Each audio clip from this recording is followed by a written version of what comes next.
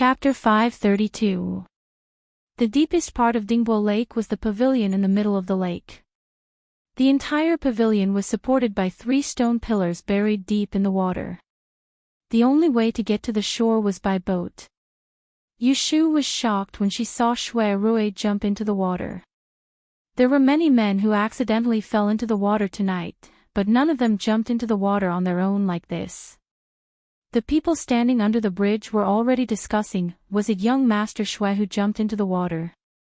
It seems so. What's going on? The pavilion is so deep and I didn't see any lanterns. Why did he jump into the water?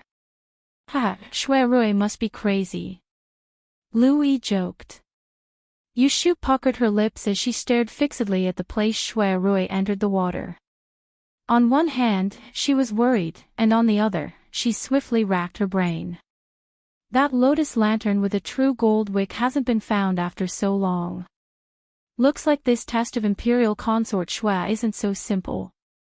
Could it be that it's hidden at the bottom of the water? The more she thought about it, the more likely it seemed. She could not help but grimace. She did not know if she should admire Shui Rui's intelligence or be angry at him for risking his life. If she had known that he would take the risk, she would not have asked him to snatch the golden jade hibiscus for exchange. When Yushu saw that Shui Rui did not float up after jumping into the water for a while, she was extremely flustered. Just when she was about to call the nearby sailors to go and fish him out, a white flash appeared in her vision, followed by the sound of someone falling into the water from afar. Splash! Ah! Dozy jumped in too. Everyone exclaimed. Yushu was stunned. In the distance, Zhu Qingjue looked at the splashes on the surface of the water and blinked twice. Just now, Jing Chen had landed on his wooden raft and asked him what had happened. Because he was unhappy with Shui Rui's slightly disdainful words before he went into the water, he did not hide anything when he saw that Jing Chen had come. He told Jing Chen the truth that the lamp might be at the bottom of the lake. He even wanted to ask Jing Chen to accompany him and mock Shui Rui's recklessness so as to prove that it was not him, Zhu, who did not have the guts. Who would have thought that as soon as he finished speaking, there would be no one in front of him? What are all of you up to? Bullying him for not daring to jump down. The veins on Zhu Qingjue's forehead bulged. He looked at the pitch-black lake water, took a deep breath, and plunged his head into it. Plop! Cries of surprise rang out on the bridge again. The people who arrived at the pavilion in the middle of the lake looked at each other in dismay. They could roughly guess what was under the water, but they hesitated. No one dared to jump down. When Yushu saw the 3 men entering the water one after another, she calmed down after a moment of surprise. She felt a little relieved when she saw someone accompanying Shui Rui. Could it be that the hibiscus lantern that Imperial Consort wants people to find is in the lake? Young Miss Ning guessed. She was not the only one. Many people present had the same thought.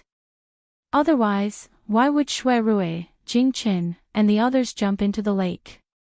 At the bottom of the lake. Then how do we find it? Xian Lu let out a strange cry. Looking at the faint light of the lake under the curtain of night, he shrunk his neck and muttered, if it were me, I wouldn't go into the water even if you beat me to death. Everyone says that there's a man-eating fish hidden in the lake of Dingbo Pavilion. Every year, there are servants who lose their lives because of it. Normally, Yushu would not believe half a word of this kind of rumor, but at this time, she couldn't help but ask Xian Lu, is it true? It's the heir who said it. He also said that he saw that big fish with his own eyes. It had a mouth full of sharp teeth and could jump 10 feet in one leap. Xian Lu heartlessly gestured. Young Miss Ning was more perceptive than her. Seeing that Yushu's expression was not good, she hurriedly pulled on Xian Lu's hand and said, the heir must be joking with you. If there really was such a fierce big fish, it would have been caught and killed long ago. How could it be allowed to do evil here? Yushu's eyelids twitched. Looking at the water under the pavilion in the center of the lake, she felt that after a long time, Shui Rui still hadn't come up. Her worry turned into anxiety. Lu Yi still had to make sarcastic remarks. Shui Rui's swimming ability is average. 1 year, he followed Imperial Father out of the palace to observe the people. Feng Zhaomiao, that non-swimmer, fell into Jade Lion Lake. He was the first to jump in, but in the end, he was pulled ashore by the Imperial bodyguards. He hasn't come up for so long. Could it be that he didn't find the lantern and lost his life? Hearing this, Yushu wanted to kick him into the water. At this time, there was finally some movement on the surface of the lake.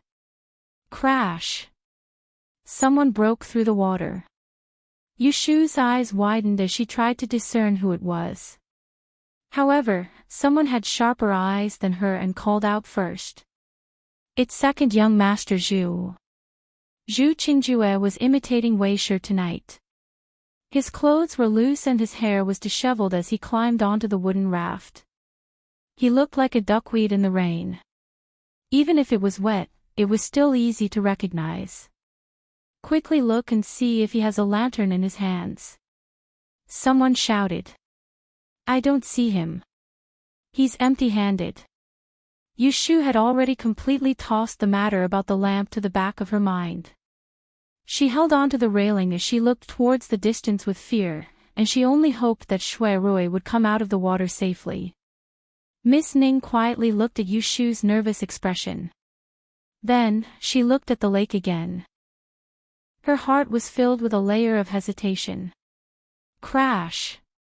There was another sound of water breaking. A second person's head emerged from the water. Someone on the shore shouted, It's Daozi. Quickly look. Daozi seems to be holding something in his hand. Did he find the lantern? Mr. Shui hasn't come up yet. Could something have happened? Shoo, don't talk nonsense. They were too far away. No one could clearly see what Jing Qin was holding in his hand. Yushu didn't care who had snatched the lantern. However, Shui Rui, who had entered the water first, still hadn't come out. This caused her heart to sink. Several sailors nearby were gathering at the pavilion in the middle of the lake. They created ripples on the surface of the lake. Even the nobles at the waterside pavilion were alarmed. Ha! It looks like Daozi has snatched the lantern. You're going to lose. Lu Yi rubbed his chin and revealed a malicious smile. Yushu finally couldn't hold it in anymore. She turned her gaze and saw the empty wooden raft pushed up by the sailors. She stuffed the sandalwood box with the golden jade hibiscus in her hand into Axian Lu's arms. She turned around and walked towards the other side of the bridge. Her steps were so fast that Axian Lu couldn't stop her. The long bridge led to the other side. As Yushu walked, she began to jog. The wind blew across the bridge and blew her light skirt. The crystal beads on her head swayed and made a messy sound. Ding-lang. Ding-lang. In that instant, her heart surged. She turned her head as if she sensed something and looked at the center of the lake. At the foot of the white pavilion, circles of ripples swayed. She slowed down her footsteps, her eyes unblinking. Hua la la. The surface of the water broke and a dazzling white light floated to the surface. It illuminated the wet side of that person's face. She could even hear his violent panting. For a moment, she couldn't control herself. She stopped and stood still. She held the railing with both hands and shouted towards the center of the lake, Big Brother. A familiar voice entered Shui Rui's ears as he climbed onto the raft and took a deep breath of fresh air. He swiftly turned around and wiped his face before narrowing his eyes that were covered in mist, and he was slightly dazzled as he searched for the figure of his beloved on the brightly lit corridor. The corners of his mouth couldn't help but curl up high as he raised his left arm up high, and he revealed a warm light.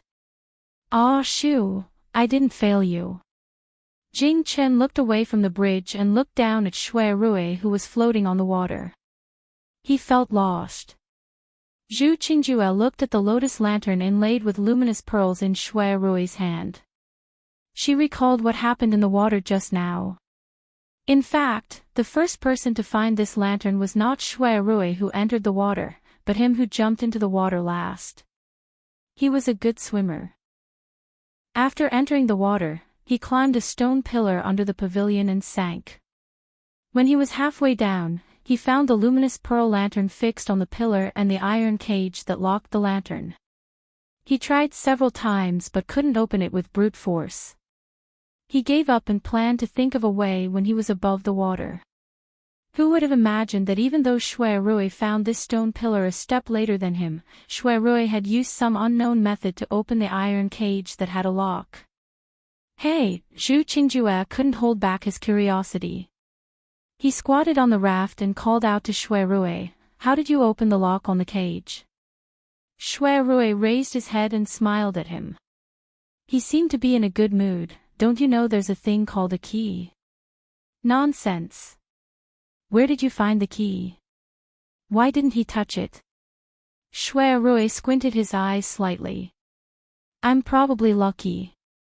I got lost when I went into the water, and there was a string of things hanging on the pillar that I found first. I picked it up casually, but I didn't expect it to be a key." There were 3 stone pillars under the water.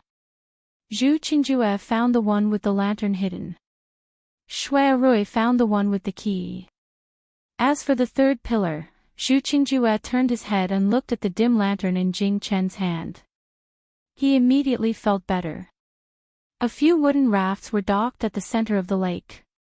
When the few men who didn't dare enter the water saw Shui Rui obtaining the lantern, some of them were disappointed and some of them were regretful, and they congratulated him before pushing their rafts up the shore dejectedly.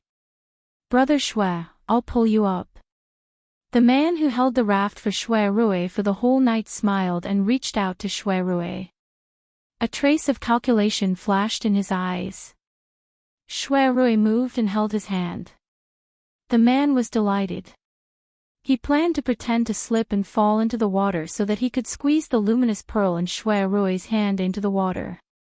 When that happened, it would be difficult for them to fish it out. However, before he could move his feet, a strong force came from his arm and dragged him forward. Ah! Splash! The water splashed high and splashed on Zhu Qingjue's face. Shui Rui waved his hand and supported himself with the raft as he flipped over nimbly. He placed the luminous pearl in his bosom before he turned around to look at the struggling man who had fallen into the water. He apologized helplessly, "I'm sorry, my hand slipped." The man drank a few mouthfuls of water and struggled with his hands and feet. He wanted to cry but had no tears. Shui Rui showed a grateful look. "Brother, thank you for your help tonight. I'll treat you to a drink some other day. You must do me the honor." After that, regardless of whether that person was crying or laughing, Shui Rui straightened his open lapel and stood up with his entire body drenched. Facing the refreshing breeze on the lake, he looked at the 2 men who were similarly in disheveled clothes who were standing on the wooden raft on the opposite side. He held up the genuine gold lampwick hibiscus flower that was surrounded by night pearls in his hand and grinned.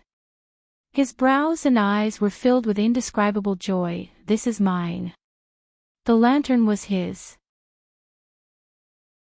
Chapter 533. Shui Rui, Zhu Qingjue, and Jing Chen went ashore. A servant was already waiting for them on the shore. He took them to a room at the back of the garden to change their soaked clothes so that they wouldn't embarrass themselves in front of the nobles. The few people who went ashore earlier had already spread the news that Shui Rui had found the gold core night luminescent pearl lamp. The girls who were watching from the bridge's veranda sighed. No one had expected that the lamp would be hidden under the water at the center of the lake.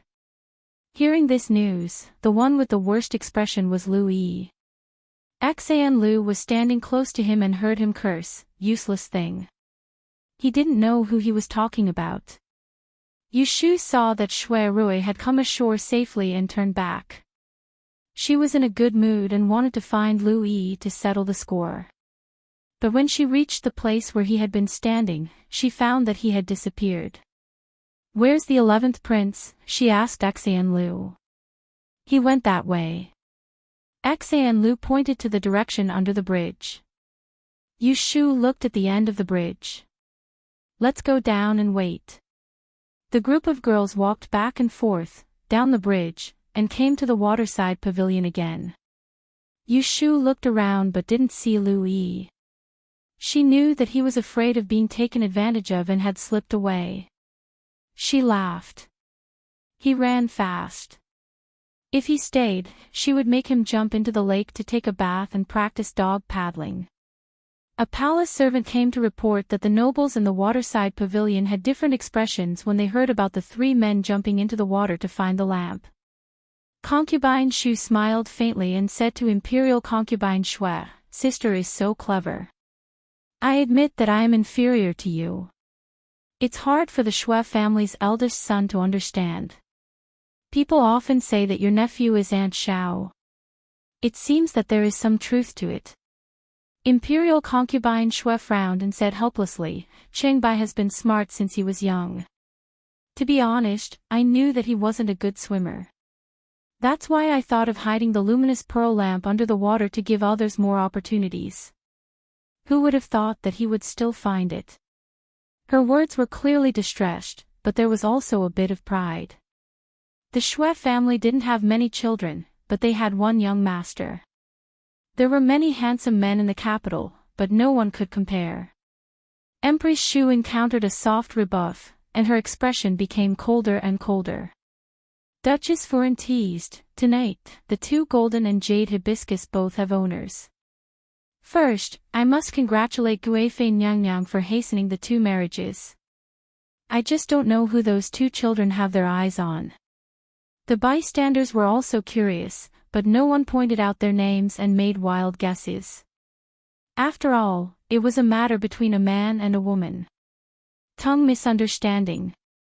Thinking about it, it has already been 3 years. Empress Shu took advantage of their discussion and muttered to herself, "Even His Majesty values a young man like Shui Rui who is both brave and intelligent. It's a pity that our 10th princess doesn't have that fortune." Noble consort Shui drank her tea, and a sneer flashed across the corner of her mouth. It was as if she hadn't heard Mo Tianga's words, and her eyes drifted away. "Lotus Room, who do you plan to give the golden jade hibiscus to?"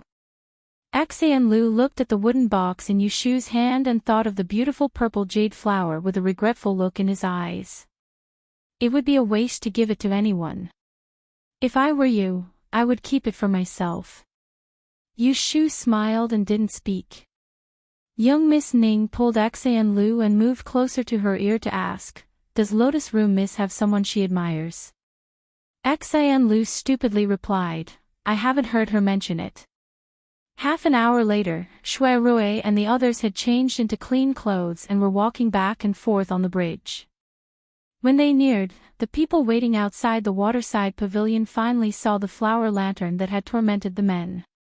They saw that the luminous pearl in Shui Rui's hand was glowing, the true gold wick glistening. It really was different from the masses, and one look was enough to tell whether it was real or fake. "They're coming, they're coming. Look, it's the lantern in Sir Shui's hand. That's a luminous pearl on top. No wonder it can shine even when hidden underwater. TSK, it's really beautiful." Shui Rui saw Shu's figure in the crowd. Not bothering the others, he generously gave her a bright smile, causing the young girls behind her to blush. Shu had originally been a bit angry at him for seeking victory in the face of danger, but seeing him return in one piece, she couldn't help but feel happy. She was also worried that it would fall into the eyes of others, so she could only bitterly purse her lips. Jing Chen indifferently walked at the back. He also saw Shu, but seeing that she didn't even glance at him, he lowered his eyes in disappointment. Noble consort Shui saw the people standing outside the waterside pavilion, then opened her mouth to ask, "Who found the lantern?" Everyone knew it was Shui Rui, but they still had to go through the formalities. Shui Rui thus came forward with the lantern and replied, "It was this subject, Your Highness, please inspect to see if this is the lantern you were looking for." The palace maid brought the luminous pearl lantern in. Noble consort Shui took it in her hand and glanced at it, nodding in acknowledgement. She immediately opened the slightly long wooden box on the tea table and took out another golden jade hibiscus. Only now did the crowd see the appearance of the golden jade hibiscus. It was actually very different from the one Yushu had previously obtained. It was a complicated purple jade hairpin, the workmanship excelling the heavens. With one glance, it was obvious that it was something worn by a woman. Noble consort Shui had another explanation. "I had people hide the luminous pearl lantern underwater. The flower lantern on the lake has its origin embroidered on its base. As long as someone finds the answer to the riddle, they will naturally know its whereabouts. However, only knowing its whereabouts requires extraordinary courage to dare to enter the water to search. In addition, one must find a key at the bottom of the water in order to retrieve the lantern. There is another fake lantern at the bottom of the water as a diversion. Only luck can one obtain the lantern." Hearing her explanation, the crowd was shocked at the difficulty of finding the lantern. They also sighed in admiration at Shui Rui, the victor who possessed both courage, strategy, and luck. "Qing Bai, this golden jade hibiscus should be yours." Shui Rui accepted it. Then, he saw noble consort Shui wave her hand and say, "Since the two of you have obtained the golden jade hibiscus, you should know that this is a heaven-sent marriage. His Majesty has ordered that tonight, you can take the token in your hands and express your feelings to the person you like. If the other party agrees, then you can find an auspicious day to get married. No one will dare to obstruct you." Hearing this, Shui Rui's expression changed. He had come in joy, but he didn't know who among the female guests had obtained the golden jade hibiscus. If it was Shi Wen, then he would have to deal with her later. As he was thinking, a person walked up from behind and stood beside him. It was clearly the woman who had obtained the golden jade hibiscus. Shui Rui's gaze shifted and his heart suddenly jumped. He never would have thought that it would be her. Seeing the surprise in Shui Rui's eyes, Yushu proudly raised the corner of her mouth. She thought to herself, "Who asked you to scare me just now? Now you've been scared by me." The two of them stood side by side. Others didn't know what they were thinking. They only saw that the man was handsome and charming, while the woman was aloof and elegant. One was intelligent and brave, exploring the lake to retrieve the lantern, while the other was loyal and filial, and was good at deciding life and death. They were the most outstanding couple at the banquet, attracting much envy and jealousy. Who didn't want to hear what would happen next? Who was the person they liked that made them give the golden jade hibiscus? How about it? Do the two of you have someone in mind? There's no harm in saying it. Perhaps that person is here and can fulfill your wish, or perhaps he's somewhere else. I will send someone to find him and help you decide."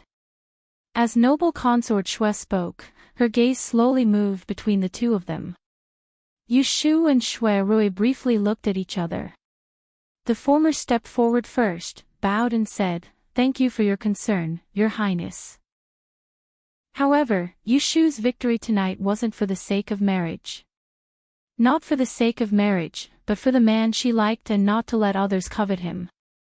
Everyone was speechless. Thinking about how she had been reprimanded by the three women before, they all revealed a look of understanding. If it wasn't for the sake of marriage, then it must be for the sake of pride. Noble consort Shui raised her eyebrows slightly. Her expression unexpectedly became somewhat cheerful. She turned to ask Shui Rui, "What about you?" Shui Rui also took half a step forward, once again standing shoulder to shoulder with Yushu. He held up the purple jade hairpin in his hand and said in a clear voice, "I was fortunate enough to win tonight, but I don't want to give this golden jade hibiscus to anyone." He didn't want to give it to anyone, but wanted to exchange it with the woman he liked as a sign of love. Everyone looked at each other, then at Zhu Qingjue, who had an expression of, "I'm not happy," on his face. They immediately understood, he didn't want to give it to anyone because of the bet with second young Master Zhu. Noble consort Shui laughed this time. She leaned back on the soft pillow, feeling very amused. "Hee, you two are really interesting. This is an opportunity that others yearn for but can't get, yet you two are throwing it away. What a waste, what a waste." She laughed and scolded them for being wasteful, but those with eyes could see that noble consort Shui wasn't angry because of this. Instead, for some reason, she seemed very happy. Consort Shu, who was at the side, frowned. Looking at the man and woman below, she said, "Have you two thought it through? There's no need for it now. After tonight, you won't be able to regret it." Yushu and Shui Rui said in unison, "I've made up my mind. I've made up my mind." There was no need to look back. The two's minds were connected. They knew that this wasn't in response to Consort Shu's question, but for the sake of this relationship. In the crowd, Feng Zhaomiao looked at the two's backs with a perplexed expression. He thought to himself, aren't the two of them a couple? Why don't they look so good?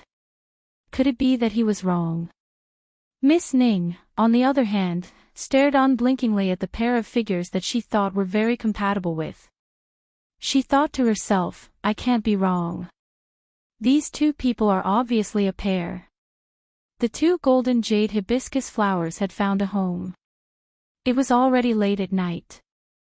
Consort Shu covered her mouth and yawned, reminding noble consort Shui that it was getting late and that it was time for the two to return to the palace. Thus, noble consort Shui gave the order and went ahead with consort Shu. The other noblewomen followed them and left in a crowd. As soon as they left, everyone let out a sigh of relief. They didn't need to raise their spirits to face the situation. It was unknown who brought up the bet between Shui Rui and Zhu Qingjue, but they wanted the two to fulfill it. Especially Feng Zhaomiao, who took the opportunity to mock Zhu Qingjue. Zhu Qingjue wasn't someone who reneged on a debt. He looked coldly at the complacent Shui Rui and said, if you're willing to bet, you must be willing to lose. If you have anything to ask me, just say it.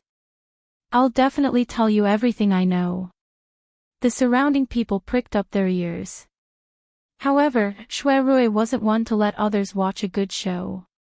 He glanced at Yu Shu who was waiting by the flower pond and said to Zhu Qingjue, tomorrow morning, I'll be waiting for Brother Zhu at the Forgotten Opportunity Tower. We'll talk then. After saying this, he brought Feng Zhaomiao and walked towards Yu Shu. Chapter 534. Yu Shu sat in the carriage and ordered Lu Zhong, go to the south of the city, Huixing Street. Jing Chen followed closely on horseback.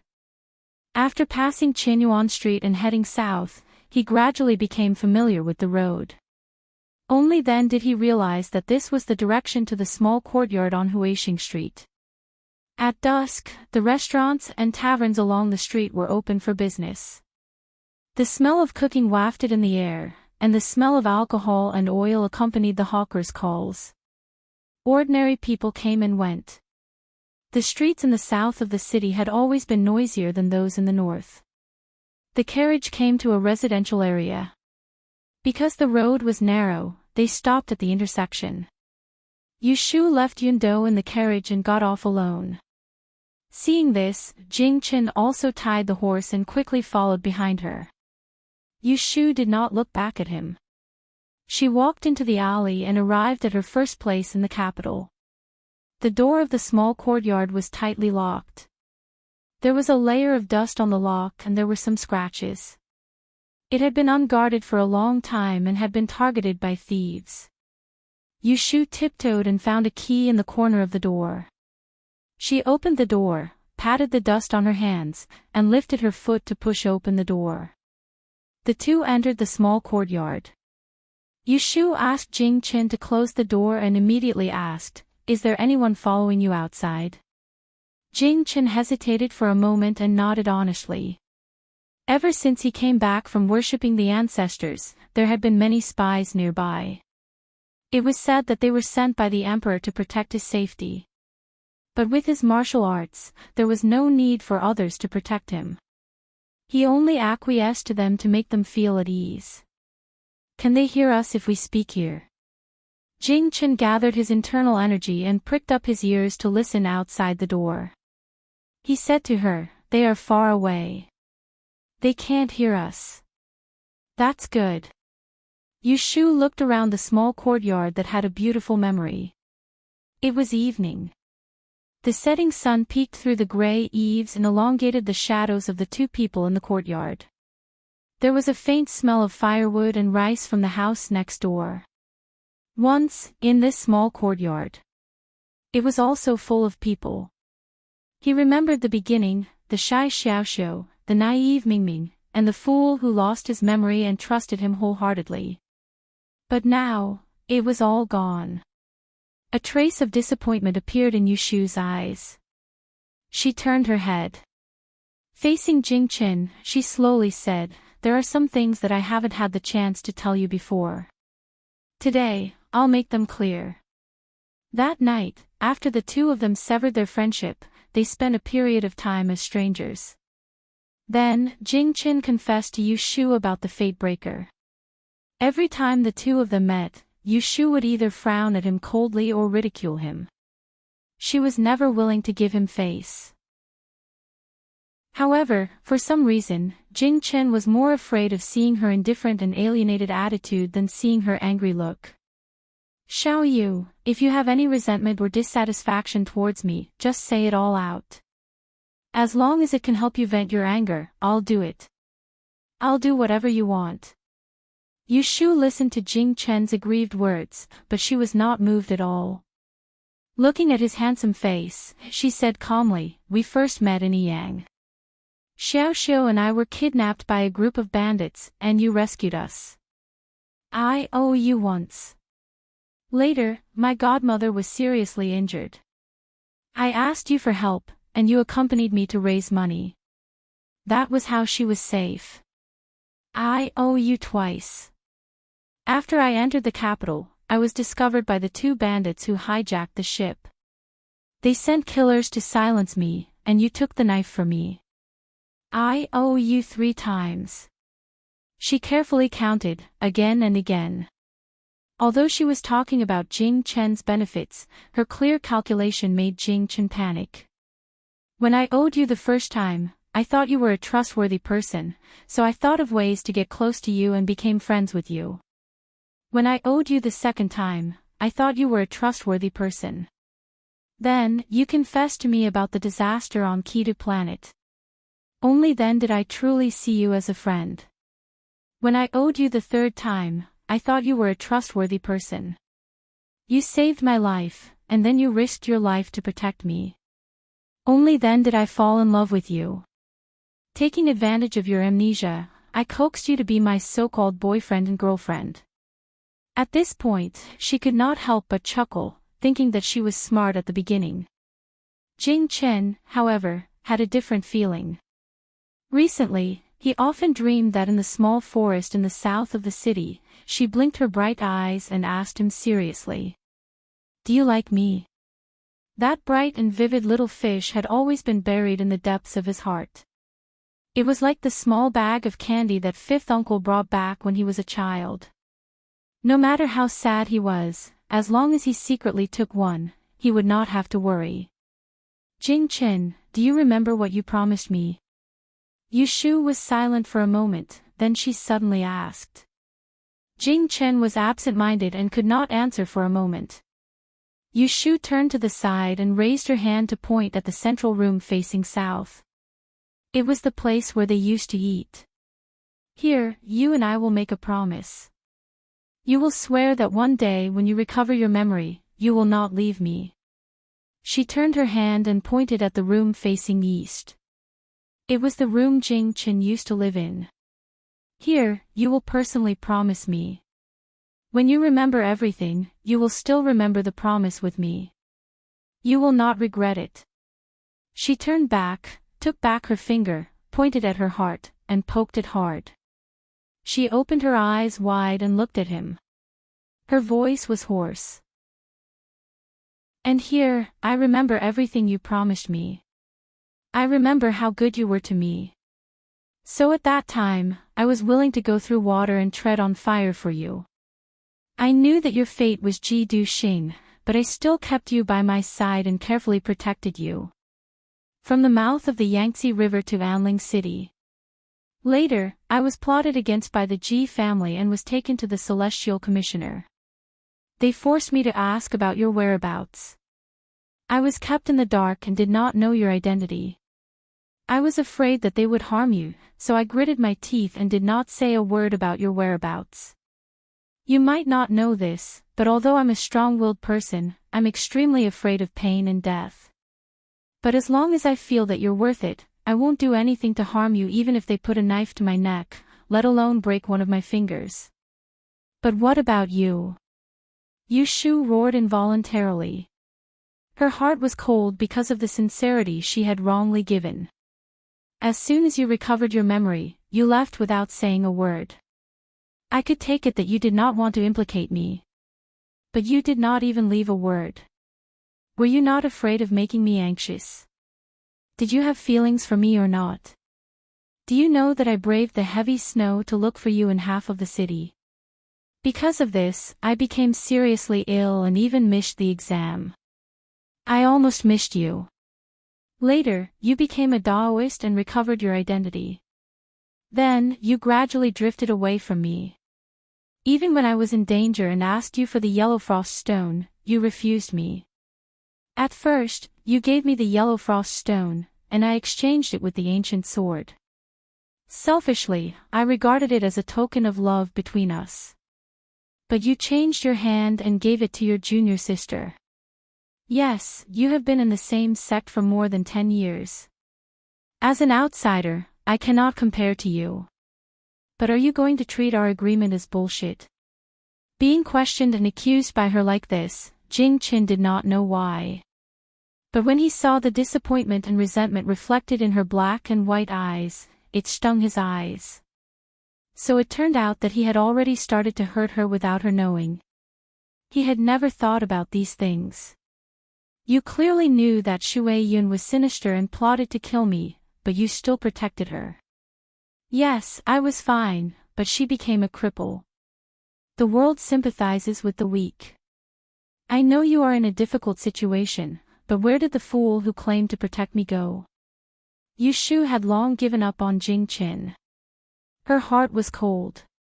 But now that she was talking about the past, she could not help but feel sad. She was not reconciled. She really was not reconciled. "In the end, you and I parted ways. If you had simply said goodbye and never contacted each other, it would have been fine. But you just had to involve me in a big dispute and violate the agreement with me again." She took a deep breath and clenched her fists in her sleeves. Once again, she made up her mind. Then she looked up at Jing Qin, who was full of guilt. She did not soften her heart at all and firmly said, "The first time, I saved your life on the river. The second time, I took care of your patient. The third time, I broke your finger for you. These 3 times, I've paid you back 3 times. We don't owe each other anymore." After that, without looking at Jing Chen's expression, she turned her head and went into the main room. After searching for a while in the simple bedroom, she came out with a folded square note in her hand. Jing Chen looked at the paper in her hand. A bad feeling spread from his brows to his chest. "This is the promissory note you wrote to me last year. You have already violated your promise. This piece of waste paper is useless." Jing Chen watched as Yu Shu opened the well-preserved promissory note, tore it in half from the middle, crumpled it into a ball, and threw it at his feet. "Remember, I'm even with you." At this moment, as if someone had dug a corner of his heart, he almost suffocated from the pain. He wanted to bend down to pick up the ball of paper. He wanted to say sorry to her and tell her that he had already realized his mistake. He would definitely abide by the agreement with her in the future, protect her well, and not let her be sad again. But he could not move. So he could only look at her ice-cold eyes and listen to her ice-cold words. Jing Chen, I don't owe you anything. If you want to be a big disaster, that's the fate you were born to carry. If you don't want to give it up, that's your choice. I don't want to help you break your life, that's my choice. I know you can't give up, but you might as well ask yourself, why do you want me to entrust my life to you and share this huge responsibility? When you've thought this through, come and beg me again. Yushu spat out all the bitterness she had accumulated in the past. She looked up at the sunset in the sky, and even her vision became clear. She was a cruel person, but she was also a person who valued relationships and righteousness. No matter how many harsh words she said to Jing Chen, she always knew that she would always have a trace of softness toward Jing Chen, not because of this righteous Taoist in front of her, but because of the pure and cute fool in the past. And it was because of this softness that she came up with a new idea. Her gaze swept past Jing Chen's face. Without another word, she turned around and walked towards the courtyard gate. Her eyes, which were growing brighter by the day, were filled with an indescribable emotion. Chapter 535. When Yushu returned to Wangji Tower, it was already late at night. She held the sandalwood brocade box with the gold jade hibiscus in her hands. Her good mood was ruined by Jing Chen on the way. Plus the twists and turns of the night, she felt tired. However, when she entered the backyard and saw the figure waiting in the corridor downstairs, she couldn't help but smile and quickened her steps. Brother is waiting for me.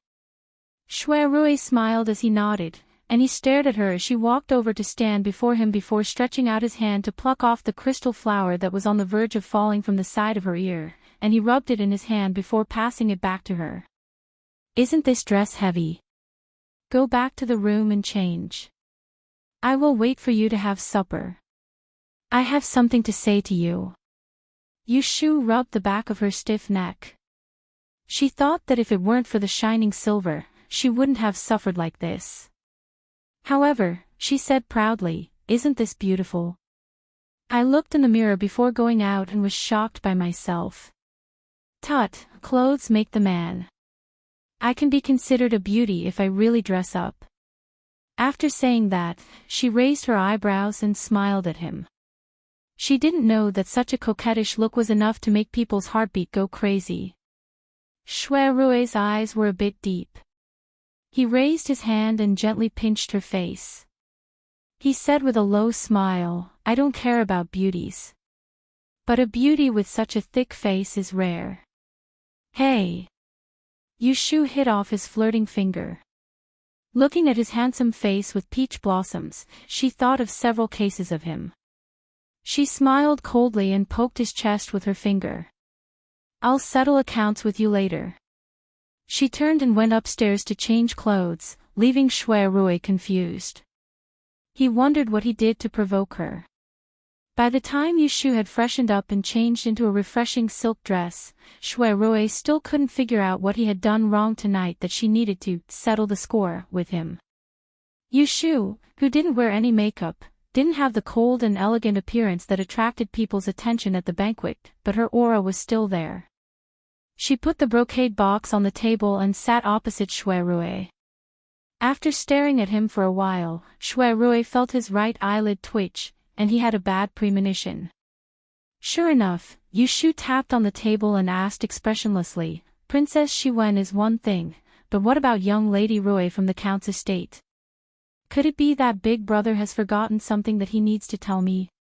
Rui Zizhu had leaked the news about the marriage between the Shui family and the Count's estate. When Yushu first heard about it, she was very angry, but she didn't let her anger get to her head. After thinking about it calmly, she decided to first ask Shui Rui about it and see if he knew about it. If he was also kept in the dark, it would be forgivable. But if he knew about it and deliberately hid it from her, Yushu clenched her fists that rested on her knees.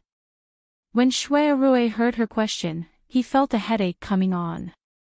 He immediately guessed that she had heard about the marriage between the Shui family and the Shui family. Seeing that she was calm as if a storm was brewing, he knew that she didn't hide the sand in her eyes. If he couldn't give her a reason tonight, this little ingrate might turn against him. As Shui Rui thought to himself, he got up and sat next to Yu Shu. Regardless of whether she was willing or not, he grabbed her hand first. Shu, this is Big Brother's fault. I'll tell you the truth. You can't keep your distance from me. Yu Shu's heart skipped a beat. From his words, it was obvious that he knew about it. Her face suddenly darkened and she said, "So, you really have an engagement with young Lady Rui?" No, Shui Rui denied it without thinking. Seeing that she didn't look well, he was afraid that she would misunderstand, so he quickly explained, "My grandfather has the intention to marry the Count's estate. He's interested in the young lady of the Rui family, but the marriage hasn't been decided yet. It's just that the elders of both families have informed each other, and they haven't formally discussed the marriage." Yu Shu laughed angrily and shook off his hand. She said, "Your family has arranged a marriage for you, but you're hiding it from me. If I hadn't overheard it tonight, were you planning to wait until the marriage was settled before telling me? At that time, you'd coax me, so that you could have two beauties and enjoy the happiness of having two wives, right?" Nonsense, Shui Rui didn't know whether to laugh or cry as he listened to her conjecture. He grabbed her hand back and held it firmly, lest she ran away. "Listen to me first. It's not too late to be angry with me. First of all, the marriage with the Count's estate wasn't my intention. You also know about the matter between me and the 10th princess. Outsiders thought that it was because of the death of my Shui family. My grandfather didn't want to touch the emperor's heart, so he didn't talk about marriage with me these years. The 10th princess is also the empress's daughter. If someone wants to claim kinship with my Shui family, they have to think twice.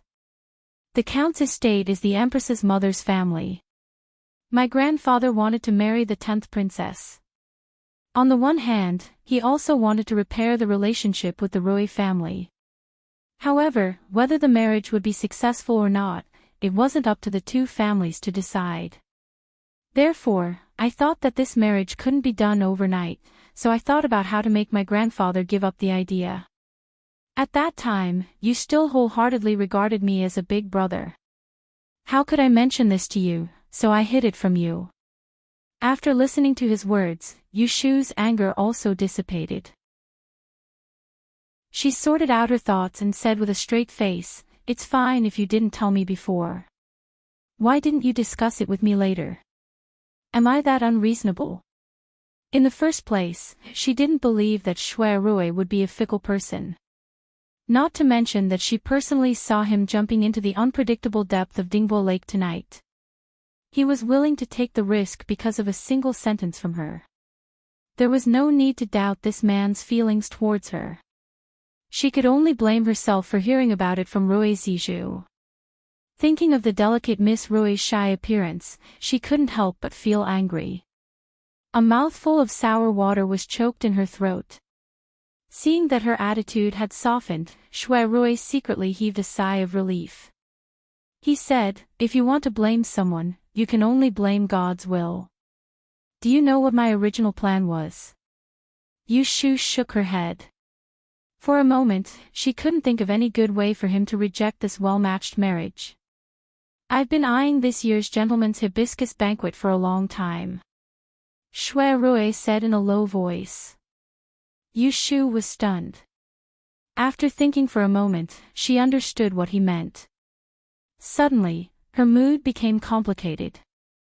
"I originally thought that if I fought for the golden jade hibiscus, I'd present it to you in front of everyone to show my sincerity. Then, we'd get married. Grandfather wouldn't be able to force me.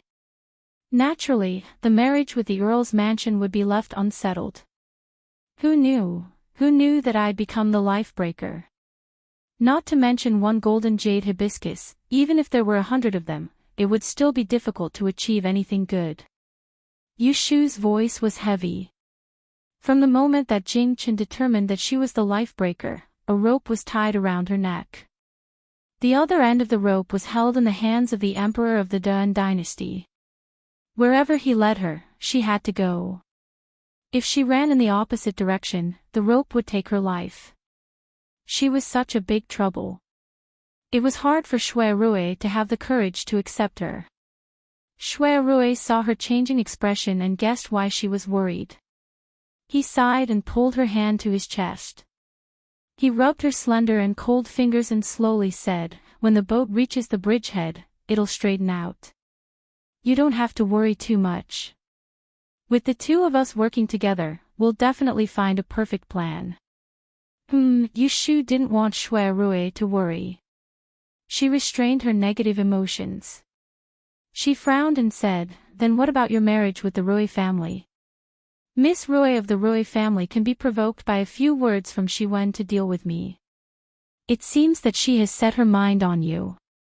If this marriage doesn't go through, will it backfire and make the misunderstanding on the Empress side deeper? The Empress had no children. If the Shui family intended to support Lu Tan to ascend the throne, it would be best to get the support of the Rui family. Otherwise, it would not be good for the future if the two families became enemies. Yushu's consideration was not wrong. However, when Shui Rui heard this, his eyes flickered. He smiled slightly and said, "There have been conflicts since a long time ago. It is not necessarily a bad thing to not do this." He was vague and evasive. It seemed that he didn't care about the enmity with the Earl's mansion. Yushu couldn't help but be curious. "What do you mean?" Shui Rui didn't answer. He pulled her curled fingers in front of his face and kissed it. He avoided the important point and said, "I have another way to cancel this marriage. You don't have to worry about it. But where is the other half of the gift you said you would give me? I have worked hard to get the golden jade hibiscus. I am waiting to exchange it with you as a token of love." Yushu couldn't stand his intimate behavior. She pulled her hand back and glared at him. "You have the nerve to mention it to me. I asked you to exchange the golden jade hibiscus, but I didn't ask you to exchange it with your life. You are not good at swimming, but you dared to jump into the middle of the lake. If something bad happened, where should I go to cry?" Shui Rui laughed. He didn't care about her cold face. He raised his hand and pinched her soft chin.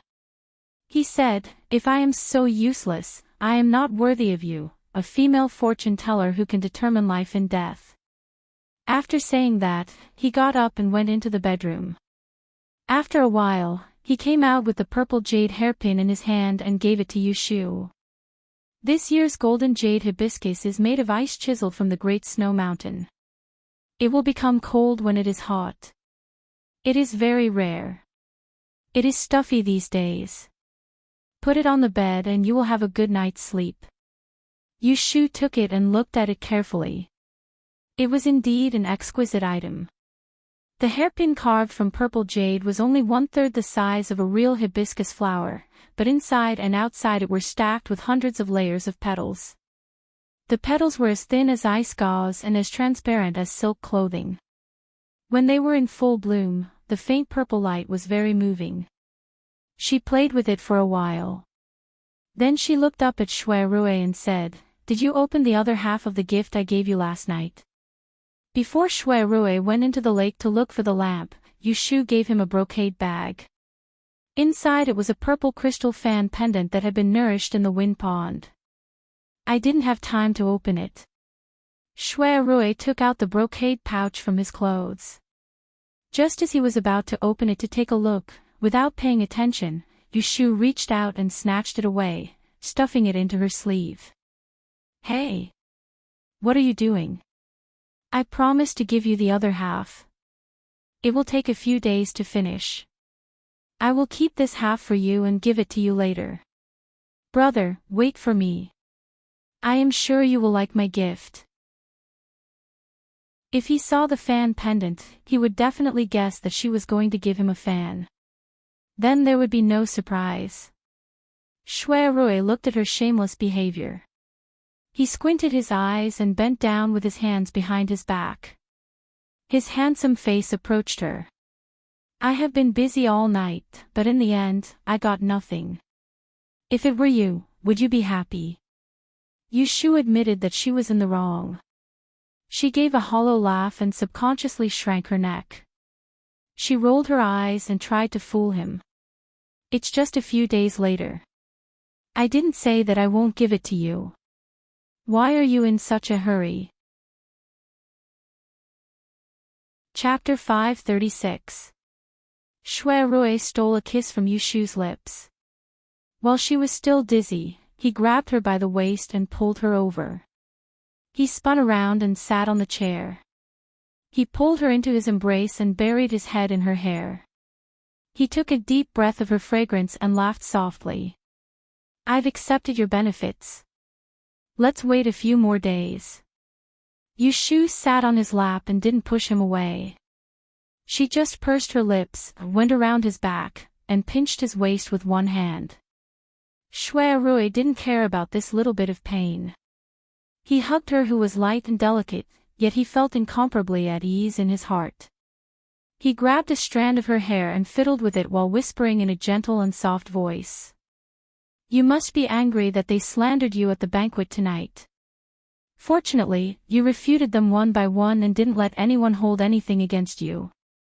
I'm afraid there will be gossip in the future. Shiwen has always been proud and arrogant. Others can only flatter her. You didn't give her face several times. Naturally, she won't tolerate you. But she made such a scene at the hibiscus banquet. The two ants must have seen through her tricks and will control her well. She will be well behaved for a while. You should also calm down. If she doesn't provoke me, I won't do anything.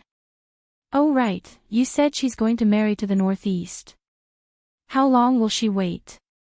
Yushu leaned on his shoulder and closed her eyes. Next month at the latest, there will be a decree from the palace. She will prepare another dowry. After 2 or 3 months, she will be on her way. Rumor has it that Prince of Dongjing is good at war. He commands 200,000 troops to guard the northern frontier. He is a brave man and has a bad temper. Shiwen is such an unruly woman. If she goes to him, she will suffer. Thinking about it, I feel better. Oh, Yushu sat in Shui arms and didn't see the strange expression on his face when she mentioned Prince of Dongjing. The two snuggled for a while and didn't separate until they heard the maid's voice outside the door. After supper, Shui walked the yawning Yushu to the door of the second floor. He watched her enter the house before turning around and going downstairs. Back in his room, Shui did not rest. Instead, he asked Guiqi to light the lamp in the study room. He sealed a letter with half of the code words in a toothpick tube, applied silver and red wax, and asked Guiqi to secretly send it to the Nanlan lumber shop in the north of the city. In the dead of night, Shui sat at the head of the bed, rubbing an inconspicuous bronze button in his hand. His face was shrouded by the swaying light and shadow, looking deep and unfamiliar. The next day, Yushu woke up in the middle of the night. She was sleeping soundly on this side, but she did not know that the city of Enling was in an uproar overnight because of the exquisite death spell that she showed in public. Yesterday at the Hibiscus Gentlemen's Banquet, more than 70 male and female guests, half of them saw Yushu's death spell with their own eyes. Among them, there were many descendants of the Yi school. When they went back that night, they reported this matter to their elders, causing a great uproar. Knowing fortune and misfortune, determining life and death, these 6 words reached the heavens and divined people's fate. Even the mighty Yi school did not use such means. In the 300 years since the establishment of the Duran dynasty, there was only one record of such an immortal in history. It was the founding Empress Ningjin, the founder of the Celestial Commissioner. But now, a female fortune teller like Yushu, who had no family, actually appeared and could determine death. Fortune, misfortune, life, and death were all people's fates. Fortune, what people looked for, misfortune, what people avoided, life, what people expected, death, what people feared. Mortals were most afraid of the word death. Because they were afraid of death, they were eager to know. However, today, the whole capital had changed masters, 12 families, and even the celestial commissioner could not determine life and death. From this, it could be seen how tempting Yushu's death spell was. More importantly, such a character was actually a woman who came out of nowhere. That night, all the families had their own ideas. Several families made plans, and all decided to express their goodwill to this female fortune teller who could determine life and death. Therefore, when Yushu got up to wash her face and rinse her teeth, there were already more than 10 visitors coming in and out of the door of her house in the south of the city. The greetings blocked the main door, and greeting cards came like snowflakes. Who knew how many people wanted to see Yushu once? Zhao Hui sent someone to Wang Jilu to find Yushu. She was holding the whole set of crystal masks and was about to go out to find Pei Jing to discuss when to sell it. The person who came was Yushu's personal maid, Yundo. After listening to her talk about the situation at home, Yushu secretly sighed. This reaction came faster than she had imagined. Go back now and tell my mother to open the door. She doesn't need to see any guests. Just do what you need to do. Invite whoever comes to the front hall to drink tea. Accept all the gifts. Take the name card and wait for me to go back. If someone asks about me, just say that I went to visit a friend. I don't know anything else. Did you write it down? Yushu gave Yundo some instructions before letting her go back. She hesitated for a while, then went back to her room with the box of crystals. She asked Xiao Dai to call Guiba up and wrote a short note, asking him to go to the Taihing Chamber of Commerce to invite Pei Jing over for a chat. In less than half an hour, Pei Jing rushed over. Yushu was waiting for him in the tea room on the second floor. Pei Jing entered the door with a gust of wind. He stared at Yushu for a while and asked, I've heard about what happened last night. It's rumored that you can determine life and death. As long as you look at the 8 characters, you can determine the time of death. Is it true or false? It was no wonder that Pei Jing was doubtful. He watched Yushu grow up. He thought that his child could see clearly. He didn't expect that she was a swan that spread its wings yesterday, but now she had a bright future. Yushu poured a cup of tea for him and asked him to sit down and rest. Then she told him unhurriedly, it's true, but it's inevitable that others will exaggerate it. I can only use this strange art of determining death after 30 days. Once it's divined, it will reveal the secret of heaven. It will greatly damage my own fortune. Pei Jing was already prepared. When he heard her confirmation, he was still surprised. His heart suddenly felt like it was being scratched by a cat's paw. He couldn't help but feel his heart palpitate. He wanted to say something but stopped. Seeing his expression, Yushu guessed something. She smiled and said, Uncle, you look open-minded. You're a long-lived person. At least you have 30 years of wealth to enjoy. Even if you know when you will die, it will be a long time in the future. Instead of worrying and worrying, it's better not to be afraid. Pei Jing was stunned. He took a deep breath and freed himself from the temptation of curiosity. He sighed and said with a smile, I've lived for a long time, but I can't see as clearly as you.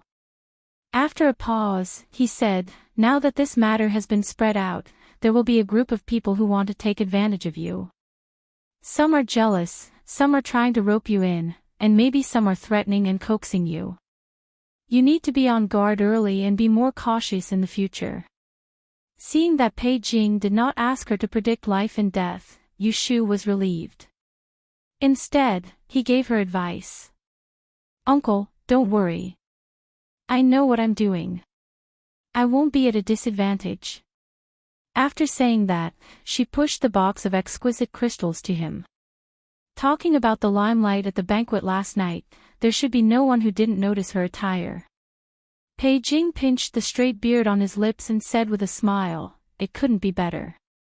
The Taiheng Chamber of Commerce has a treasure house in the north of the city. It has an excellent reputation. Every day, the people who come in and out are high officials, nobles, refined scholars, and celebrities. After 3 days, I will put this set of objects there and stamp your name as a fortune teller. I will send out invitations to people to appraise it. You will only look at it and not sell it. It won't be long before you can gather a group of rich people. Just wait for them to raise the price." Yu Shu smacked her lips. Looking at the crystal headwear and earrings in the box, she felt a little reluctant when she thought that they were going to change owners. But very quickly, she remembered that she was in a tight situation, and this bit of reluctance disappeared without a trace. After Pei Jing left, Yu Shu went downstairs to find Shui Rui. Seeing him alone in the hall making tea, she asked curiously, "It's already noon. Why hasn't the second young master Zhu come yet?" Last night at the hibiscus banquet, Zhu Qingjue and Shui Rui made a bet on who could snatch the golden jade hibiscus. In the end, they lost to Shui Rui, so they owed a bet and made an appointment to meet at Wangji restaurant this morning. Early in the morning, Shui Rui went to the Supreme Court's roll call. Yu Shu was still asleep. When he came back, he heard from the maids that Yu Shu was receiving guests upstairs, so he did not show up. Perhaps the two of them had spent the night together in the Forgotten Opportunity building last night, which would cause others to think too much. He just sent a message. "He'll be here soon." Shui Rui invited her to sit next to him and asked her why Pei Jing came. Yu Shu didn't intend to tell him that she was going to sell the set of crystal headwear, so she answered vaguely. "Uncle heard about what happened last night and came to me for confirmation. He asked me if the art of absolute death was real or fake." Shui Rui raised his eyelids. "What did you say?" "Of course it's real." Yu Shu curled her lips. "You're the only one who knows my background. I'm not afraid that someone will leak it out."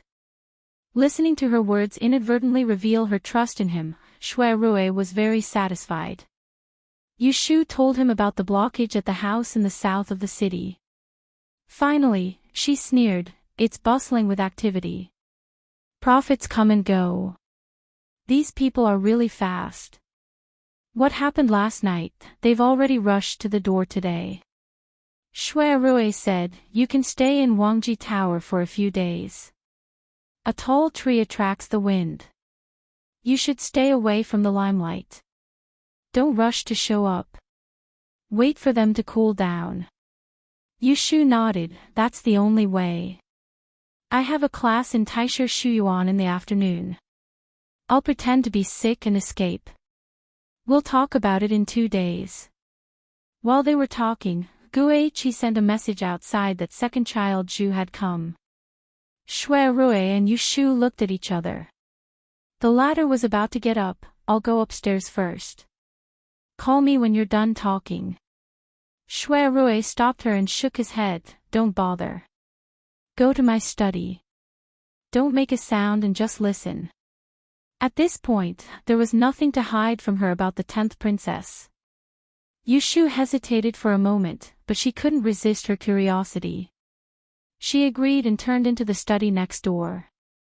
As soon as she closed the door of the study, she heard a clear voice outside the door. "Lord Shui, I came as promised."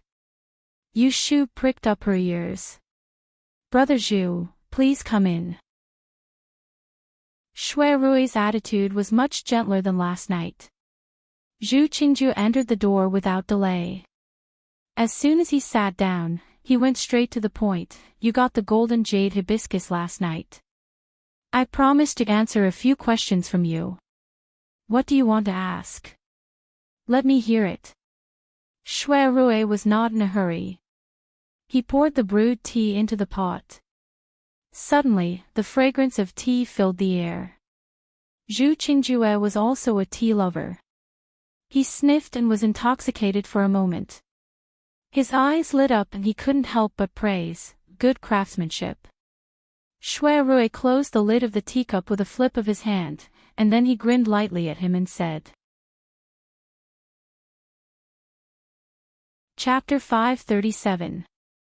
3 years ago, when Shui Rui was young and ambitious, it was when Zhu Qingjue returned to the capital to study and was in high spirits.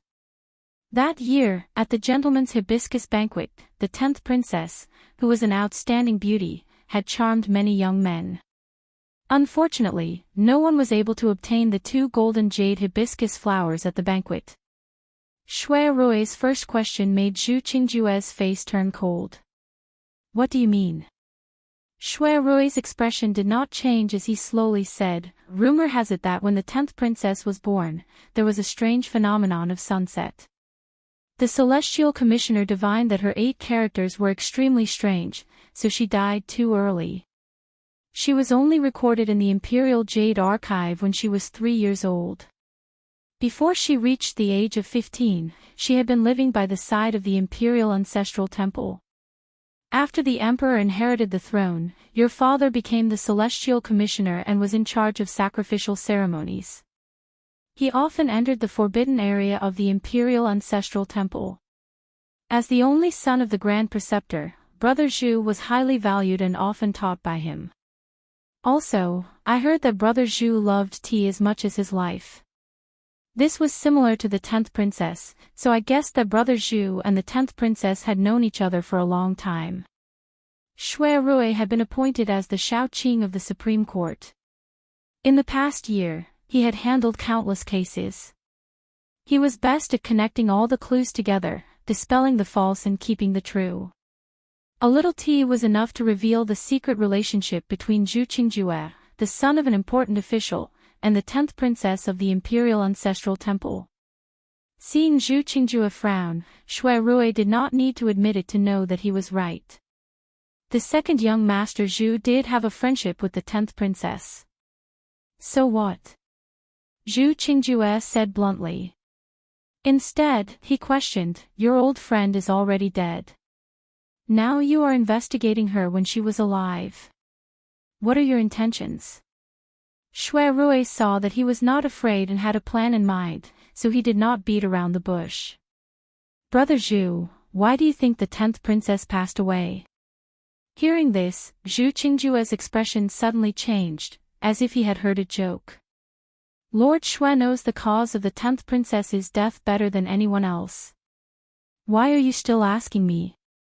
Shui Rui shook his head and said, how the 10th princess died is something that only the person that schemed against her knows the best. Could it be that Brother Zhu is like the others, believing those rumors and thinking that she was harmed by my younger sister? Zhu Qingjue narrowed his eyes. Of course I won't listen to rumors. I know what's true and what's false. Your sister is still young, so she might not have the intention to harm others. However, whether or not she was instigated by others, I don't know. You can tell. How are you going to tell? Shui Rui raised his brows. Since when did Brother Zhu learn the death sentence mystic art? I didn't know about it. Zhu Qingjue's expression changed as if she suddenly thought of something. She straightened her back and looked at Shui Rui suspiciously for a while before she suddenly said, you asked that female fortune teller to tell the fortune of the 10th princess. Then, without waiting for Shui Rui to answer, she said to herself, yes, others can't ask for it, but she is your sworn sister. Shui Rui didn't interrupt. He would wait for him to sort out his thoughts and then see how he would react. Zhu Qingjue only lost his composure for a moment before he came back to his senses. He stared coldly at Shui Rui and asked, what did that female fortune teller say? Shui Rui said calmly, I can tell you, but you have to answer my last question first. Do you have an affair with the 10th princess? You. Zhu Qingjue was furious. He stood up from the chair and clenched his fists. It's not him. Shui Rui instantly concluded in his heart. Then there's nothing, he said to himself. He picked up the purple clay teapot and poured a cup of tea for Zhu Qingjue. I was presumptuous. Brother Zhu, Please don't take offense. This cup of tea is my sin. Please sit. Zhu Qingjue didn't move. Shui Rui glanced at him, then turned to the door of the study and said, Shu, come out. Zhu Qingjue was startled. He turned to look at the lightly closed door. Inside the room, Yu Shu was eavesdropping when she was suddenly called by Shui Rui. She touched her chin, tidied up her clothes, pushed the door open, and came face to face with the black-faced second young Master Zhu. Young Master Zhu. Yu Shu walked to the soft chair next to Shui Rui and sat down. She raised her head and looked at Zhu Qingjue. Just now, she was inside and carefully listened to the conversation between the two people. She could roughly guess Shui Rui's intention. Ah Shu, tell Brother Zhu what you divined from the 10th princess birth date and 8 characters. Yu Shu nodded and told Zhu Qingjue the truth. The 10th princess lost her footing in the Sea View Tower. It was her own doing. No one harmed her. And in her life, there was a peach blossom tribulation, which provoked the star of misfortune before the accident. That peach blossom tribulation happened to be on the body of a man called Xiao Ji. I deduced from the appearance of misfortune that the 10th princess's death tribulation was caused by this Xiao Ji, but my big brother is a dog. She didn't speculate any further, and her words stopped there, yet she hit the nail on the head. The 10th princess' death was her own doing, and it had nothing to do with Shui Rui. At the end of her words, Shui Rui continued, I don't know what misunderstanding Brother Zhu had about me before. But if the 10th princess really died because of me, I don't have to go through so much trouble to find you to find the truth. After all, 3 years have passed. How many people still remember that incident? The annoyance on Zhu Qingjue's face was replaced by surprise. He slowly sat back, frowning and thinking. Yu Shu winked at Shui Rui. Could it be him? Shui Rui shook his head gently. It's not him. You came to find me today, because you suspect me? Zhu Qingjue asked in a deep voice. Shui Rui and Yu Shu's words were watertight. He didn't completely believe them, but at least half of his doubts were dispelled. And he was a person from the Xiao family. Thinking about it, he knew why Shui Rui would target him. Shui Rui said honestly, I suspected you before, but when I talked to you just now, I realized that Brother Zhu doesn't look like a shameless person. Zhu Qingjue looked at him deeply and said, You guessed correctly.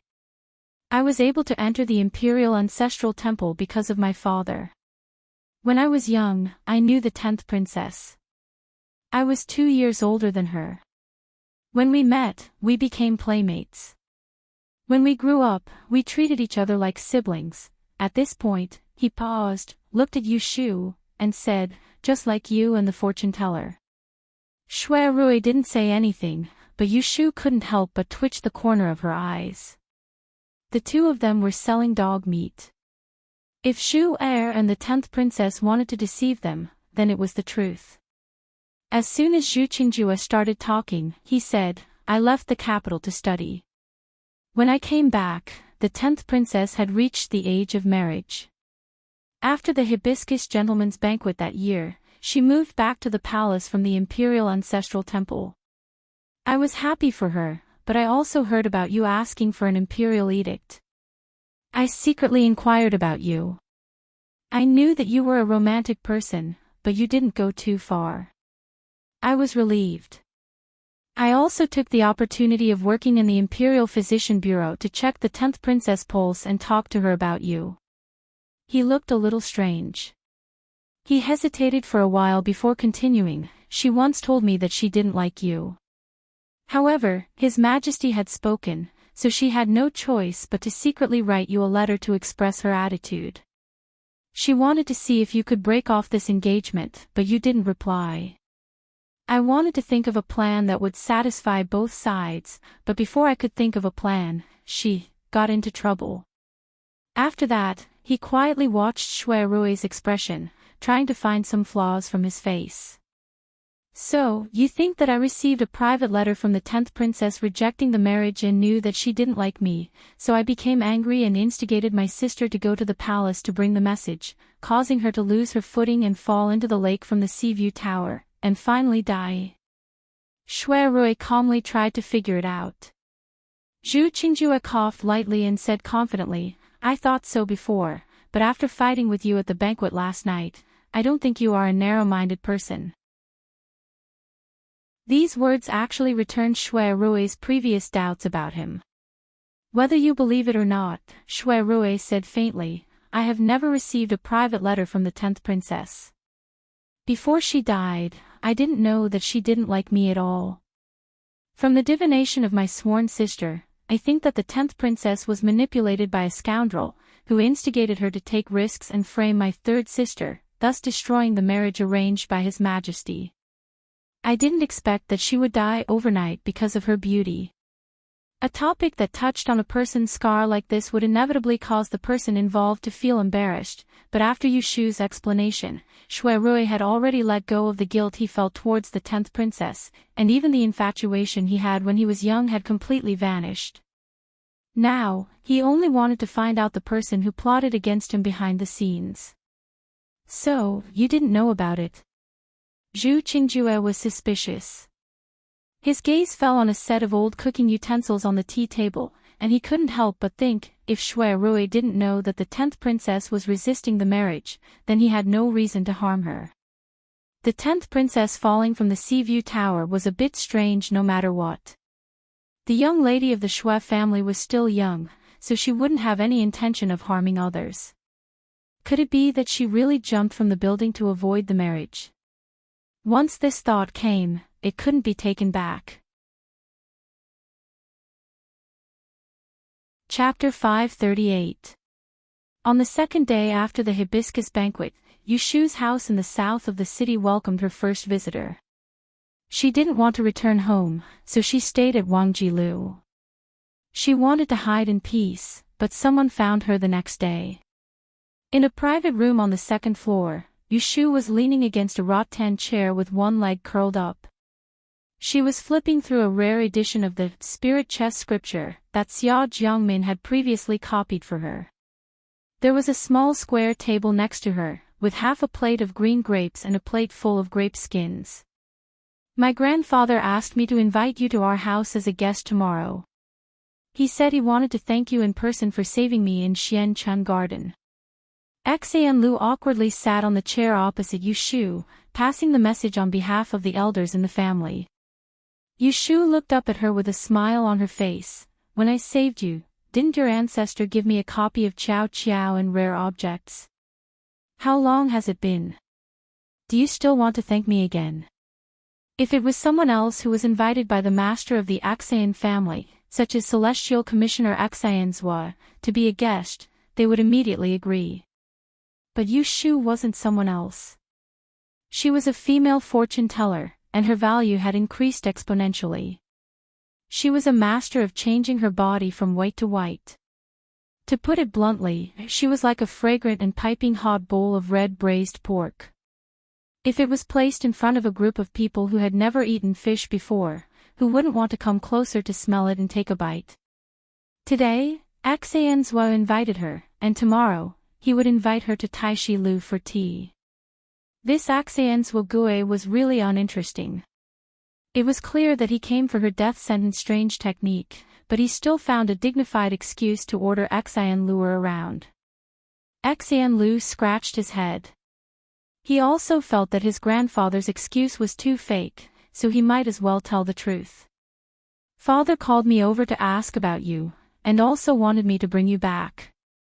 I was also afraid that he would have designs on that strange technique of yours, so I especially repeated what you said at the hibiscus banquet.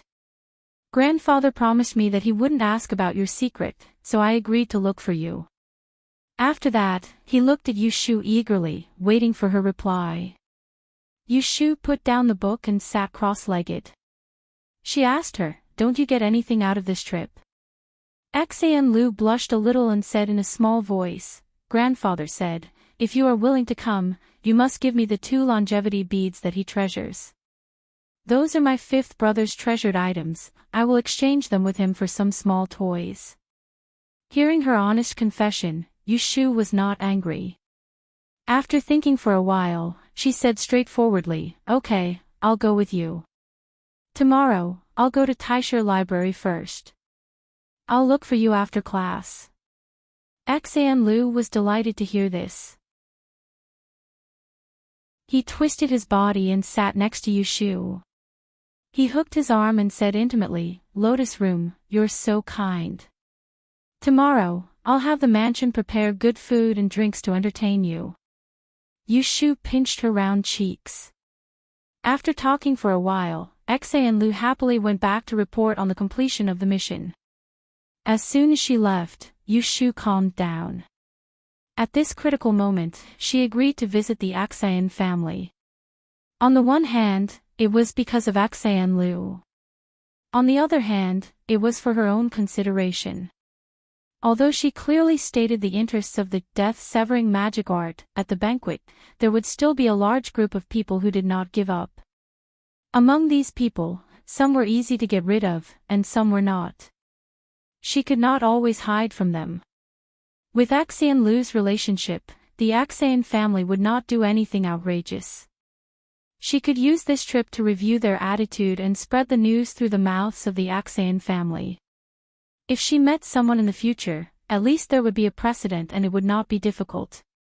In the evening, when Shui Rui came back, he heard Yushu mention Xianlu's invitation. He knew that she accepted. After thinking for a while, he said, "It's good for you to go. But I have something to tell you about Left Judge Xian's character." "Big brother, please speak." Xianya has held the position of the Celestial Commissioner's left judge for 10 years. It's not that she doesn't have any methods. Ji Huaishan, you have seen it. To be able to become a high-ranking official like the Celestial Commissioner, which one of them is not a schemer? My second aunt is a daughter of the Xian family. Although the two Fu are in-laws, they are not close. Do you know why? Shui Rui answered his own question, that is because the 9th prince is away from the capital. He thought himself clever and went to get close to the 7th prince. Grandfather does not like him being two-faced, so they rarely interact. This is to tell you privately. A few months ago, he helped Ning Wang to trip up Jing Wang. His Majesty is still angry. Yushu raised her eyebrows. She thought that Xianlu was a good bamboo shoot. Why did it sound like her grandfather was a bad bamboo? I'm telling you this because I want you to be careful. When you see him tomorrow, don't be fooled by his kind face. Shui Rui patted Yushu's shoulder and went into the inner room to change. Yushu remembered his reminder. At first, she didn't really think much of it. She wasn't a real little girl. How could she not distinguish between good and bad? But when she saw Xianya the next day, she realized that Shui Rui's reminder at this time was very necessary. On the 9th day of the 6th month, Yushu returned to Taishu Shu Garden for class. In the morning, there were many people in the garden. She did not deliberately take the small path and received a lot of attention along the way. She arrived safely at Shushui Tang where Fang Zijing was lecturing. It was inevitable that some tales followed behind her. But strangely, on the way, no one dared to come forward to strike up a conversation. Situ Qinglan had already reserved a seat for her. When she sat down, she looked at the figures lingering outside the door and said to her, "I thought you wouldn't come today." Yushu put down the pen, ink and books and joked with her, "I'm afraid that Academician Fang will be angry and remove me from the list." All the affairs of Taishu Shu Garden were decided by the 18 academicians. For those who were disobedient and stubborn, the academicians could remove them from the list at any time and never teach them again. This was a punishment second only to dropping out of school. Grandfather won't do that. Situ Qinglan winked at her and whispered, "You cherish it now." The two talked in a low voice. More than a dozen people in the same hall wanted to talk, but they couldn't find the right time. It was because Yushu rarely interacted with these people, so everyone felt that she was not easy to get close to. After a while, Fang Zijing arrived. Seeing a group of people outside the door, none of them were his students. He angrily drove them away. When he entered the door, he didn't even look at Yushu. When the class was over, the sloppily dressed old man hurried away with his books again. From beginning to end, he didn't show any extra attention to Yushu, which made Yushu puzzled. Fang Zijing, who was proficient in all kinds of magic, should be the one who was most interested in her. After class, Yushu found Axayan Lu, who had been waiting for a long time at the front door of Taisher Shu Garden, and went to Axayan's house with him. It was not the first time she came to Axayan's house. Yushu came to Axayan Lu's hairpin ceremony, so she went back to the side courtyard. Today, Axayan Lu directly took her to the main room. Yushu met the current old master of Axayan's family in the tea room of the main room of Axayan's house, Axayanya, a left judge of the 4th rank. Before coming, she had imagined what Axayanya looked like. But when she saw him in person, she couldn't help being stunned. This is Axayan Lu's grandfather? Are you sure he's not Axayan Laowu, who sold fans in the south of the city, who changed his clothes and bleached his hair? Chapter 539. Axayanya was Axayan Guangyan's father. It was not surprising for a son to be like his father. However, he was an old man in his 60s with a ruddy complexion. Other than a few strands of white hair, he did not show his age at all. This made Yushu curious. Axayanya and Axayan Guangyan had the same appearance, but the way he behaved was very different from the unscrupulous businessman. As a junior, Yushu stepped forward to greet him. He saluted back politely and invited her to take a seat. He played with a pair of tiger head walnuts in his palm. He asked the servant to serve tea and spoke kindly to her. I invited you to my house today to thank you for saving Feifei last time. The other reason is that I was curious and wanted to meet the rumored female fortune teller for a long time. I want to see what kind of person she is. Now that I have met her, she is indeed worthy of her name. His words were nice, but it sounded like an exaggeration. Yushu also knew how to say cheap words. Left judge, you flatter me. I have been rude. I should have come earlier to visit you several times. I beg for forgiveness. Axayanya would not blame her. He said that Yushu did not come to visit him, but even if she did, he would still have the time to see her. Today, both of them were well aware of each other's intentions. After a few words, they even changed the way they addressed each other. Axayanya called her Miss Lianfang, and Yushu called him Master Axayan. After a while, Axayanya found an excuse to send Axayan Lu out. I heard that you have been preparing the dishes since early in the morning. Go to the backyard and have a look. Someone will stay for lunch later. Don't be slow. Axayan Lu did not think much and went out. Only Axayanya and Yushu were left in the tea house. The servant changed the tea and fruits and quietly retreated to the door. Yushu saw the situation and knew that it was time for serious business. Sure enough, Axayanya looked at her with a smile and said, I heard from Feifei that you have been in the capital for less than a year. You used to be from Yiyang in Jiangnan. Yes, Yushu said casually, last year, I went to the capital for Dian. By chance, I was able to settle down. Axayanya nodded and said with a tinge of emotion, things are different now. Back then, you were just a commoner. Now, you're a female fortune teller that everyone envies. Back then, I was just a bastard son of an aristocratic family. Later on, Axayanya reminisced about the past. When Yushu heard the beginning, she could already guess that this was an inspirational story of a bastard son's struggle. Logically speaking, such a topic could easily resonate with a scholar from a poor family, but Yushu was a person with a lot of thoughts, so how could she be moved so easily? When Xenia was done talking about herself, she looked at Yushu and said, "I suffered a lot when I was young, so I'm happy to promote ambitious young people like you. My Axian family isn't at the top among the 12 families, but our reputation is well known outside. Every year, when the Dian rankings are released, the teachers of various professions will be replaced. Many people volunteered to serve under me. Today, a portion of them have a bright future ahead of them." Xenia smiled and said proudly, "Our Xane family's Great Change shop has the most customers in Anling. From the nobility to the martial arts scholars, the number of divinations we receive every day can fill up an entire book. There are 3 experienced Great Change Masters overseeing the shop. Those inexperienced Great Change Masters who serve in our Great Change shop for a month will learn as much as what they learn in the Great Change shop. On the contrary, it will be more convenient and the rewards will be more generous." When Yushu heard this, she roughly understood the reason why Xenia asked her to come today. It was to invite her to serve in Xien Ri's Great Change Hall. Even though she had already planned to reject the offer, she could not help but be tempted now.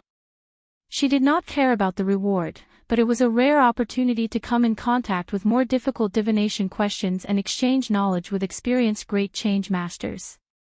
She had studied the law of time of calamity for so long and she already had a way to make up for it. The only thing she lacked was time. This was the foundation of her life and there were many uses for it. This was a breakthrough in her learning of great change, but it also reminded her of the bottleneck she was about to face.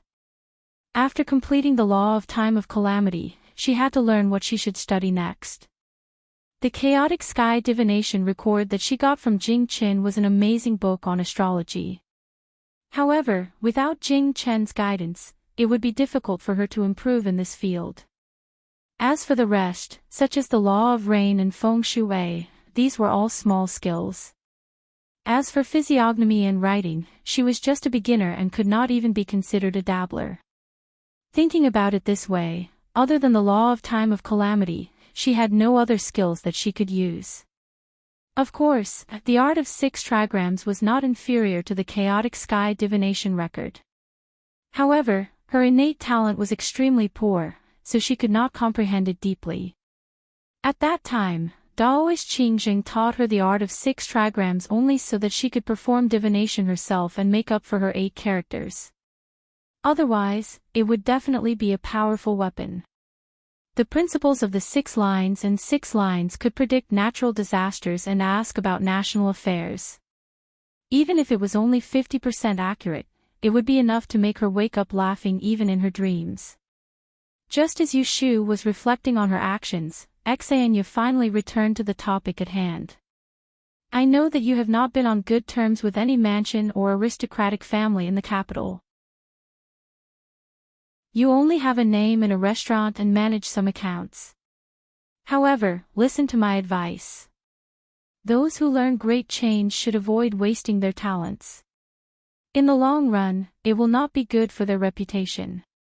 Moreover, you are a genius. Why don't you find a great change hall in the capital?" Yushu thought about it and smiled bitterly. "It's not that I have never thought of working in a great change hall. To tell you the truth, before I finished my studies, I set up a stall in the south of the city to tell fortunes when I first came to the capital. I earned some traveling expenses. However, after I passed the Dian examination, I offended the sage fortune teller, Han Wenguang. I believe that many great change halls did not look for me because of this reason."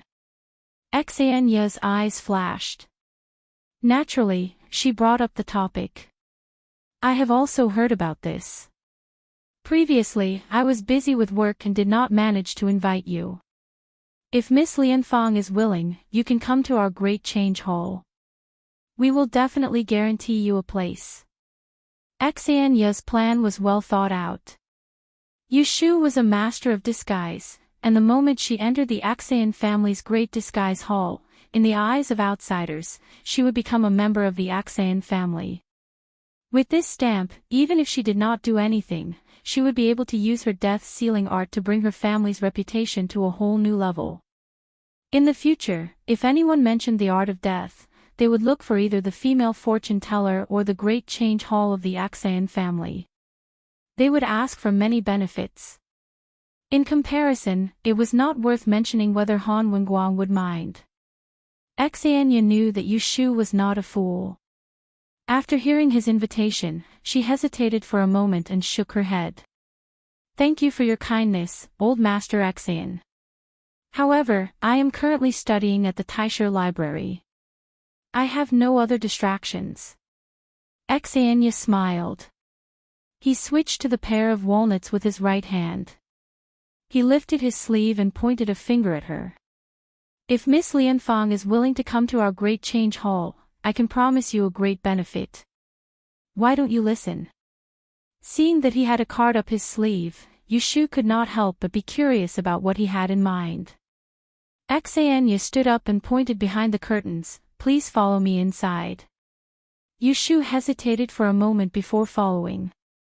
This was a side room of the tea hall. It was not as bright as the outside. The windows on both sides were tightly shut and only light shone through the curtains. In the room, there was a round table and 2 armchairs. However, the first thing that Yu Shu saw was something on the table that was covered with a white animal skin. She did not know what it was, but it must be the benefit that Xania promised. Please sit. Xania walked to the table and waited for Yu Shu to sit down on one of the armchairs. Only then did he remove the white animal skin, revealing a small and exquisite bronze incense burner. This incense burner was the size of a hand and was 7 inches tall. It had 3 legs and 2 handles. It had 2 layers and a round mouth and a fat belly. It looked adorable and had a bright green luster. It did not look like an incense burner, but a collector's item. Xania was not in a hurry to reveal it. She placed the tiger head walnut in her hand aside and untied the sachet that she carried with her. She opened the sachet and poured the sachet into the small green burner. A hollow golden ball the size of a coin rolled out and landed at the bottom of the burner. Yu Shu looked at it carefully. There was something in the ball. She suspected it to be some kind of spice. Xania took out a match and lit the bottom layer of the small green burner. When she saw the sparks, Yu Shu discovered that there were 2 thin pieces of green charcoal at the bottom layer. After doing this, Xania sat down on another chair and let the small green burner burn. She picked up the walnut and turned it around twice. She said, "This old man is bold enough to ask if Miss Lianfang has learned the true 6-line scripture other than the death sealing technique." Yu Shu's expression changed and she looked up at him. She had never publicly announced that she knew the 6-line scripture. Even Axian Lu did not know that she had this skill. How did this Axianya find out about it? You don't have to look at me. This old man and the former celestial commissioner, right Judge Ji Huaishan, were colleagues. After he was imprisoned, his family came to me to plead for him. I heard from his son that you and the Hyde One Miss from the Ji family had the same master. The master taught you the true 6-line scripture. It was only because Miss Ji went to the capital to study that half of the process was delayed. But you managed to learn everything. Xania explained this part of the past and hid the name of the Ji family. She promised him that as long as Ji Huaishan was safe, she would exchange the true 6-line scripture for that place. Yu Shu did not know whether to laugh or cry when she heard this. Daoist Qingjing only had 2 disciples in total. One was her, who had a dog sh*t life, and the other was the talented Yunhua Ez. The Ji family threatened and bribed her to get the 6-line scripture. After Ji Xingxuan learned it, she dared to tell others about it. It was really shameless. That is what the Ji family said. I did have a master as my master, but my master has only accepted 2 disciples so far. Not including me, who is useless. The last time was 20 years ago. As for where Miss Ji became his disciple, I am not sure. Yu Shu did not explain in detail. She only let Xianya know that she and Ji Xingxuan were not from the same sect. Xianya nodded. It seemed that he was more willing to believe in Yushu. He did not pursue the matter further. Instead, he changed the topic and returned to Yushu. I am proficient in the art of physiognomy. I am used to judging people. Miss Lianfang, please do not mind me. In my eyes, you are smart, but your talent is naturally lacking. If you were not diligent, you would not be where you are today. However, the true 6-line scripture is recorded in the books. It is a unique skill. If you do not have the best talent, it will be difficult for you to make a divination. If I am not wrong, although you have learned the 6-line scripture, you cannot predict other people's affairs. At most, you can predict yourself. Yushu was speechless when he hit the nail on the head. This was one of her regrets in life and she could not refute him. Xianya observed her expression and smiled. She pinched the toy in her hand. Chapter 540.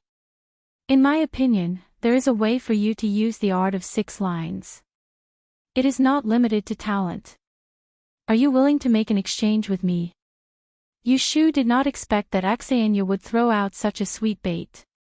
Her heartbeat sped up and her breathing quickened. She knew that there was no such thing as a free lunch in this world, but she could not help but be swayed. The art of 6 lines was also known as the art of answering all requests. 1 question, 1 divination. Whether or not the divination could be completed depended on one's constitution. It was because of one's constitution that one could not change unless they were reincarnated. That was why she had always treated the art as useless even though she had it. She was sitting on a mountain of treasures but could not get it. That was how she felt now. What advice does Lady Xianya have? I would like to hear it first. Yushu reminded herself not to fall into Xianya's trap. Xianya glanced at Yushu's cautious expression and asked, "Does Lady Lotus Room know about the 6 founding artifacts?" Yushu had participated in the Saint Ancestor Sacrificial Day not long ago. As the artificer, she knew what Xianya was talking about. It is a compass, a sword, a book, a ruler, a cauldron, and a Rui scepter. It was said that 300 years ago, Emperor Anwu relied on these 6 treasures and with the help of Empress Ningzhen and her followers, he conquered the world and unified it. After peace, Ningzhen passed away and Emperor Anwu buried her with the 6 treasures. They were still buried in the underground palace of the Imperial Mausoleum. The bronze artifacts that they held on the Saint Ancestor Sacrificial Day were just a set of bronze molds. They were not the real thing. Xianya nodded and said, when the dynasty was first established, the Saint Ancestor used the 6 treasures to rule the world. Unfortunately, after Empress Ningzhen passed away, the 6 treasures were suppressed in the forbidden area of the Imperial Mausoleum. There were not many historical records. Gradually, even their names were forgotten. They were only known as the book, sword, ruler, cauldron, compass, and Rui scepter. Yushu asked with interest, what other names do they have? I am ashamed. I only know one thing but not the other, Xianya shook her head. Seeing the disappointment on Yushu's face, she twirled the walnut in one hand and pointed at the charcoal burning bottom with the other. A wisp of silver smoke was rising from the small green stove. What do you think this is? Hearing this, Yushu stared at the little green stove. Her nostrils moved and she smelled a strange fragrance. She couldn't help but close her eyes and take a deep breath. She felt extremely refreshed and comfortable. She shuddered and opened her eyes. Looking at the little green stove with smoke curling up from it, he said suspiciously, Lord Xianya, please don't tell me that this incense burner is one of the 6 artifacts. Stop messing around. The 6 founding tools were antiques that were at least several hundred years old. Although this little green furnace wasn't new, it was at most a dozen years old. What was that supposed to mean? If you want to scam people, you should be more professional. Without explaining, Xenia smiled mysteriously and said, among the 6 treasures, there are 3 of them. There was a cauldron. According to legend, burning incense in this cauldron could enlighten a person's 7 orifices, make a straw dog understand human nature, and make a fool gain wisdom. Wise men live a long life. This cauldron. Its name is Tai Ching. Tai Ching Cauldron, this was the first time Yu Shu heard of one of the 6 treasures. However, before she could think about it, Xenia threw down a bolt of lightning. The incense burner in front of you is obviously not the Tai Ching Cauldron. However, it is indeed a fake artifact that the Xan family spent many years and countless resources to build with reference to the Tai Ching Cauldron. Although it is not as good as a real artifact, it is enough to help you use the 6 trigram lines. If you don't believe me, you can try it. Try it now. Yu Shu clenched her fist and smelled the strange fragrance without batting an eyelid. She slowly pressed her hand to her waist and took out the 3 divination coins that she always carried with her. Xenia looked at her actions and smiled. How about this? I am old and have moles on both my arms. Why don't you try and see how many moles there are on my left hand?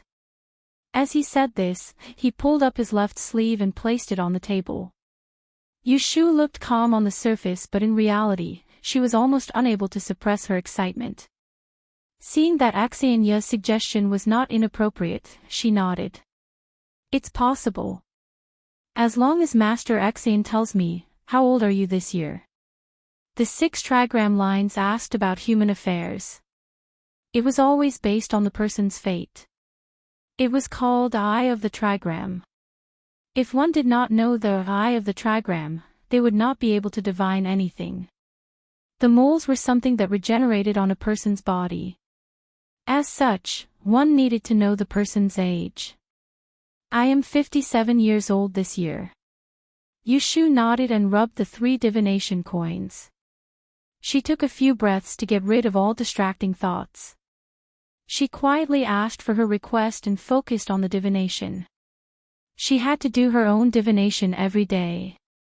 Occasionally, she would ask others. However, 8 out of 10 times, it would be an empty divination. The small matter she was asking now actually became a divination without any effort. Yu Shu licked her lips and carefully calculated the number of lines. Very quickly, she got the result. How is it? Xenia asked. Yu Shu raised her head and looked at Xenia. Sorry for offending Master Xen. Please roll up your sleeves and let me meet you. She did not hurry to say the divination because she wanted to prevent Xenia from playing any tricks. Xenia knew what she was thinking but did not expose her. She raised her hand and lifted up her sleeve, revealing her left arm. She first showed her one side, then the other. It was a well-maintained arm. The skin was smooth and there were 2 black moles, one on top and one on the bottom. It was very eye-catching. Yu Shu held her breath and felt her heart jump to her throat. She got it. Xenia looked at her face and knew that it was a success. She smiled proudly and looked at Yu Shu with an even more amiable gaze. There is still half an hour left. Why don't you try again? I had a joyous occasion the other day. My youngest daughter is pregnant. Can you tell if it is a boy or a girl? What is the birthday of this aunt? When was she pregnant? Yu Shu asked the Eye of the Trigram. Xenia told her the truth. Yu Shu steadied her mind and took a few deep breaths of the aroma emitted by the small green stove. She didn't know if it was a psychological effect, but she felt that her mind was much calmer in an instant, and the distracting thoughts in her mind were easily swept away. This time, the divination was successful. She found out that Xenia had a granddaughter. Yu Shu had a hunch that it could not be wrong. Sure enough, when she looked at Xenia, the latter gave her the answer. It is a girl. Phew. Yu Shu exhaled slowly. Her hands were trembling as she held the 3 copper coins. Hee, you should believe me now. How about it? Do you want to make an exchange with me? Xania had put enough bait and finally started to reel in. Yushu's gaze lingered on the small green stove for a while before she shifted her gaze away. She gave Xania a helpless smile and said, "I'm sorry. Master Axion, please tell me. I am listening." If she did not know that there was a way to use the 6 recombinant trigram lines, it would be fine. But now that such a great opportunity was placed in front of her, how could she bear to reject it? Xania put away her smile and slowly raised her request. "I would like to invite you to the Xian Relight Great Exchange Shop. You are not allowed to leave for 10 years. This fake Tai Ching cauldron is yours." Yushu frowned and shook her head without hesitation. If it was a year or so, she might consider it. 10 years was too long. Seeing that she did not agree, Xania spoke again. "If you are not willing to come to the Xian family's great exchange shop, that is fine. Then let's change. I want you to teach the 6 recombinant trigram line technique to the 6 recombinant trigram line. How about that?" Yushu was stunned. She thought that Xania was thinking about the death sealing technique. Why was he thinking about the 6 recombinant trigram line? Her time of calamity law could not be taught to outsiders. In comparison, the 6 recombinant trigram line was less important to her. Moreover, she was going to teach it to her close friend. It did not sound too hard to accept. She thought for a while and looked at Xania's calm face. She struggled. "Forgive me, but I cannot agree to that." Xian Lu was a simple-minded person. Teaching her was equivalent to giving the 6 recombinant trigram line technique to the Xian family. Today, Xian Lu learned it. Tomorrow, he might pass it on to Xian Qi, Xian Ba and Xian Zhou. A few years later, they would become a family like the Xian family. Xania really had a good plan. Only now did Yushu feel that he and Xian Lishan were indeed father and son. They were both cunning. If they could not keep their composure, they would only end up being blackmailed. Xania's face finally turned cold after being rejected by her. He frowned and said unhappily, "Miss Lianfeng, what do you think I am giving you in exchange? This imitation of the Tai Ching cauldron is unique to the Xian family. It took 7 years of painstaking effort to build it. There are 3 of them in the residence. In the whole world, there is no 4th one. In terms of value, it is comparable to a special technique. Now that you have a request, are you not willing to pay the price?" Seeing that he had turned hostile, Yushu did not feel guilty. Instead, she became sober. She looked at the cauldron that was no longer emitting smoke. She calmly kept the divination money on the table and said to Xania, "It is not that I am unwilling to pay the price, but your request is too harsh. To tell you the truth, I am interested in an official career. In the future, I will need to go to the Celestial Commissioner office. I will not be confined to the Great Exchange Shop. When I came to be apprenticed to my master, I swore that I would not teach the special techniques of the Celestial Commissioner office to outsiders. Otherwise, I will be struck by lightning. How can I agree? If it is really impossible, I will give up this cauldron. I am not afraid that you will like to hear this. I did not use the 6 recombinant trigram line in the past, but I still became a female fortune teller in 2 rankings. In the future, even if I do not use the 6 recombinant trigram line, I will not suffocate to death.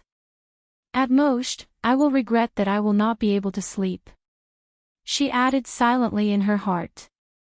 After saying that, Yushu pushed the chair and stood up while her mind was still clear. She cupped her hands towards Xania and said, "I have learned a lot from Lord Xian today. This cauldron is a rare treasure. It is my fault for not being able to use it. Please take it back." Xania looked at Yushu, who looked like a bachelor. She could not help but feel a little aggrieved. How could such a big child be so difficult to deal with? This room is stuffy. I will go sit outside. You. Stop. Yushu was stopped. She turned her head to look at Xenia. Since you are not willing to accept the first two conditions, let us talk about the last one. I know that you are proficient in the art of death. I want you to read the names of a few people. Do you have any difficulties? Yushu showed a troubled expression. In her heart, she raised two fingers. Oh yes. She walked back hesitantly and sat opposite Xenia. She reached out a hand and touched the little green cauldron that was still warm. She smiled at him. Chapter 541. That night, after dinner, Shuirui and Yushu were enjoying the cool air on the patio, listening to her talk about her trip to the Axian mansion during the day. Big brother is right. That left Judge Axian is really cunning. He used such a fake Tai Ching cauldron to tempt me and then tried to bargain with me. In the end, I thought I didn't lose anything, but who knew he still had a trick up his sleeve. Yushu stared at the small green cauldron between the two of them, and the golden red incense bag beside it, which contained the incense balls that Xenia placed in the cauldron during the day. Only this kind of secret Tihu incense can be used when burned in the cauldron. A small pill is only enough for me to divine 2 or 3 small things. Today, he gave me 3 pills, saying it was a deposit, and even tricked me into signing a contract. In the future, if I borrow his death sealing art, he will give me 10 pills for every person he divined. Shuirui picked up the incense bag, took out a golden ball, put it under his nose, sniffed it for a while, and said, "This fragrance is very special. Although it is called Tihu incense, it doesn't have much of the smell of Tihu. Camphor ice, white orchid, dragon's brain, and something else. It's most likely drugged. Why don't you take it home and ask Dr. He to take a look? Don't burn it for now, in case there's something hidden here that shouldn't be there. Be careful." Yushu nodded, feeling that it was necessary.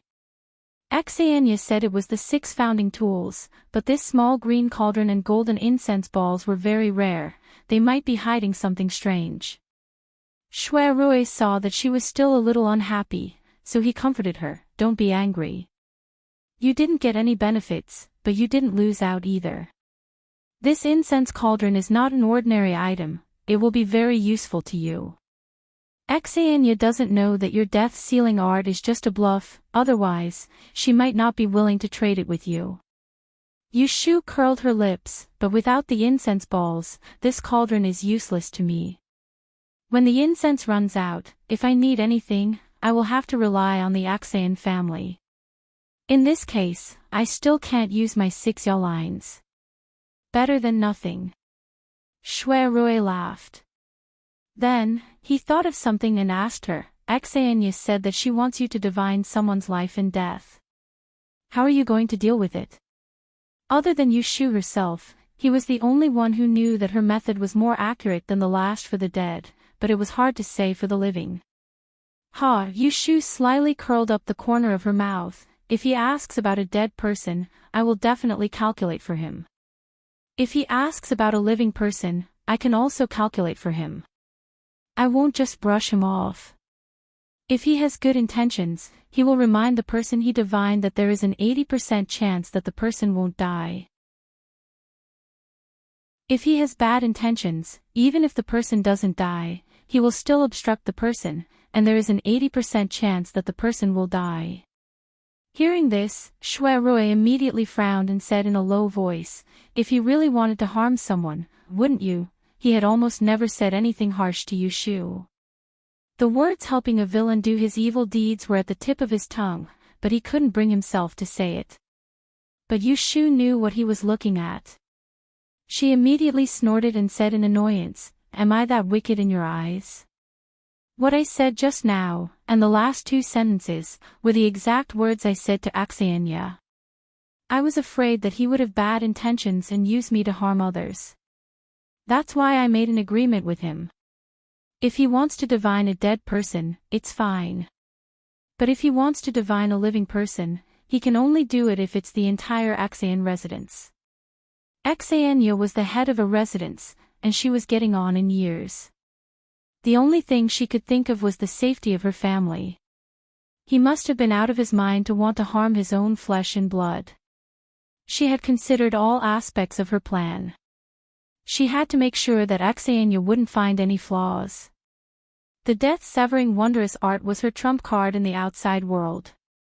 She had done too many wicked things in her previous life, which was why she died early. Now that she was reborn, she had to pay attention to her conscience. How could she go back to her old ways? Mei Shu is still the smartest. Shui Rui knew that he had misunderstood her. He smiled and held her hand. But Yu Shu was not in a good mood. She dodged his hand and hit the back of his hand.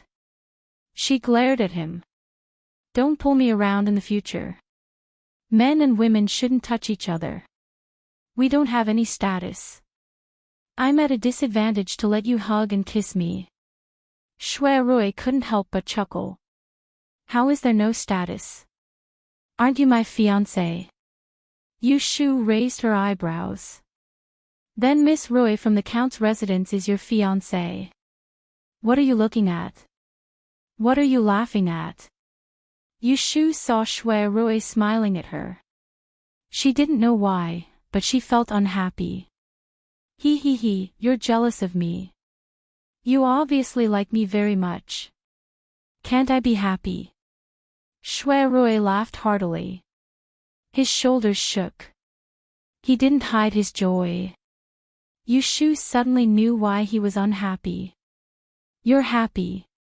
She shook the hem of her dress and got up from the couch. She grinned at him.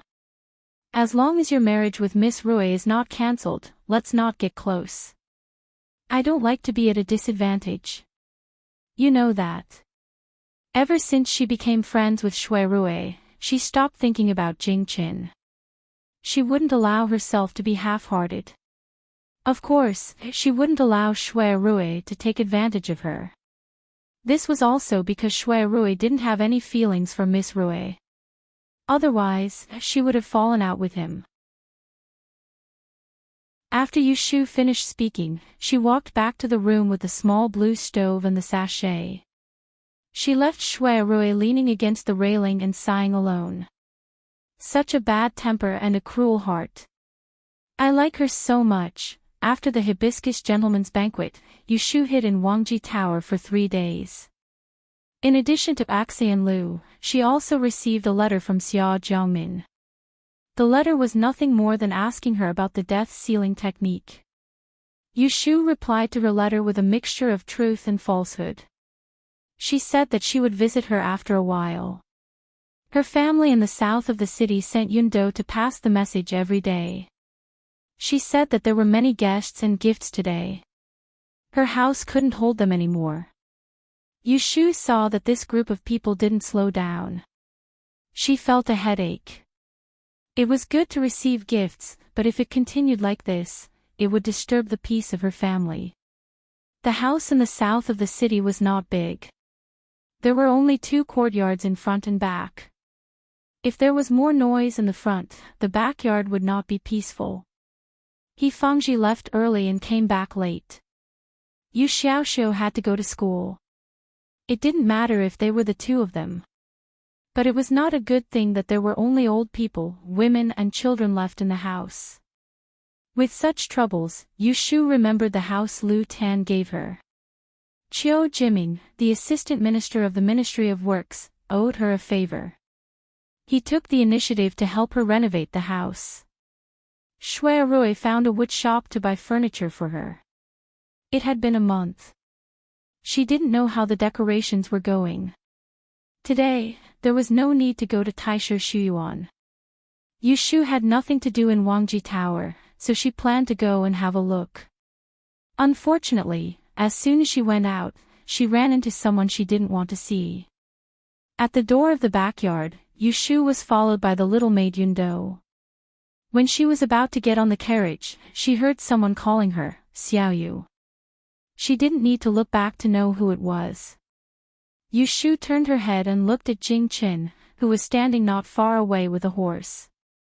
She frowned slightly. This person wouldn't give up until he reached the Yellow River.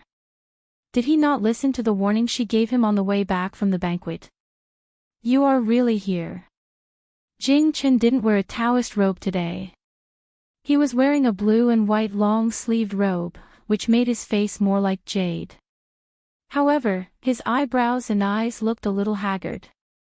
Why are you looking for me? Yushu didn't know if there were spies around, so she didn't dare to speak too casually. Jing Qin shook his head. Nothing. I just want to see you. Yushu directly ignored the second half of his sentence and said, if there's nothing, go back. I still have something to do. After saying that, she ignored him, lifted the curtain, and sat in the carriage. Yundo, on the other hand, glanced at Jing Qin a few more times before following her in. Lu Zhong, who was driving the carriage, didn't ask anything when he saw the situation. He directly avoided Jing Qin and went to the main road. The car was not far away. He turned his head and saw that Jing Qin was following them not too far away, so he told Yushu in the car, Miss, young Master Jing is following us. Don't worry about him. Yundo held back her words for a while and looked at Yushu hesitantly. Yushu couldn't stand her secretly looking at her, so she said, if you have something to say, say it. Don't waste time. Yundo carefully said, did young Master Jing offend you? He used to live in our small courtyard. Weren't you friends with him? When Zhao Hui and her husband first came to the capital, Jing Qin hadn't recovered his memory. Yushu arranged for him to live in the side courtyard. Yundo was originally a maidservant brought by Zhao Hui from Yang, so she naturally knew about these things. But as for why Yushu and Jing Qin broke off their friendship and turned against each other, apart from the two of them, very few people knew. Yushu raised her eyelids and said, the past is the past. Now is the present. He lived in our house when he was in dire straits. Now he is a relative of the emperor. His status is different, so he is different.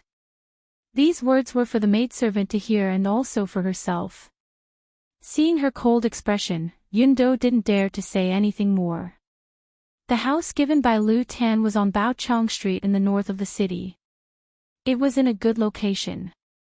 It was the residence of a scholar in the Wenhua Pavilion. The first house on the street was the family of Assistant Minister Li of the Ministry of Justice. Not to mention other things, the security around this house must be excellent. When Yushu got off the carriage, she saw that the door facing south was open. On the left and right side of the door was a pair of swanni. The carvings were powerful and valiant. There were 3 steps in front of the door and it was neatly paved. The door was newly painted with red paint and each of the 2 doors was embedded with 12 fortune nails.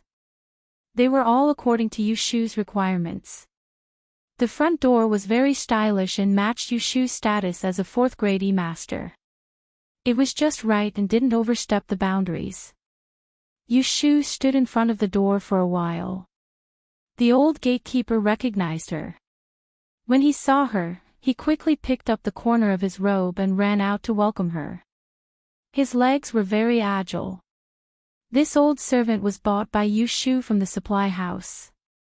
Originally, she wouldn't use a servant of this age to guard the door. But after hearing from Song Dali and Zhou Hu that this old man used to be a military instructor in the army and traveled to Jianghu when he was young, she thought about it and bought his contract to temporarily make him a gatekeeper. Miss, you're back. Yes, I came to take a look. Where's Zhou Hu? Yushu appointed Zhou Hu, the martial artist, as a steward. She saw that he was strong and not stupid. Steward Zhou is inside supervising the work. This old servant will go and call him now. There's no need to trouble yourself. I'll go in and take a look. You stay here. Yu Shu waved her hand and led Yundo into the house. Jing Chen tied up the horse and followed. Although the old servant saw that he came with Yu Shu, he didn't know him. After hesitating for a while, he reached out to stop them. So before Yu Shu could go far, she heard Jing Chen calling her. Xiaoyu. Chapter 542. In the afternoon, Junior Eunuch Ren stood on the 9 turns bamboo bridge in front of Taishi Tower. He looked at the fish swimming in the water expressionlessly. Qiming. Zhu Muzhao was dressed in a purple-green robe and a crown. He walked over from the cobblestone path. A cold-looking black-robed guard with a saber followed a few steps behind him. Imperial Secretary. Ren Qiming bowed his head in greeting. Seeing his superior's thick robes, he knew that he had just come out from the palace. Why are you standing here? Why don't you go in and wait? Zhu Muzhao asked him gently. This lowly official saw that a few of the 1,000 life carps in the pond are missing, Ren Qiming said. Zhu Muzhao smiled. There was a hint of helplessness in his voice. The day before yesterday, Prime Minister Yin came and asked for them. I told him to fish them up himself. Who knew that he would disregard his status and go into the pond himself? He caught 4 or 5 carps in one go. A smile appeared on Ren Qiming's stiff face. Prime Minister Yin is an interesting person. There were 2 prime ministers in the imperial court. If Xue Lingnan was known to be heartless, then Yin Tianho was known to be an old urchin. There were not many prime ministers in the imperial court who cried and pretended to be pitiful in front of the emperor at the age of 61. The 2 of them walked into the hall. The black-robed guard stood outside the tower. Zhu Muzhao sighed as soon as he sat down. The smile on his face disappeared. Seeing this, Ren Qiming asked, Did His Majesty summon you to the palace today to ask about the female fortune-teller? Other than that, there's nothing else. Zhu Muzhao said tiredly, The gentleman's hibiscus banquet has ended. In just a few days, it has caused an uproar in the city. Now, everyone knows that this female fortune-teller knows the death sentence art. Even His Majesty has heard of it. It's inevitable that His Majesty will be moved and wish to see her. Ren Qiming frowned slightly. His Majesty wants to see her personally. It was not easy for me to persuade her. Zhu Muzhao shook his head and slowly said, Originally, after worshipping the ancestors and confirming the identity of the Mingpa person, His Majesty had an objection to seeing the person in person. However, for no reason to see a Yi Shi who has no official position, it would arouse suspicion. Thus, he dropped the matter. Who knew that such a strange incident would occur? It was a good excuse to deceive people. His Majesty was moved and just said that he wanted to summon her to the palace and use the divination matter to bestow her with an official position. When Ren Qiming heard the words, Fate Breaker, there was not the slightest bit of surprise on his face. Obviously, he knew about the great disaster. Didn't you leave a position for this female fortune-teller long ago? Isn't it just right? Did you suggest it to His Majesty?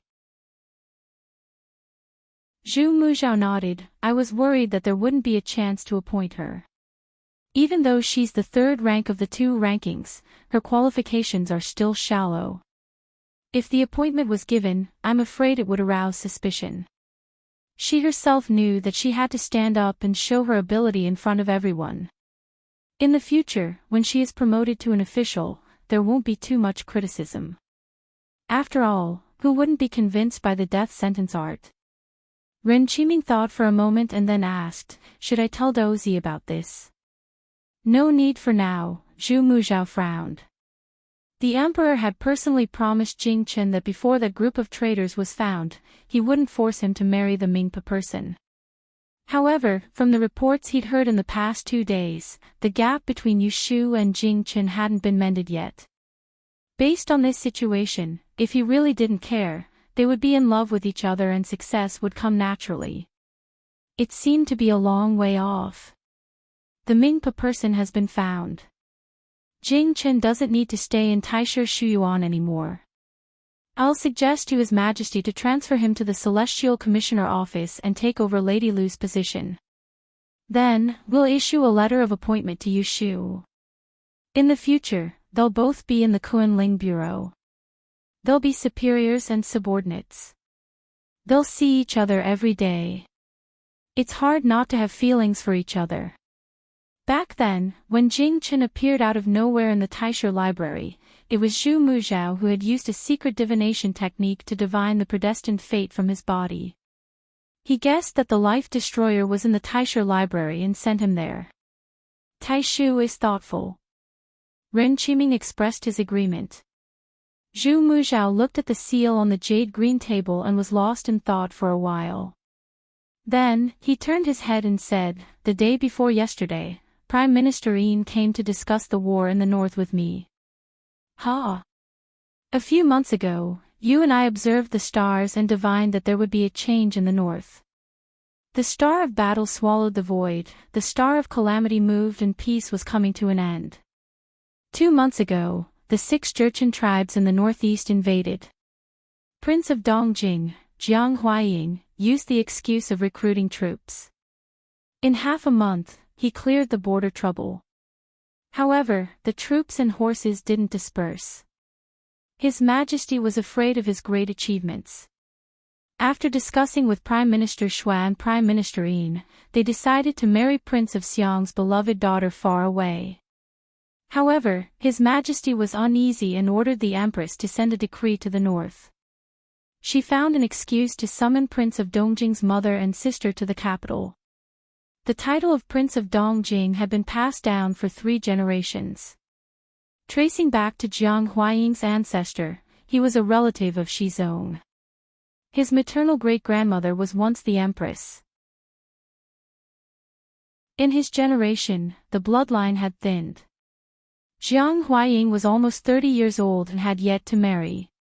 His father died in battle and his mother was titled Lady of Wei. Other than his 2 concubine siblings, he only had his younger sister. This time, the emperor summoned Jiang Huaying's closest relatives after pretending to be the empress. Hearing this, Ren Qiming showed a strange expression. Is Jiang Huaying willing? Throughout the year, the Jiang family worked hard and made great contributions.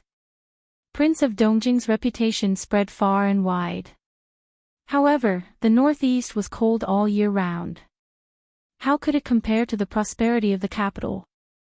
Jiang Huaying stationed troops every year. Who would believe that he didn't have any ulterior motives? Zhu Muzhao closed his eyes. I have done a divination. He is already on the way. Prince of Dongjing's thoughts are really hard to guess. The 2 of them fell silent. They were both worried about the unknown disaster in the north. It was already dusk when Yushu walked around the new residence in the north of the city. Zhou Hu followed her and reported the work of the craftsmen these days. The courtyard with 4 entrances and 3 gates was considered a luxurious residence. There were 2 courtyards in the north and south with 2 small gardens. Letting Qiu Jiming, the assistant minister of the Ministry of Works, be in charge was a waste of his talents. In less than a month, they had tidied up 7 or 8 times. The soil and lime were all cleaned. Only the painting was left. It would take at most half a month to complete. Yushu looked at the cleanliness of the garden and was very satisfied. In order to move in as soon as possible, she asked Zhou Hu to find a pen and paper to write down the various entrances and corridors. When she went back today, she would carefully study the feng shui layout. When the set of crystal jewelry was sold, she would buy bonsai, flowers, gold, stone, jade, and other things. You're a good steward. You're just a commander without any subordinates. Yushu praised Zhou Hu, who was busy working with her. She smiled and said, when it's finished, we'll go to the conclave and buy some servants to train. We'll also send some people for you. Shou, who smiled sincerely and cupped his hands at Yushu. I'll listen to your arrangements. Yushu came out of the residence and walked to the gate. She saw Jingchen standing on the steps and staring at the old gatekeeper. She raised her eyebrows and walked over. Why haven't you left yet? She had been in there for at least 2 hours. Under the scorching sun, did he just stand there and wait? Xiaoyu. When Jingchen saw Yushu finally come out, his expression relaxed. He looked at her nervously and couldn't help but feel a little wronged. I'm waiting for you. Yushu glanced at him thoughtfully. As she walked out, she said, Don't worry. Come with me. Chapter 543. Yushu sat in the carriage and ordered Lu Zhong, go to the south of the city, Huixing Street. Jingchen followed closely on horseback. After passing Qinyuan Street and heading south, he gradually became familiar with the road. Only then did he realize that this was the direction to the small courtyard on Huixing Street. At dusk, the restaurants and taverns along the street were open for business. The smell of cooking wafted in the air, and the smell of alcohol and oil accompanied the hawkers' calls. Ordinary people came and went. The streets in the south of the city had always been noisier than those in the north. The carriage came to a residential area. Because the road was narrow, they stopped at the intersection. Yushu left Yundo in the carriage and got off alone. Seeing this, Jingchen also tied the horse and quickly followed behind her. Yushu did not look back at him. She walked into the alley and arrived at her first place in the capital. The door of the small courtyard was tightly locked. There was a layer of dust on the lock and there were some scratches. It had been unguarded for a long time and had been targeted by thieves. Yushu tiptoed and found a key in the corner of the door. She opened the door, patted the dust on her hands, and lifted her foot to push open the door. The two entered the small courtyard. Yushu asked Jingchen to close the door and immediately asked, Is there anyone following you outside? Jingchen hesitated for a moment and nodded honestly. Ever since he came back from worshipping the ancestors, there had been many spies nearby. It was said that they were sent by the emperor to protect his safety. But with his martial arts, there was no need for others to protect him. He only acquiesced to them to make them feel at ease. Can they hear us if we speak here? Jingchen gathered his internal energy and pricked up his ears to listen outside the door. He said to her, They are far away, they can't hear us. That's good. Yushu looked around the small courtyard that had a beautiful memory. The sun was setting, and the setting sun peeked through the gray eaves, elongating the shadows of the two people in the courtyard. There was a faint smell of firewood and rice coming from the house next door. Once, in this small courtyard. It was also filled with people. He remembered the beginning, the shy Xiaoxiu, the innocent Mingming, and the idiot who had lost his memory and trusted him wholeheartedly. But now, it was all gone. Yushu's eyes were filled with disappointment as she turned around. He faced Jingchen and said slowly, There are some things that I haven't had the chance to tell you before. Today, I'll tell you all at once. That night, after the two of them broke off their friendship, they spent a period of time as strangers. Then, Jingchen confessed to Yushu about the fate breaker.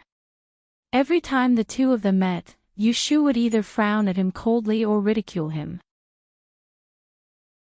She was never willing to give him face. However, for some reason, compared to her angry look, Jingchen was more afraid to see her cold and distant attitude. Xiaoyu, if you have any resentment or dissatisfaction towards me, just say it all out. As long as you can vent your anger, I'll do anything. Yushu listened to Jingchen's aggrieved words, but her heart was not moved at all. She looked at his handsome face and said calmly, You and I first met in Yang. Little Xiao and I were kidnapped by a group of thieves, and you rescued us. I owe you one. Later, my godmother was seriously injured. I asked you for help, and you accompanied me to raise money. That was how she was safe. I owe you twice. After I entered the capital, I was discovered by the two bandit leaders who hijacked the ship. They sent killers to silence me, and you took the knife from me. I owe you 3 times. She carefully counted, again and again. Although she was talking about Jing Chen's benefits, her clear calculation made Jing Chen subconsciously panic. When I owed you the first time, I thought you were a trustworthy person, so I thought of ways to get close to you and became friends with you. When I owed you the second time, I thought you were a trustworthy person. Then, you confessed to me about the disaster on planet Kidu. Only then did I truly see you as a friend. When I owed you the third time, I thought you were a trustworthy person. You first saved my life, and then you risked your life to protect me. Only then did I fall in love with you. Taking advantage of your amnesia, I coaxed you to be my so-called boyfriend and girlfriend. At this point, she could not help but chuckle, thinking that she was smart at the beginning. Jing Chen, however, had a different feeling. Recently, he often dreamed that in the small forest in the south of the city, she blinked her bright eyes and asked him seriously. Do you like me? Such a bright and vivid little fish had always been buried in the depths of his heart. It was like the small bag of candy that fifth uncle brought back when he was a child. No matter how sad he was, as long as he secretly held one in his mouth, he would not have to worry. Jing Chen, do you still remember the things you promised me? Yu Shu was silent for a moment and suddenly asked. Jing Chen was absent-minded and could not answer for a moment. Yu Shu turned sideways and raised her hand to point at the central room facing south. That was the place where they used to eat. Here, you and I will make a promise. You will swear that one day when you recover your memory, you will not leave me. She turned her hand and pointed at the room facing east. That was the room Jing Chen used to live in. Here, you will personally promise me. When you remember everything, you will still remember the promise with me. You will not regret it. She turned her head and took back her finger. She pointed at her heart and poked it hard. She opened her eyes wide and looked at him. Her voice was hoarse. And here, I remember everything you promised me. I remember how good you were to me. So at that time, I was willing to go through water and tread on fire for you. I knew that your fate was Ji Du Xing, but I still kept you by my side and carefully protected you. From the mouth of the Yangtze River to Anling City. Later, I was plotted against by the Ji family and was taken into the Celestial Commissioner's office. They forced me to tell them your whereabouts. I was kept in the dark and did not know your identity. I was afraid that they would harm you, so I gritted my teeth and did not say a word about your whereabouts. You might not know this, but although I'm a strong-willed person, I'm extremely afraid of pain and death. But as long as I feel that you're worth it, I won't do anything to harm you even if they put a knife to my neck, let alone break one of my fingers. But what about you? Yu Shu roared involuntarily. Her heart was cold because of the sincerity she had wrongly given. As soon as you regained your memory, you left without saying a word. I could take it that you did not want to implicate me. But you did not even leave a word. Were you not afraid of making me anxious? Did you have feelings for me or not? Do you know that I braved the heavy snow to look for you in half of the city? Because of this, I became seriously ill and even missed the exam. I almost missed you. Later, you became a Taoist and regained your identity. You gradually drifted away from me. Even when I was in danger and asked you for the Yellow Frost Stone, you refused me. At first, you gave the Yellow Frost Stone to me. I exchanged the ancient sword for it. Selfishly, I regarded it as a token of love between us. But you changed your hand and gave it to your junior sister. Yes, you have been in the same sect for more than 10 years. As an outsider, I cannot compare to you. But are you going to treat our agreement as bullshit? Being questioned and accused by her like this, Jing Qin did not know why. But when he saw the disappointment and resentment reflected in her black and white eyes, it stung his eyes. So it turned out that he had already started to hurt her without her knowing. He had never thought about these things. You clearly knew that Shui Yun was sinister and plotted to kill me, but you still protected her. Yes, I was fine, but she became a cripple. The world sympathizes with the weak. I know you are in a difficult situation, but where did the fool who claimed to protect me go? Yu Shu had long given up on Jing Qin. Her heart was cold. But now that she was talking about the past, she could not help but feel sad. She was not reconciled. She really was not reconciled. In the end, you and I parted ways. If you had simply said goodbye and never contacted each other, it would have been fine. But you just had to involve me in a big dispute and violate the agreement with me again. She took a deep breath and clenched her fists in her sleeves. Once again, she made up her mind. Then she looked up at Jing Qin, who was full of guilt. She did not soften her heart at all. She firmly said, "The first time, I saved your life on the river. The second time, I took care of your patient. The third time, I broke your finger for you. These 3 times, I've paid you back 3 times. We don't owe each other anymore." After that, without looking at Jing Chen's expression, she turned her head and went into the main room. After searching for a while in the simple bedroom, she came out with a folded square note in her hand. Jing Chen looked at the paper in her hand. A bad premonition spread from his brows to his chest. "This is the promissory note you wrote to me last year. You have already violated your promise. This piece of waste paper is useless." Jing Chen watched as Yu Shu opened the well-preserved promissory note, tore it in half from the middle, crumpled it into a ball, and threw it at his feet. "Remember, I'm even with you." At this moment, as if someone had dug a corner of his heart, he almost suffocated from the pain. He wanted to bend down to pick up the ball of paper. He wanted to say sorry to her. He wanted to tell her that he already knew he was wrong. He would definitely abide by the agreement with her in the future, protect her well, and not make her sad again. But he could not move a muscle. So he could only look at her ice-cold eyes and listen to her ice-cold words. "Jing Chen, I don't owe you anything. If you want to be a big disaster, that's the fate you were born to carry. If you don't want to give it up, that's your choice. I don't want to help you break your life, that's my choice. I know you can't give up, but why don't you ask yourself, why do you want me to entrust my life to you and share this huge responsibility? When you've thought this through, come and beg me again." Yu Shu spat out all the bitterness she had accumulated in the past. She looked up at the sunset in the sky, and even her vision became clear.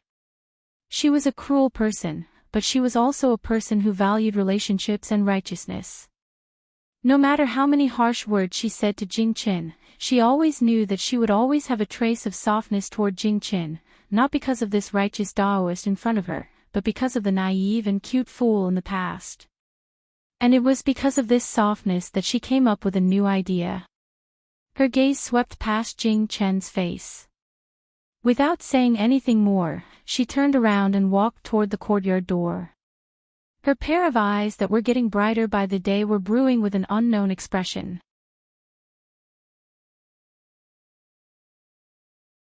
Chapter 544. In the princess residence's bedroom, Shui Yun heard a maid report that Jing Qin had returned. She had someone push her to Sushi Pavilion. That was the favorite residence of Jing Chen's birth mother, Princess Liue. Before her injuries had healed, she had always lived there. But a few days ago, the tendons in her hand had healed and she could lift her wrist a little, so Jing Qin had arranged for her to move to another place. Ever since the matter of her scheming against Yu Shu had been exposed, Jing Qin hadn't turned against her and still took care of her injuries. He had personally treated her every day and helped her recuperate. But Shui Yun knew that this senior brother of hers, who had always been easy to talk to, had never forgiven her for what she had done. Shui Yun sat in a wooden wheelchair. The guards at the door didn't stop her, so she entered the pavilion unimpeded. Looking around the front hall, she saw Jing Chen sitting by the east window. He was holding something in his hand, lost in thought. "Senior brother, where have you been all day?" The sky was dark and it was just past dinner time. Shui Yun knew that Jing Chen had left early in the morning on a horse without even bringing a guard with him. Shui Yun's popularity in the princess residence was very good. In such a large residence, there were dozens of servants, but only Jing Chen was a proper master. The servants all knew that the 9th prince had to call her little martial aunt when he saw her, so they didn't dare to slight her. It wasn't difficult to grasp Jing Chen's whereabouts. When Jing Chen heard this, he raised his head and looked at her. "You don't need to know." Seeing his cold attitude, Shui Yun's eyes darkened. It wasn't that she didn't feel bad, but if he asked her if she would regret it, the answer was no. Senior brother was a great calamity. His life had been saved by her father and her martial uncles. He couldn't abandon righteousness for the sake of a woman's love. If she had to do it again, she would still make a move on the woman who had moved senior brother's Dao heart, forcing him to cut off his love. Shui Yun had the maid push her in front of Jing Chen and had them withdraw. When they got closer, she could clearly see that Jing Chen was holding 2 crumpled pieces of paper. What did senior brother take out? Before Shui Yun could see the words clearly, Jing Chen had already folded them again and stuffed them into the front of his shirt. Nothing. Jing Chen turned to look at her. "What are you doing here instead of resting?" Shui Yun's hands were crossed stiffly on her knees. She lowered her head slightly and said, "You haven't come to see me recently, and there is no one in the princess mansion who can talk to me. I somewhat miss senior sister and junior brother." "Senior brother, is there any letter from Taoism?" "My father knows that he can't walk, so he must be sad." The palace lanterns in the outer hall were all lit up, illuminating the loneliness and worry on her thin little face. Shui Yun like this was very pitiful. However, Jing Chen looked at her for a while and said, "Since you are so worried, why don't you go back to the sect? Your death tribulation has been broken, and the person who broke it has also been found. There is no need for you to stay here. After you go back, Martial Uncle will definitely find a way to cure your leg injury." Shui Yun stiffly raised her head. Was he driving her away? She forced a smile and said, "My leg is inconvenient, how can I go back? Not to mention that you are alone in the capital. I am even more worried." "Worried?" Jing Chen nodded. "That's why you've been keeping an eye on me all day, trying to find out my whereabouts. Even the guards by my side have been sending you messages from time to time. Do you feel at ease now?" Shui Yun couldn't smile anymore. The man in front of her who had seen through her little tricks with an expressionless face made her feel a little unfamiliar. The sound of cicadas outside the window came in intermittently. Occasionally there was the sound of partridge birds, and there was the croaking of frogs outside the building. But it seemed that the attic in the night was exceptionally quiet. "I am just concerned about you," Shui Yun finally found her voice. "You found the person who broke your life, but you are not willing to tell me who that person is. I want to help you, but I don't know where to start." As she said this, she smiled bitterly. "I know you still hold a grudge against me for scheming against Miss Yu, but you have to think about it. This is related to the lives of the elders in the sect. How can I just watch you mess around? If you really implicate them in some disaster and harm them, you will definitely regret it. I would rather you blame me and stop you. Senior Martial brother, I was wrong, but did you do the right thing?" Jing Chen listened to her words and was in a daze. He thought of Yu Shu's disappointed eyes in the small courtyard at dusk. "Yes, you were wrong, but I was the one who was wrong the most. Shui Yun thought that he had heard her words, so she quickly softened her voice. She clumsily moved her right hand, grabbed a corner of his sleeve, and gently pulled. "Senior Marshal brother, it's been so long, your anger should have subsided by now. If you really can't, I will go see Miss Yu tomorrow and apologize to her in person.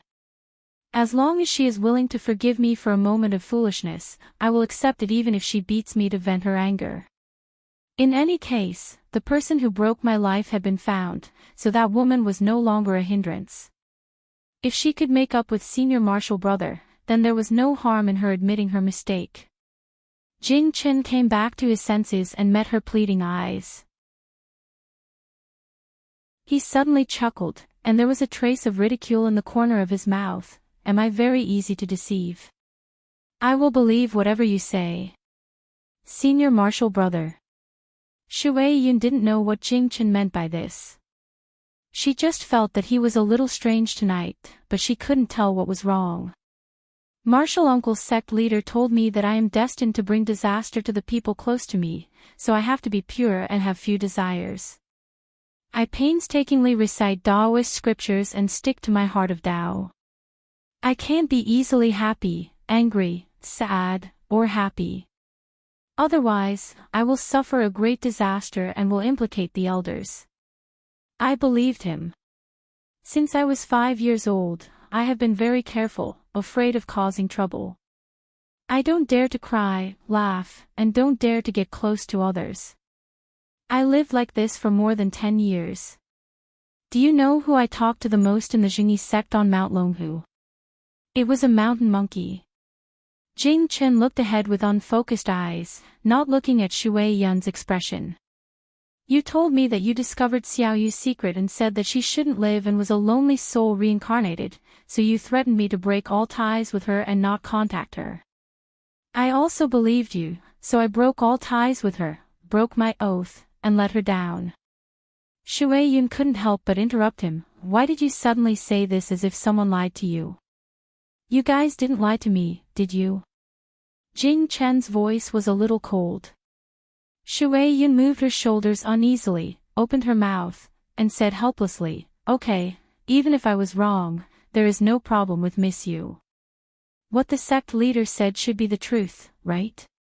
All these years on Mount Longhu, it's true that whoever is close to you will suffer. Even I often stumble. Senior brother, what are you thinking? Why are you speaking in such a disorderly manner? Why are you so suspicious?" Jing Chen lowered his head and said to himself, "Now that things have come to this, I don't know what is true and what is false. The sect leader, who had cared for him since he was a child, lied to him and didn't let him fall in love for more than 10 years. It had nothing to do with the evil spirit of Key to Star, but she was afraid that after he met the person who broke his life, he couldn't bear to kill the man and was unwilling to marry the woman. His junior sister lied to him and wanted to kill the woman he liked, forcing him to make a choice.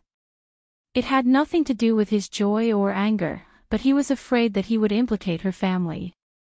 Even his master, who raised him until he was an adult, lied to him.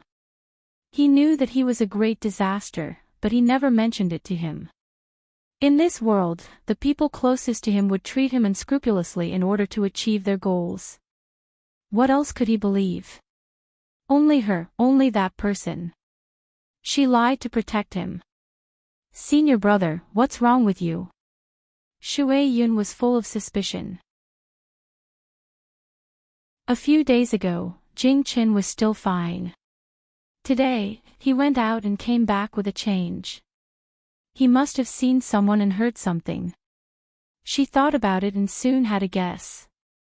She frowned and asked in a low voice, "Did you go to see Miss Yu again today?" Ever since he came back from worshipping the ancestors and found the whereabouts of the person who destroyed his life, senior brother no longer had to worry about the disaster on Key to Star. He sent the tiger bones to Yu Shu and reported to the Imperial Historian's Library every day. Shui Yun had heard of these things. However, her relationship with senior brother was stiff, so it wasn't easy to dissuade him. She could only keep an eye on his whereabouts. However, she expected that Yushu wouldn't make up with him so easily. She had seen that woman before. She was powerful and arrogant. She was not easy to talk to. Right now, senior brother's strange appearance must have something to do with Yushu. Did she say something to you? Shui Yun's expression changed. She grabbed the hem of Jing Chen's clothes tightly. She didn't know where she got the strength to reprimand him in a deep voice. Senior brother, you are a great disaster. You carry the righteousness of the country on your shoulders. You haven't broken your life and haven't escaped from the calamity. You still have the mind to listen to the gossip of an outsider. I really don't know what to say to you. Unexpectedly, the next moment, Jing Chen raised his hand and broke free from her. He raised his head and looked at her with a pair of clear eyes. Outsider. The outsider you mentioned saved my life. She wasn't afraid of me, a disaster. She stood up for me when I was in danger. In your eyes, she is an outsider. But in my eyes, she is the only person in the world who sincerely treats me well. Jing Chen pressed his hand against his chest. Through the fabric of his clothes, the two thin halves of the promissory note actually made him feel a lot of hatred for a moment. He hated his gullibility, his naivety, his ruthlessness, his helplessness, and even more so, he hated the fate that he was born with. Why was he the great disaster? When he was born, his parents died. He was originally a bad omen, but because of the agreement between the royal family and the Taoist sect, he survived. So in the eyes of those people, his life was not his, right? But what else could he do except accept this fate? Ha, Jing Chen laughed. At this moment, he understood a truth. He stood up and was about to walk out. Shui Yun wanted to stop him and ask him. But she had just recovered from her injury, so she couldn't grab Jing Chen. She could only whisper behind his back, "What happened to you?" Senior brother, senior brother.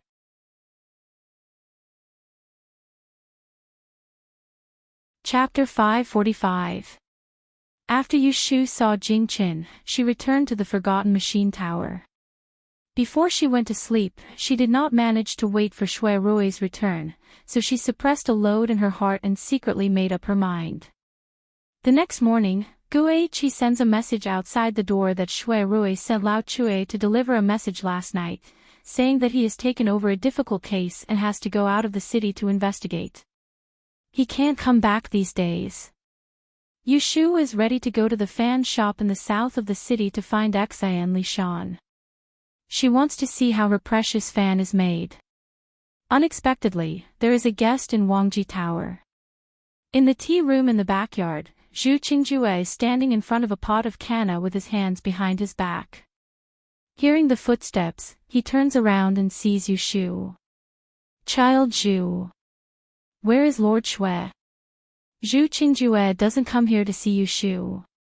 My eldest brother is not here. He is on official business. Zhu Qingjue frowns and says to Yushu, "Ask someone to find him. I have something to say." Yushu thinks that there is some progress in the matter of the 10th princess. She smiles at him and sits down. He went out of the city and won't come back in a short time. Child Zhu, you can tell me what you want to say. Anyway, I already know what I should know. Zhu Qingjue tilts his head and looks at her. Yushu usually doesn't wear makeup. She only draws her thin eyebrows before going out. Her fair and delicate face looks more heroic. She doesn't have the pretentiousness of ordinary women. At first glance, Zhu Qingjue can tell that she is a straightforward girl. However, Zhu Qingjue still thinks that the girl he saw at the Hibiscus Gentleman's Banquet that day is more like her nature and more imposing. I remember something about 3 years ago. Zhu Qingjue wasn't a suspicious person. When she heard Yushu speak and recalled the relationship between Yushu and Shui Rui, she felt that it was alright to tell Yushu about it. Child Zhu, please go ahead. Zhu Qingjue turned around and faced Yushu. She did not sit down. Before the 10th princess had the accident, I went to the palace to write a prescription for her. Once, she asked me to help her collect a set of a Enchanting house journal. Speaking of this matter, his face was obviously a little confused. Yushu, however, did not detect anything unusual. She asked hesitantly, "What is this Enchanting house literature journal? Poetry collection? Banned books? Or those essays describing love and romance?" Many guesses popped up in her mind. Zhu Qingjue glanced at her with slight disdain and said, "That is a chess manual written by Mr. Ning Mufang, the great Qin scholar of the previous generation. It is very rare and very precious." Yushu understood his expression and was not embarrassed. She only knew about the spiritual chess scripture, but she had never heard of Ning Mufang. What's wrong with that? Zhu Qingjue snorted lightly, thinking that if Xue Qingbi was here, he would understand as soon as he heard this. The girl in front of him was so uncultured, it was as if she was playing the lute to a cow. He had run over early in the morning and even told her this in a serious manner. The 10th princess does not like to play chess and has always been indifferent. Isn't it strange that she suddenly wants me to help her find such a precious chess manual? In fact, Zhu Qingjue suspected that the 10th princess wanted this chess manual to give to someone. But in the palace, who was good at chess and needed her to please them? Zhu Qingjue could not think of one. Since it was not from the palace, it must be from outside the palace. You're saying, the 10th princess wants this chess record for someone? I didn't say that. I just found it strange. Zhu Qingjue did not mean what he said. He did not want to believe that the 10th princess had an affair with someone and wanted to give it to him in private. Yushu rubbed her chin and thought about it. She asked him, "Then did you help her find it?" "Yes, that set of chess manuals. There were 4 volumes in total. I searched for them for half a month before I collected them all. I had just sent them to the palace when something happened to her a few days later." Zhu Qingjue's voice was a little low. It was obvious that he thought of the 10th princess's sudden and unclear death. Yushu had an idea. Did the 10th princess give the chess manual away after she got it? If she gave it away, then who has the chess manual now? If she didn't give it away, then who was she going to give it to? There was no doubt that the man named Xiao Ji was the most suspicious. The 10th princess had most likely given this chess manual to him. Yushu was a little depressed. If Xue Rui was here, she might be able to find a few suspects based on this. However, she was not familiar with the people in Anling City and did not have the ability to know everything. "Young Master Zhu, is this the only thing you remember? Is there anything else?" Zhu Qingjue hesitated for a moment and took out a piece of paper from his sleeve. He took 2 steps forward and handed it to Yushu. Yushu took it and saw a poem written on the paper. It said, "Time is limited, don't wait for the flowers to fall. Mountains and rivers are empty, take pity on what is in front of you." In her opinion, it was different from those sad poems. As for the deeper meaning, as an illiterate, she could not understand it. This is 3 years ago, about a month after the Hibiscus Gentleman's Banquet, the 10th princess copied this poem and asked me to evaluate it. What do you think of it, you Swansea? If Zhu Qingjue knew that Yushu was illiterate despite having more than a year of money, she probably wouldn't have shown this to her. Yushu said, She pretended to read the few lines of the poem in her hand again. After a while, she said, "The writer of this poem should have a good mind. Otherwise, it would not be comparable to the sentence, 'Mountains and rivers are empty.' However, it does not sound like a woman." Half of this was a guess, and the other half was purely bluffing. Unexpectedly, Zhu Qingjue actually nodded cooperatively when she heard this, and she said, "Indeed, this poem doesn't seem to be written by the 10th princess. At that time, I heard of many dissolute deeds of Xue Rui, and I felt that it would be written by him." I've come today to seek confirmation. Yushu looked at Zhu Qingjue's matter-of-fact tone, as if Shui Rui was a dissolute ruffian who would secretly write love poems to young girls. She felt displeased in her heart and instantly said coldly, "My brother is a very polite person. How can he be so sneaky?" Even if Shui Rui was not here, Yushu could not bear to see him being wronged.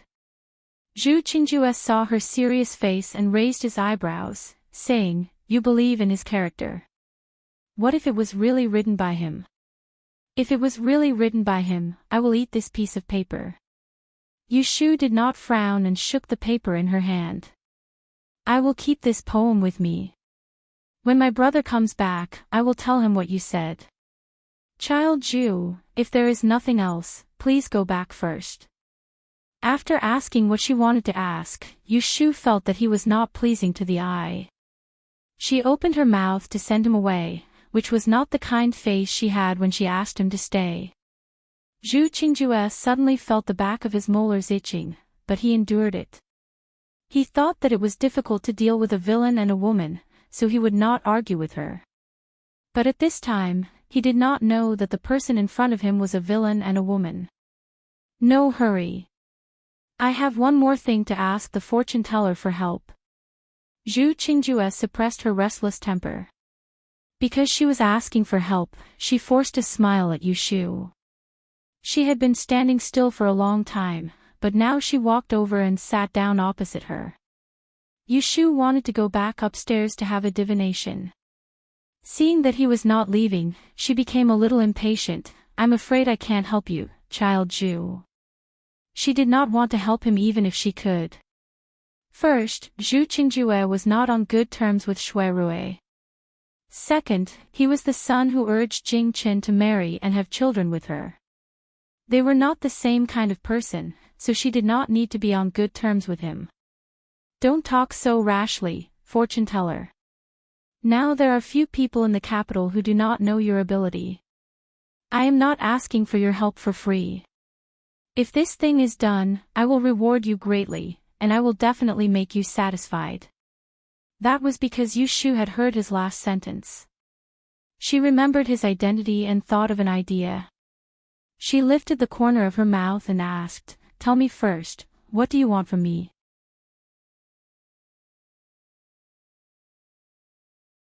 Chapter 546. When Shui Rui saw Yushu standing at the door, he thought he was seeing things. "Why is she here?" "Big brother." Yushu had been on the road for the whole night, but she was full of energy.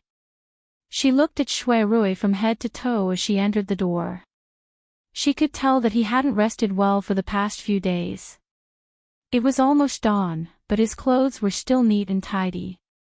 She couldn't help but tease him, "You're up early." Shui Rui didn't know whether to laugh or cry. He scolded Hotaku in a low voice, "I told you to go back and deliver the letter, but you brought him here directly." Hotaku felt wronged and helpless. This person insisted on following him. What did it have to do with him? It's not his fault. I insisted on coming. Yushu walked to the table and put down the box. She pointed at Hotaku and said to Shui Rui, "This guy is really tight-lipped. No matter how I asked, he refused to tell me. What happened?" Hotaku scratched his head and looked at Shui Rui. "All right, you can go now. Get someone to boil some water and make something to eat." Shui Rui sent his men out and closed the door. He turned to look at Yushu, who had rushed to find him overnight. He thought that she was worried about him. The exhaustion from staying up all night disappeared without a trace. The two of them sat at the table. Shui Rui told her about the murder that happened in this restaurant not long ago. Half a month ago, His Majesty sent the imperial censor, Zhou Qing, to investigate the two provinces secretly. A group of people passed by here and stayed in this restaurant for the night. The next day, the guards found Zhou Qing dead in his room. His head was separated from his body and was missing. Yushu was shocked. No wonder Shui Rui rushed to Pei County. The person who died was actually an imperial envoy. The horoscope that Big Brother gave me belongs to the deceased magistrate Zhou, right? Yes. Shui Rui nodded. I have doubts about the cause of Zhou Qing's death, so I wanted to ask you for help. I want to see if your divination can help me calculate some useful clues. Yushu's time of calamity law could deduce the time of death of a dead person and the cause of death. If the deceased was murdered, she could even deduce the identity of the perpetrator. I've calculated everything on the way here. Yushu reached out to the box, opened it, and rummaged through it for a while. Finally, she took out a few pieces of paper. When they were in the carriage, even though it was bumpy, she still calculated the 8 characters of the deceased to save time. She lowered her head and looked at the scribbled words. She told Shui Rui the information that she found useful from her calculations. I've calculated the disasters that happened to Lord Zhou in the past month when he was still alive. On the 8th day of this month, this man offended a villain, and the root of the disaster was Xiao Ho. On the 9th day, he touched the spirit of Nan, so he shouldn't go south. On the 10th day, there was a bloodbath. She looked up at Shui Rui. Magistrate Zhou was murdered on the 10th day of this month, right? Yes. Shui Rui clasped his hands together and twirled his thumbs. His eyes were deep in thought. Zhou Qing received the imperial edict on the 8th day of this month. Not many people knew about it. He left on the 9th day. On the 10th day, he died. He reached out for the pieces of paper that Yushu had given him. Let me see. My calculations are too messy. Look here. Yushu pointed at a few dates. As for the dense Arabic numerals and arithmetic symbols on the paper, she was not worried that Shui Rui would be able to understand them at all. Shui Rui pondered for a moment and said, Zhou Qing just happened to have committed a despicable act on the day he received the emperor's decree. This so-called despicable scheme ought to be the person behind the scenes of this murder. The person that the other party planned to kill wasn't Zhou Qing, but this imperial envoy that was heading to the Liang and Guang provinces. It looks like someone in the capital doesn't want Zhou Qing to go to the 2 provinces. Does that mean that the mastermind is this Xiao Ho? Yushu asked. Using the law of the time of calamity to predict people's misfortunes had a very subtle aspect to it. If it was a bloodbath or a quarrel, then the culprit would be the one who had direct contact with the victim. For example, in Zhou Qing's case, the pig that Yushu had predicted was definitely the murderer. But if it was a villain, then the villain corresponding to the root of the misfortune would be the mastermind, and not the one who had direct contact with the victim. Xiao Ho. Shui Rui's gaze settled. After a while, his eyes suddenly sharpened. He laughed coldly. That's a good plan. Yushu saw that he seemed to understand, but she was confused. She asked curiously, Big Brother, do you know who it is? Shui Rui returned to his senses and looked at her before he said, I roughly know what's going on. But there's one more thing that needs to be confirmed before we can come to a conclusion. Yushu's eyes lit up. Tell me quickly. At this moment, because Shui Rui came to an understanding in his heart, the pressure he'd been feeling for the past few days disappeared. It was already daybreak outside, and the morning light shone through the window. When he saw the red strands of exhaustion in her eyes, his heart softened, and he said, After you've eaten breakfast later, go take a nap first. I'll talk to you once you've rested well. Yushu protested. How can I sleep if you don't finish your sentence? No, you have to make it clear to me first. However, Shui Rui ignored her protest. As he tidied up the divinatory box that she messed up, he said to her kindly, Even if you're not going to sleep, I have to sleep as well. I haven't slept for 3 days because of this case. Hearing this, Yushu immediately shut her mouth. Shui Rui smiled and naturally held her hand on the table. He said, I haven't been in the capital for a while. Did you cause any trouble? Yushu raised her eyebrows and said, "Don't worry. I'm in the limelight now, and no one dares to provoke me. It's just that there are people sending gifts and invitations to my house every day. It's annoying. Isn't it good to have gifts?" Shui touched her hand. He was in a good mood. Yushu grinned, and she couldn't help but want to laugh when she thought of the house full of good things that she'd gathered recently. However, she still had to put on an act in front of Shui. "What's so good about it? It caused me to have to be sneaky even when I returned home, and I had to wait for the sky to turn dark." Shui knew that she was stingy, but he didn't expose her. "It's just that he hasn't seen her for half a month." Hearing her lively tone and looking at her sly eyes, his heart felt itchy. "Then, did you miss me?" He suddenly changed his tone and asked. Yushu glanced at him. She was used to his cheeky face from time to time. So, she calmly asked, "Did you miss me?" Shui nodded without hesitation. "Yes."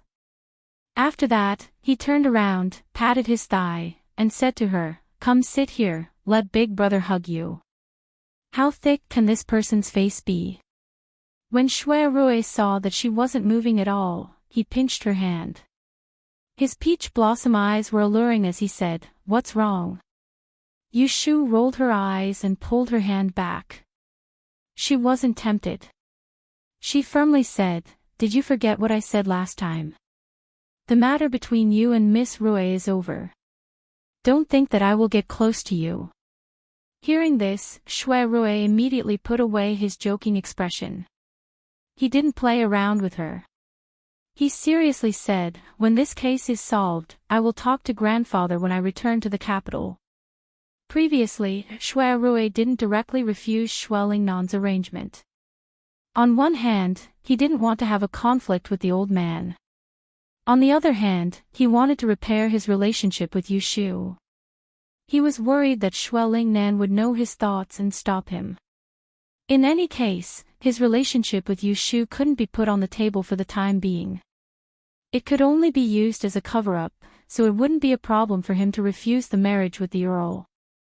Even if Yushu didn't say anything, he felt that it was inappropriate for the two families to misunderstand each other. While the two were talking, Hariku knocked on the door and brought in hot water and breakfast. After eating breakfast, Shui arranged for Yushu to live in the empty room opposite him. He also sent 2 guards to stand guard in the corridor. He also went back to his room to catch up on sleep. This sleep lasted until the afternoon. Yushu woke up before Shui. It was not a good feeling to stay up late on the road. She didn't feel it in the morning, but when she woke up, she felt dizzy. Staying in the room was stuffy, so she wanted to go out to get some fresh air. She changed her clothes and walked out of the room. Seeing that the door opposite was closed, she knew that Shui was still asleep. She didn't knock on the door and was about to go downstairs. The guards standing in the corridor didn't stop her. When they saw her going downstairs, they sent one of them to follow behind her. This restaurant was more imposing than Forgetful Airport, but it was not small. It had 3 floors.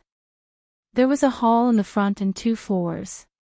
Because Shui ordered the local government to close the door, there were no guests inside or outside. The door downstairs was closed. Yushu came down from the corner of the stairs. Looking around, there were only empty tables and chairs. Where are the people working in this restaurant? Yushu turned to ask the guard who followed her.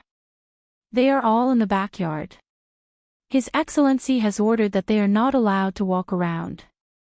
Yushu nodded. She picked a seat by the window and sat down. Pointing to the closed window, she asked, "Can you open it? Let me look at the street." It was dark when she came. She had to sit in a carriage to cross the street in the city, so she didn't know what Pei County looked like. The guard didn't hesitate and went forward to open the window for her. This was because Lord Shui had instructed him in the morning to make things easier for this young lady. As soon as the window was opened, her eyes lit up.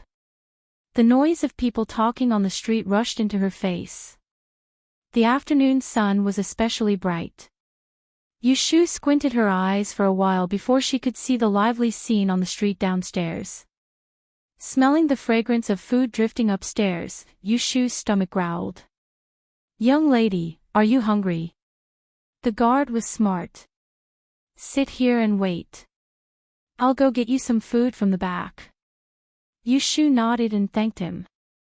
After the guard left, Yushu waited for a while, but he didn't come back. She was so hungry that she got up and went downstairs.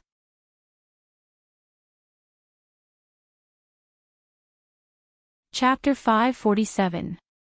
Yushu was not surprised that Axian Lishan would make such a request. She was in a good mood at the moment. It was not a big deal to agree with him, but she still had to say something polite. "Uncle Wu, I can only perform the death-cutting skill once a month. I just promised someone 2 days ago. If you want to ask about it, you have to wait for a while. Also, I have something to tell you. In order to avoid doing bad things, I only count the dead, not the living." Axian Lishan saw that she did not want to refuse, so he grinned. "It doesn't matter. I just want to ask about the 2 dead, so I asked you. It doesn't matter if it's a month or 2 later. As long as you agree, it's a deal. You can give me a number, don't forget."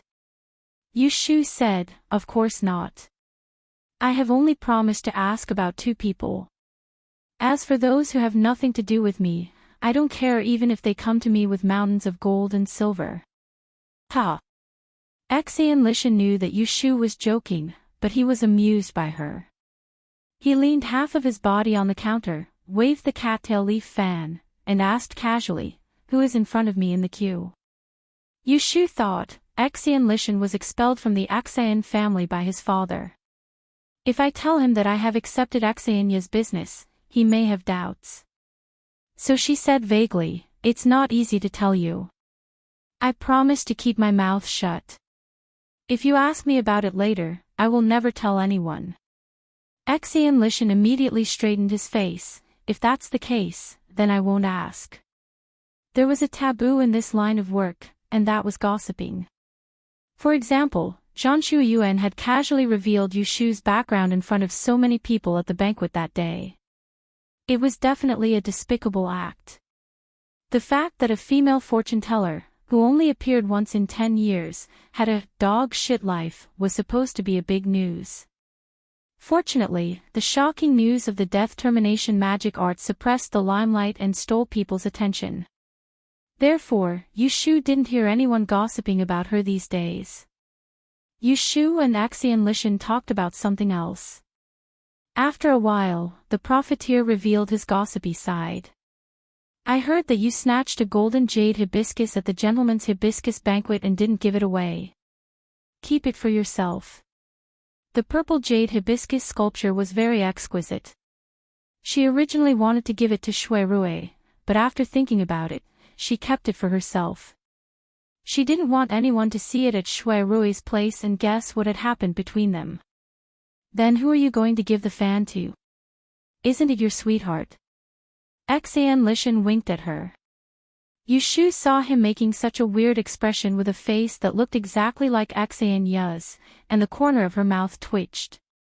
"What are you guessing?" "I'm giving it to my big brother. It's his birthday next month." "Oh, is it a big brother or a lover brother?" "This old man." Axian Lishan looked at the black gold fan in Yushu's hand and showed a little reluctance. He said, "I've made fans for more than 10 years, and this is the best one. It's such a unique treasure fan. I don't know who will get it in the end.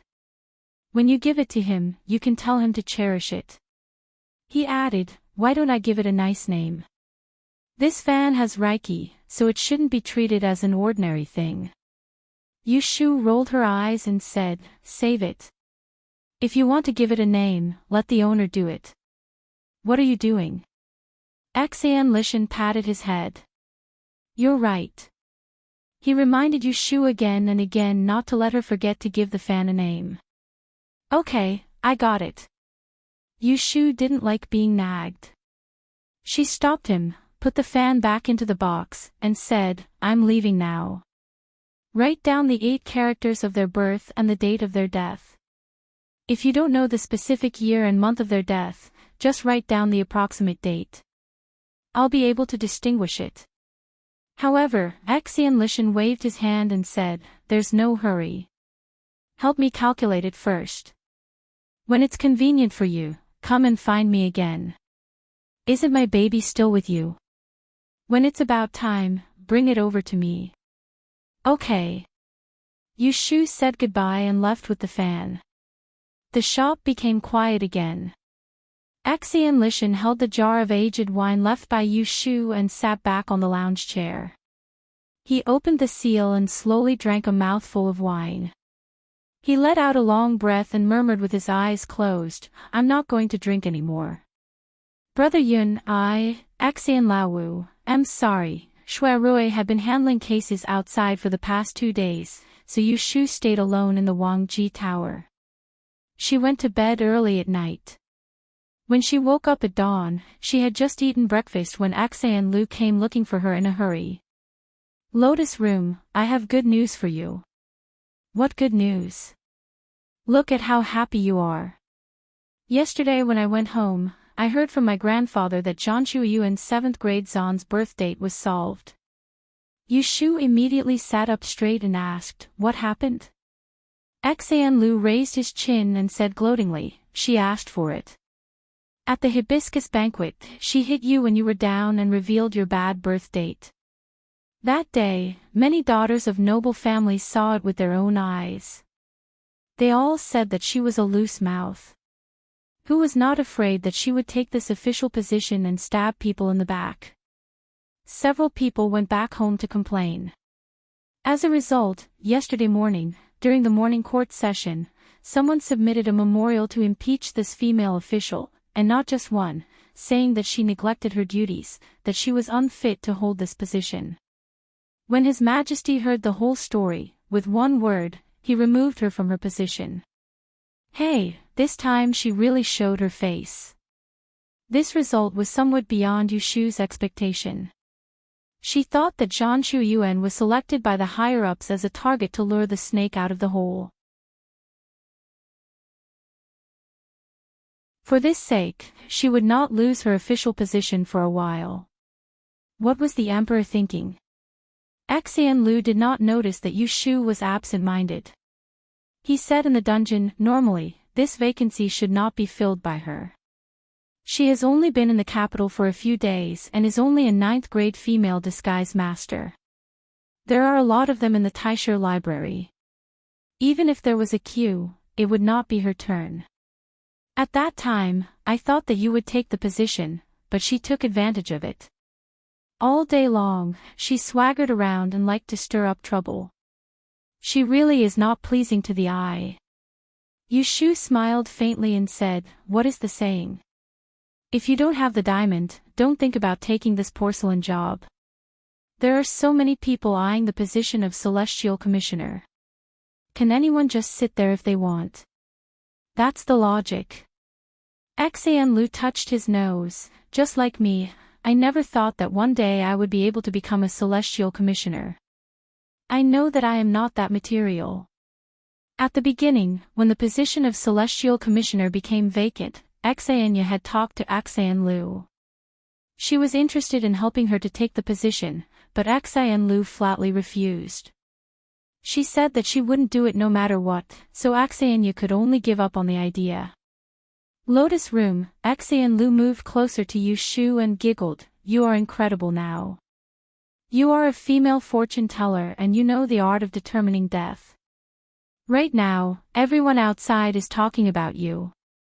I think that sooner or later you will be promoted by the Celestial Commissioner. Yushu raised a hand to pinch her chin and said, thank you for your auspicious words. When I become an official, I will treat you to wine. I don't like to drink wine. Do you have more of those crystals? Give me another one. Xan Lu shook her arm and said coquettishly. Yushu suddenly realized, I was wondering why you came here so early in the morning. You even made up an excuse. It turns out that you were thinking about my things. Not at all. Xan Lu denied flatly, but her face was a little red. Yushu didn't tease her anymore. Just sit here, I will go upstairs to get it for you. Next time if you have something to say, don't beat around the bush with me. You are not smart. If you beat around the bush a few more times, you might get cramps. Pfft, Xan Lu was not angry at being teased by her. She pushed her, go quickly and bring a few more. Let me choose. Xan Lu stayed for lunch. The dishes at Forgotten Airport were really delicious. After a meal, this girl ate until she was full. At noon, the sun was scorching and it was not good to go outside. Yushu asked the maid to clean up a guest room in the backyard and let her rest. Yushu did not have the habit of taking afternoon naps. When she returned to the room, she played with the little green stove that she exchanged from Xania. Shuirue was worried that there was something wrong with the Tihu incense and told her not to use it for the time being. She endured the itch and did not burn the incense even once. But when she thought that she could use the 6 unique skills of the 6 lines technique, she was really excited. This Xania asked me to help him read a few people. I don't know what he is planning. And Uncle Xan Wu, Yushu pondered in her heart. Both the father and son of the Xan family wanted to ask her for divination and borrow the death-severing technique. She couldn't tell what made her feel a little strange. At this time, there was a maid outside the door. Miss, there is a young man in the restaurant ahead. He said he is your friend and wants to see you. The manager asked me to ask him. I don't want to see him. Yushu refuted without thinking. Most of the people who were friends with her had come to Forgotten Airport for a meal. The manager, Lin Fu, had a sharp eye. He knew who she was. This person thought he was smart and pretended to be her friend. Did he think he could sneak in? Wait, go and tell old Lin. If anyone comes to the restaurant to ask about me, ignore them. Yes, I will go now. Xiao Dai answered outside the door. After a while, the person came back. Miss, it's the same person. He said his surname is Wen and he studied at Taisha Shuyuan with you. He also said that if you don't see him, he will wait for you outside and won't leave. Surname Wen. Taisha Shuyuan. Yushu frowned and thought of a person. She turned her head and said to the door, Go, invite him to the back and wait in the tea room. Yes. Yushu put away the precious little green stove and muttered, How did he find this place? In the tea room downstairs, a thin young man was sitting expressionlessly. When he heard the footsteps outside the door, he turned his head and stood up from the chair. The next moment, he saw Yushu in a long gown and a plain face walk in. Miss you. Yushu looked at the person and said with a smile, I was wondering who it was. How did Wen Xiaolong find me here?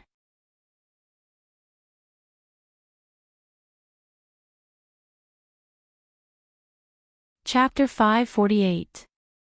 Wen Xiaolong politely cupped his hands in greeting to Yushu and then said, I went to visit your residence and heard that Miss you went out to visit friends. I guessed that you were trying to avoid idlers, so I asked around and finally found this restaurant. So, I came to try my luck. You're lucky. Please sit down. Yushu reached out her hand and invited him. She walked forward and sat on the seat next to him. Wen Xiaolong cautiously sat back, touched the teacup in his hand, and slowly took 2 sips. Yushu still remembered clearly that when she first met Wen Xiaolong, he was very down and out. That was before the Dian examination. He was living in a crowded Peiren hole. He was poor and even got beaten up because he overcharged someone for a word reading. Later, He got into the top 3 in the Dian examination and was recruited by Lu Tan. A month ago, he became a substitute like her and participated in the ancestral worship at the Imperial Mausoleum. In fact, she had always been curious about Wen Shaoan's background. He was obviously the son of the Wenqian aristocratic family in the north, but he didn't look like a young master taught by a noble family in the north at all. He looked like someone who didn't have a father and mother who didn't love him. I took the liberty to meet you today because I have a favor to ask. Wen Shaoan's voice was stiff, but he looked into Yushu's eyes directly. Yushu thought, this is another person who wants to learn the death technique. I want to worship Miss Yu as my master. What? Yushu blinked her eyes as if she didn't hear clearly. What did Wen Xianglong say just now? Wen Shaoan stood up and took a step forward in front of Yushu. He lifted the corner of his clothes and knelt down in front of her. Please take me as your disciple and teach me the death technique. Yushu looked at the person kneeling on the ground and was amused. Other people came to her to borrow the death technique. Even if they had ulterior motives, no one dared to say it out loud. This Wen Shaoan, however, openly worshipped her as his master. Wen Shaoan looked up and saw that Yushu did not speak. His heart was beating fast. He wiped the sweat off his palms, gritted his teeth, and said fiercely, if Miss Yu is willing to accept me as your disciple, I will definitely listen to everything you say in the future. As long as you are willing to teach me the death sealing technique, even if you want me to commit murder and arson, I will dare to do it without so much as a frown. Yushu raised her eyebrows, clasped her hands on her knees, and took off the polite expression on her face. Wen Shaoan, how many mastery do you think there are in Anling City who want to learn the death judgment technique? If everyone kowtowed in front of me and said that they wanted to be my disciple, I would accept them and teach them the ultimate techniques of my sect. Do you think that their brains are not clear, or that I am not clear? Wen Shaoan looked ashamed, but he did not change his original intention. I am different from them. I sincerely want to be your disciple. Who is not sincere when praying to Buddha? Yushu sneered and was impatient to reason with him. She raised her hand and asked him to leave. You can go back. My master is far away. I haven't learned well myself, so why should I accept a disciple? You are asking the wrong person. However, Wen Shaoan refused to get up. He looked at Yushu with his eyes stubbornly. You are more capable than me. We went through the Great Yan dynasty in the same year, and we both had poor lives. However, in just half a year, I was still in the outer court of Prince Jing and couldn't make a name for myself, but you are already a female fortune teller praised by everyone. You have the courage to go against Han Wenguang, and you have the courage to eradicate the Ji family. You are also the brother and sister of the eldest son of the Shui family, and you are on good terms with the future Princess Jing. No student in the entire Imperial Historians Library can surpass you. I admire you from the bottom of my heart. I want to be your disciple not only for the death judgment technique, but also because I want to learn your methods and become outstanding. His words were sincere, but Yushu only listened to the last sentence. Her eyes turned and she narrowed her eyes to look at him for a while before saying, if I remember correctly, you are the young master of the Wenqian family in the north. If you want to become outstanding, instead of coming to beg someone who is not related to you, why don't you go home and pay your respects to your ancestors? Hearing this, Wen Shaoan's body stiffened. He lowered his head and said in a low voice, you probably don't know my background, that's why you said that.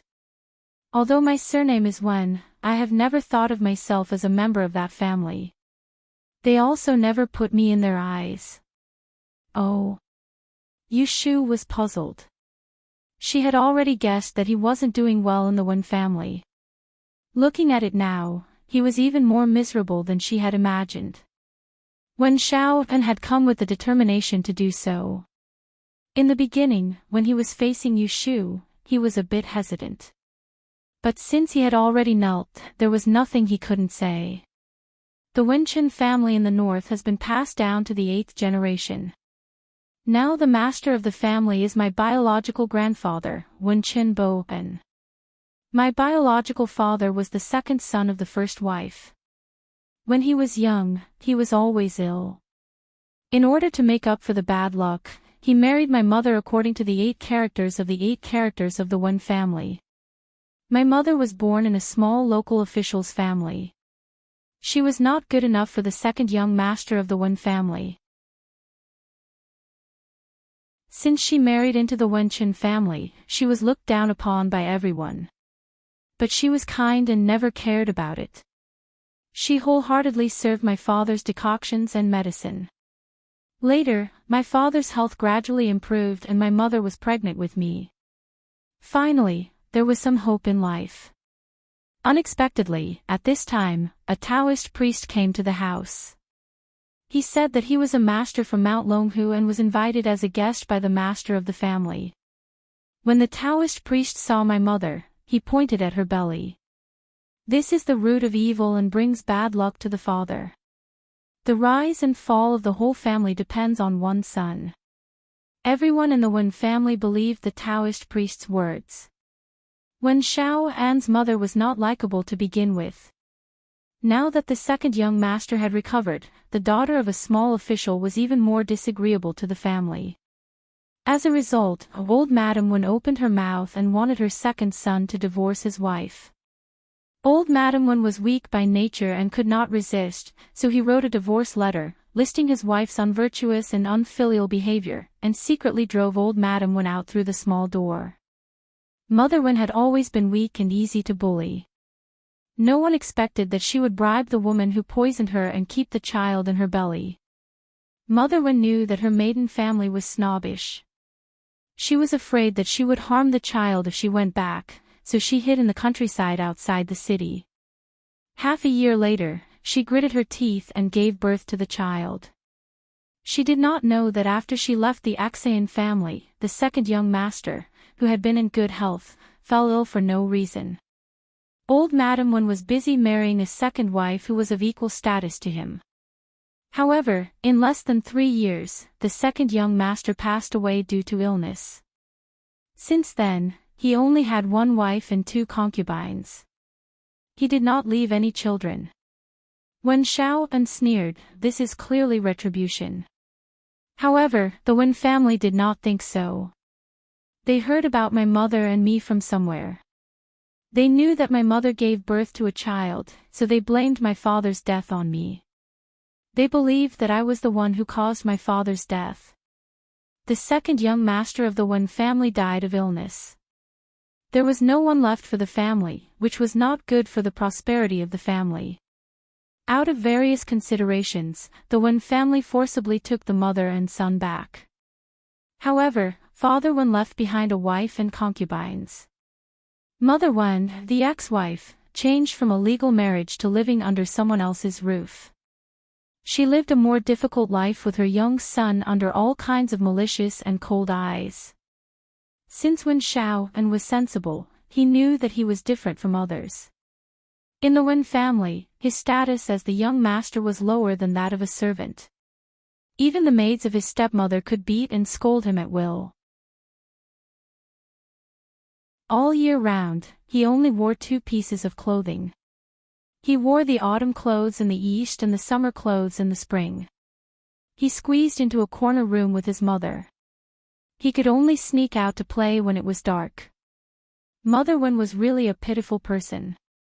She had been wronged for half of her life. She watched her son being tortured.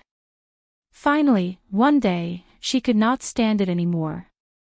She took Wen Xiaoan and escaped from the Wen family on a cold night in December. However, her intention was discovered early. As soon as she left the house, she was caught by several evil servants and sent to the upper room. That year, Wen Xiaoan was just 7 years old. It was the second time he saw his grandparents. It was also the first time that old Madam Wen looked at him coldly. Old Master Wen asked for the family law and broke one of his mother's legs. My mother broke one of her legs and was locked in the woodshed for a month. Every day, I stole some cold food from the kitchen to feed her. She gritted her teeth and survived. My mother said that she was afraid that if she died, would suffer alone and no one would accompany me. Wen Xiaoan's voice became hoarse. Those nightmarish days were something that he could not forget even if he wanted to. He was silent for a while and said in a low voice again, Mother Wen didn't dare to run away with her son after she broke one of her legs. However, she didn't want her son to be bullied for the rest of his life. She wanted to teach her son well. Sooner or later, he would leave the tiger's den and the wolf's den. However, she was an incompetent woman. What could she teach her son? Fortunately, Wen Xiaoan's father was not a heartless person. When Wen Xiaoan's mother left home, he secretly sent someone to follow her. Even a tiger would not eat its own cubs. He knew that Wen Xiaoan was born, so he didn't want to hurt him. When he was dying, he found his trusted servant and gave him a book of the Wen family's fortune-telling skill that he secretly copied. He asked the servant to find a suitable opportunity to give it to his poor ex-wife. Although my mother was born in a small family, she was literate.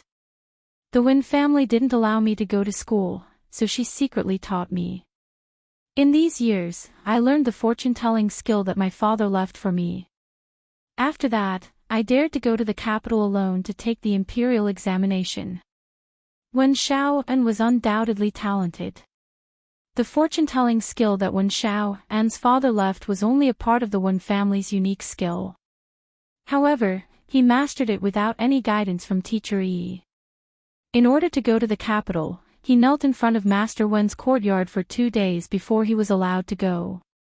When he left home, he didn't care about the ridicule and sarcasm.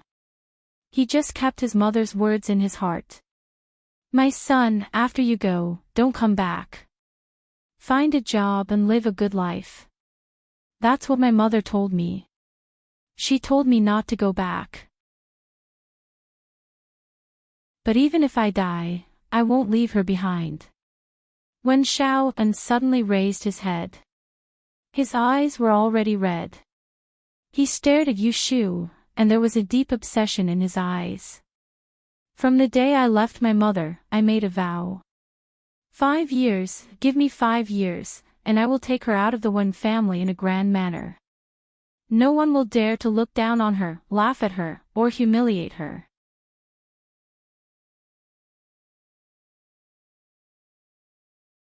Chapter 549. The thin young man knelt on the ground. Because he was emotional, his arms, which were hanging on both sides of his body, were trembling slightly. He looked very pitiful. After a short burst of anger, there was a dull silence. Yu Shu did not loosen her fingers, and her left leg was already flat. After he calmed down a little, she said, Your story is very touching, but I will not teach you the death sentence magic just because of this.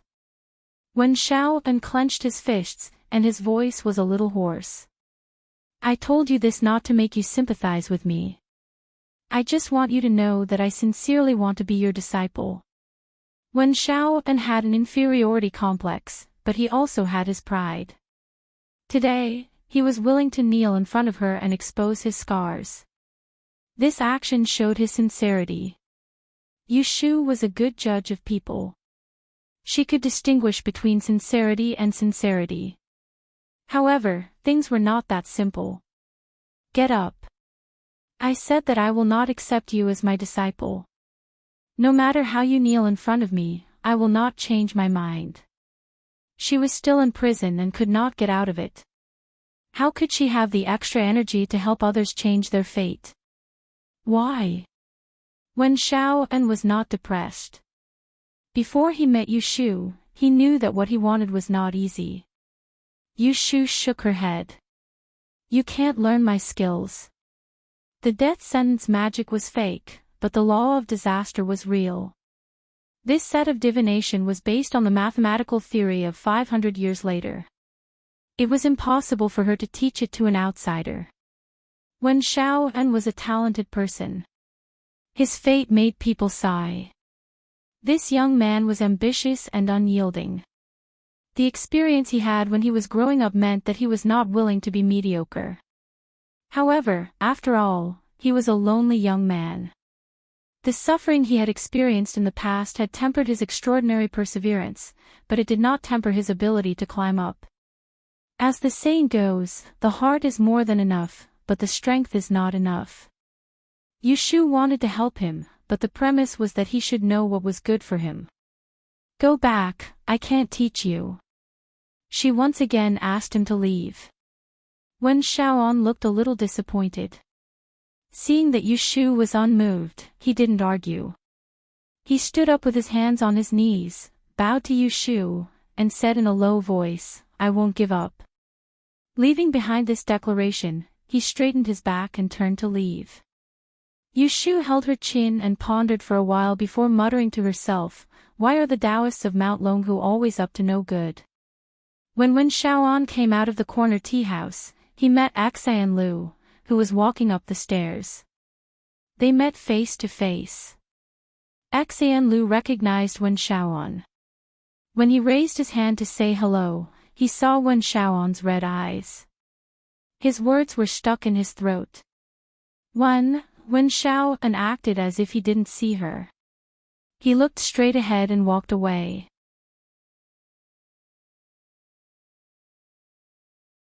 I didn't believe it. Is it true? It's not that incredible. They exaggerated it. Yushu shook her head. This time, she was telling the truth. That's still amazing. Zhao Hui sighed. I don't understand these things, but your father is very knowledgeable. He said that you're famous now, and there aren't many people in the world who know this death-breaking technique. Yushu laughed foolishly. She rolled her eyes and held Zhao Hui's hand. Mother, did you forget? I told you a long time ago. You can live to 89. Zhao Hui still remembered this.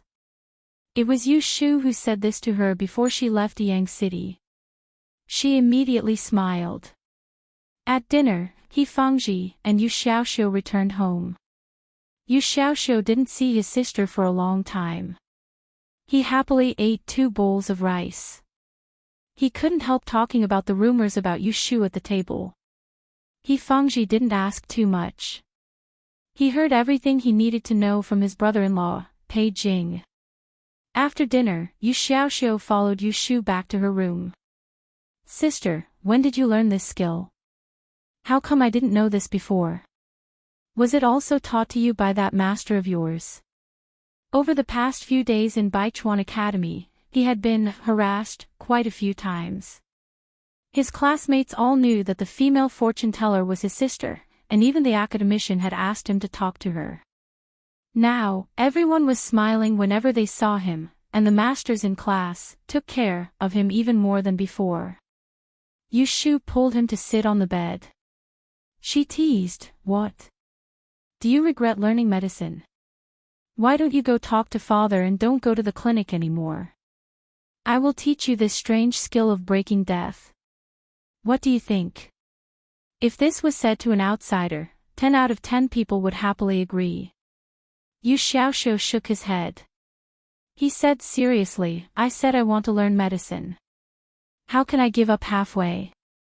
Silly boy. Yushu rubbed his head. She wasn't joking. If Yu Xiaoxiu wanted to learn her law of time of misfortune, she wouldn't hide it. But if he didn't want to learn, she wouldn't force him. Squeak. Yushu looked down and saw a fat ball crawling out from under the bed. It was bashful. She almost didn't recognize that it was the little yellow-haired beast.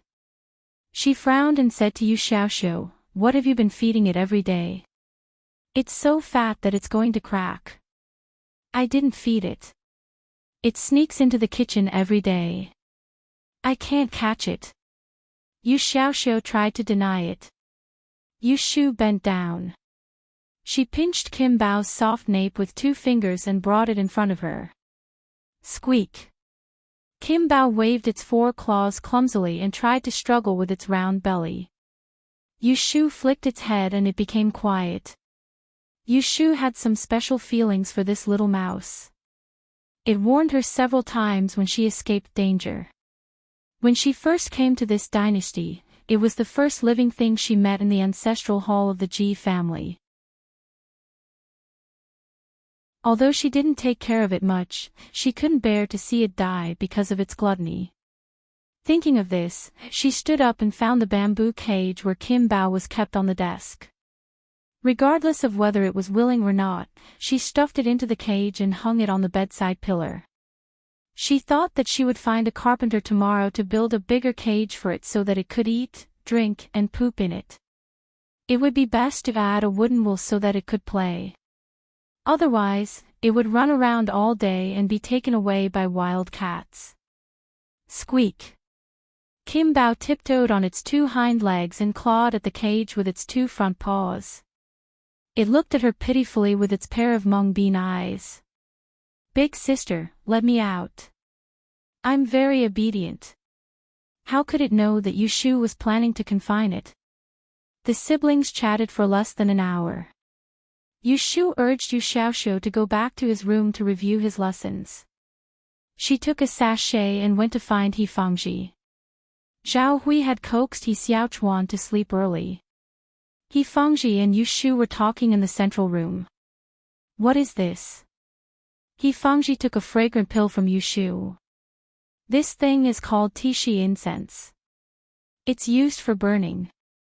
It said that it can refresh one's mind. It's similar to the ambergris that masters often use. Can you help me take a look at the herbs in this incense ball? Is it harmful?" He Fangji pinched the grayish-white ball and used some force with her fingers to break it open. She crushed some of it and brought it to her nose to smell it. Not long after, she said to Yushu, "It's mixed with a few herbs. It's hard to tell for a while. I'll take it to the clinic tomorrow to check. Is there any more? Give me another pill." Yushu had obtained a total of 3 pills from Axayanya. She had not used them yet. She took out another one from the sachet and handed it to He Fangji. "Godfather, this thing is rare. If there's no problem, don't throw it away."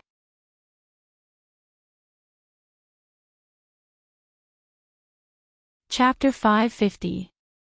Yushu had a good sleep at home. When she woke up early in the morning, she first went to the stables to add some fodder for Xiao Hong and exchanged some feelings. After breakfast, Yushu had the gatekeeper bring over the visiting cards that had been sent over the past few days and started to count them. It had only been 6 or 7 days since the end of the Hibiscus Gentleman Banquet, but there were no less than 100 gifts. In total, there were more than 10 people every day. Among them, there was no lack of invitations from the nobility, and there were also many from the Grady sect. Just the Celestial Commissioner and the officials of the 6 ministries took up a third of the invitations. Yushu spent the entire morning copying and organizing these invitations, dividing them into 3 categories. The first category was those that she kept a respectful distance from, such as Prince Jing Lu Tan, Count Zhongyong's Fu, Ning Wang Fu, Celestial Commissioners Wu Ling Chao Fu, etc. She wouldn't take the initiative to look for trouble with this kind of person, but she had to be respectful and proper in replying to them. The first category was those that she wanted to interact with, such as the Supreme Court official Guo Huayan Fu, the Ministry of Justice Assistant Minister Li Fu, the State Great General Feng Fu, etc. She would arrange a time to pay a visit to this kind of person. The next category was those that she didn't need to care about, such as the small officials, rich merchants, etc. She didn't even bother to reply to these kinds of people. Yushu first wrote down all the invitations that she needed to reply to. After a while, she took a stack of gift lists and went next door to see what she had harvested in the past few days. She didn't think much of it on paper, but when she saw with her own eyes that the room was filled with gifts, Yushu couldn't help but smile. The things that could be used as gifts were definitely good things. There were the 4 treasures of the study, ancient books, cloth rulers, herbs and spices everywhere in this room. Although there weren't many of them, they were all presentable. There were also merchants who were straightforward. In order to make themselves known to her, they sent expensive antiques and gold and silver utensils. This didn't even include the food that was stored in the kitchen in the cellar. Just the things in this room were probably worth no less than 10,000 taels. It was truly a windfall. The only thing that made Yushu feel bad was that none of the gifts could be spent directly. "Miss, Madam asked me to ask. The things in this room were not suitable to be left outside. They might be stolen. Since you've seen it, do you want to memorize it and place it in the ground?" Yundo followed behind Yushu and asked. He Fangji bought this house through Pei Jing. There was a warehouse under the main house, which was the rest of Zhao Hui's dowry. Also, the things that he didn't need for the time being were stored there. Yushu was fiddling with a silver-chiseled wine cup when she heard the question. "There's no need. We'll move to a bigger house in a few days. It'll be troublesome to move around. Just leave it like this for now." Yundo and Yushu had been to the mansion on Baochong Street. Zhao Hui and her husband also knew about it, but it was about moving. It wasn't on her agenda yet. "Then this servant will go and tell Madam." The young maidservant's face was filled with excitement. "Go." Yushu waved her hand, and Yundo ran out of the house. Yushu and Zhao Hui discussed the matter of moving. Zhao Hui didn't have any objections. Yushu had already told them about this matter. Moreover, the couple had officially accepted this pair of children, who would still treat each other as an outsider. Moreover, since He Xiaochuan was born, the house wasn't big enough for everyone to live in. Zhao Hui was also very willing to move to a spacious place. However, old Madam he was a little reluctant. "I'm already old. Why should I bother with you? If you want to live there, then go. I'm fine here." The old lady had always been benevolent. Today, she was stubborn. After all, Yushu wasn't her biological grandson. Their relationship was a level higher.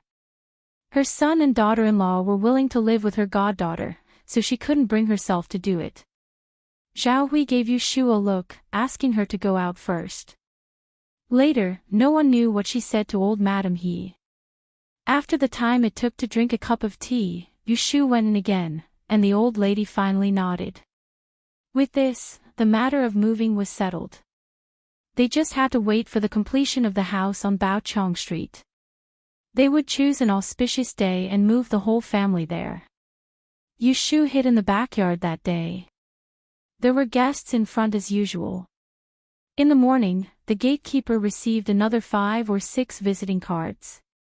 Because Yushu had warned them last night, when the invitation from Duke Jing's mansion arrived, someone quietly sent it to the backyard. It was the 4th day since Zhu Qingjue asked Yushu for help. When Yushu received the invitation from Duke Jing's mansion, she wasn't the least bit surprised. This was her plan for Zhu Qingjue.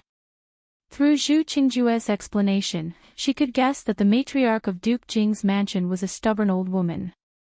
Previously, Zhu Qingjue had opposed giving young Master Yao medicinal pills and was disrespectful to Qingyun.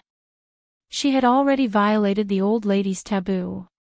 If Zhu Qingjue directly pulled her to the Duke Jing's mansion and opened her mouth to kill young Master Yao, the matriarch would definitely be suspicious and wouldn't listen to persuasion. But if she took the initiative to come knocking, it would be a different story. Yushu explained this to Zhu Qingjue. Second young Master Zhu deeply agreed, so the two of them cooperated to scheme against the old lady. It wasn't difficult for the old lady Yao to hear of Yushu's abilities. Putting aside the fact that Duchess Jing had personally seen her skills at the gentleman's hibiscus banquet, her second daughter-in-law, who was young Master Yao's mother, often visited Zhu Qingjue's mother. If Zhu Furan mentioned it to this second mistress, she would naturally go back and talk to her mother-in-law. The old lady Yao doted on her great-grandson, so how could Duchess Jing not dote on her grandson? Duchess Jing had seen Yushu's abilities, so it would be strange if she didn't have any thoughts. But she wouldn't go beyond the old lady Yao and invite Yushu to come back to ask her grandson about her fortune. As for how to make the old lady Yao believe in Yushu's abilities, Zhu Qingjue didn't need to worry about it. The fact that Yushu had received this invitation was the result of this. But this wasn't the end. She wouldn't go if she invited her the first time. Back to the matter, the steward of the Duke's Fu made a trip to the south of the city before returning to the Fu to report. When he arrived in front of Duchess Jing, the old lady Yao was also there. "How is it? Did you see her?" Duchess Jing asked. Reporting to Furen, that family said that the female fortune teller went out to visit a friend and wasn't at home. The steward truthfully said, "But when this one left, I heard the servants whispering outside the door. The master seemed to be at home." The old lady Yao furrowed her brows. Her two hands held onto her walking stick as she unhappily said, "Our family went to invite her, but she dared to avoid meeting us." Duchess Jing said, "Mother doesn't know, but because this female fortune teller's abilities have grown, her temper has also grown. At the banquet earlier, in front of the two Nyang, she dared to oppose Princess Xuan tit for tat and didn't give way in the slightest. She also said that this strange art of hers can only be used once every 30 days, otherwise it will harm the body. Think about it, this art of determining life and death is peering into the heavens' will. It will definitely harm people. Didn't Taoist priest Qing Yun often say that heaven's secrets cannot be revealed? I think it's not that she didn't come on purpose, but that she didn't want to be implicated. 30 days. How can I wait that long for her?" The old lady Yao shook her head again and again. After thinking about it, she became even more stubborn. "That won't do. Send someone again. No matter what, we must invite her over."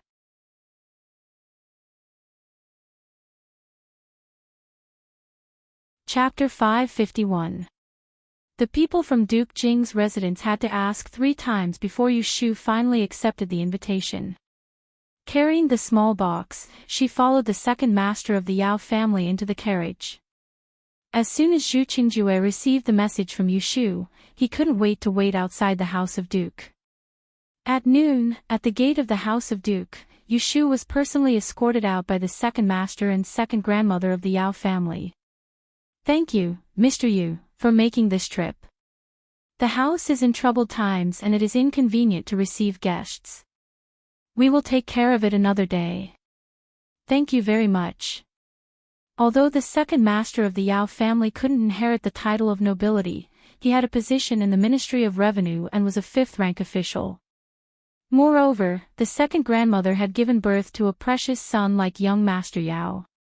Compared to the first branch of the House of Duke, he had more face. Yushu had banknotes worth 3,000 taels of silver in her sleeves. She smiled amiably and politely. "I'm just taking someone's money to eliminate disasters. Young Master has the help of a noble person in his life, so he will definitely be able to turn misfortune into fortune. According to my divination, we just need to be careful of vile people." The husband and wife said yes and sent her to the door. Yushu declined the offer of a carriage and strolled down the street alone. When the gate of the House of Duke became a small dot behind her, an inconspicuous carriage caught up. "Miss Lianfang." Zhu Qingjue poked half his head out of the window and waved for her to get on the carriage. Seeing him, Yushu raised her eyebrows.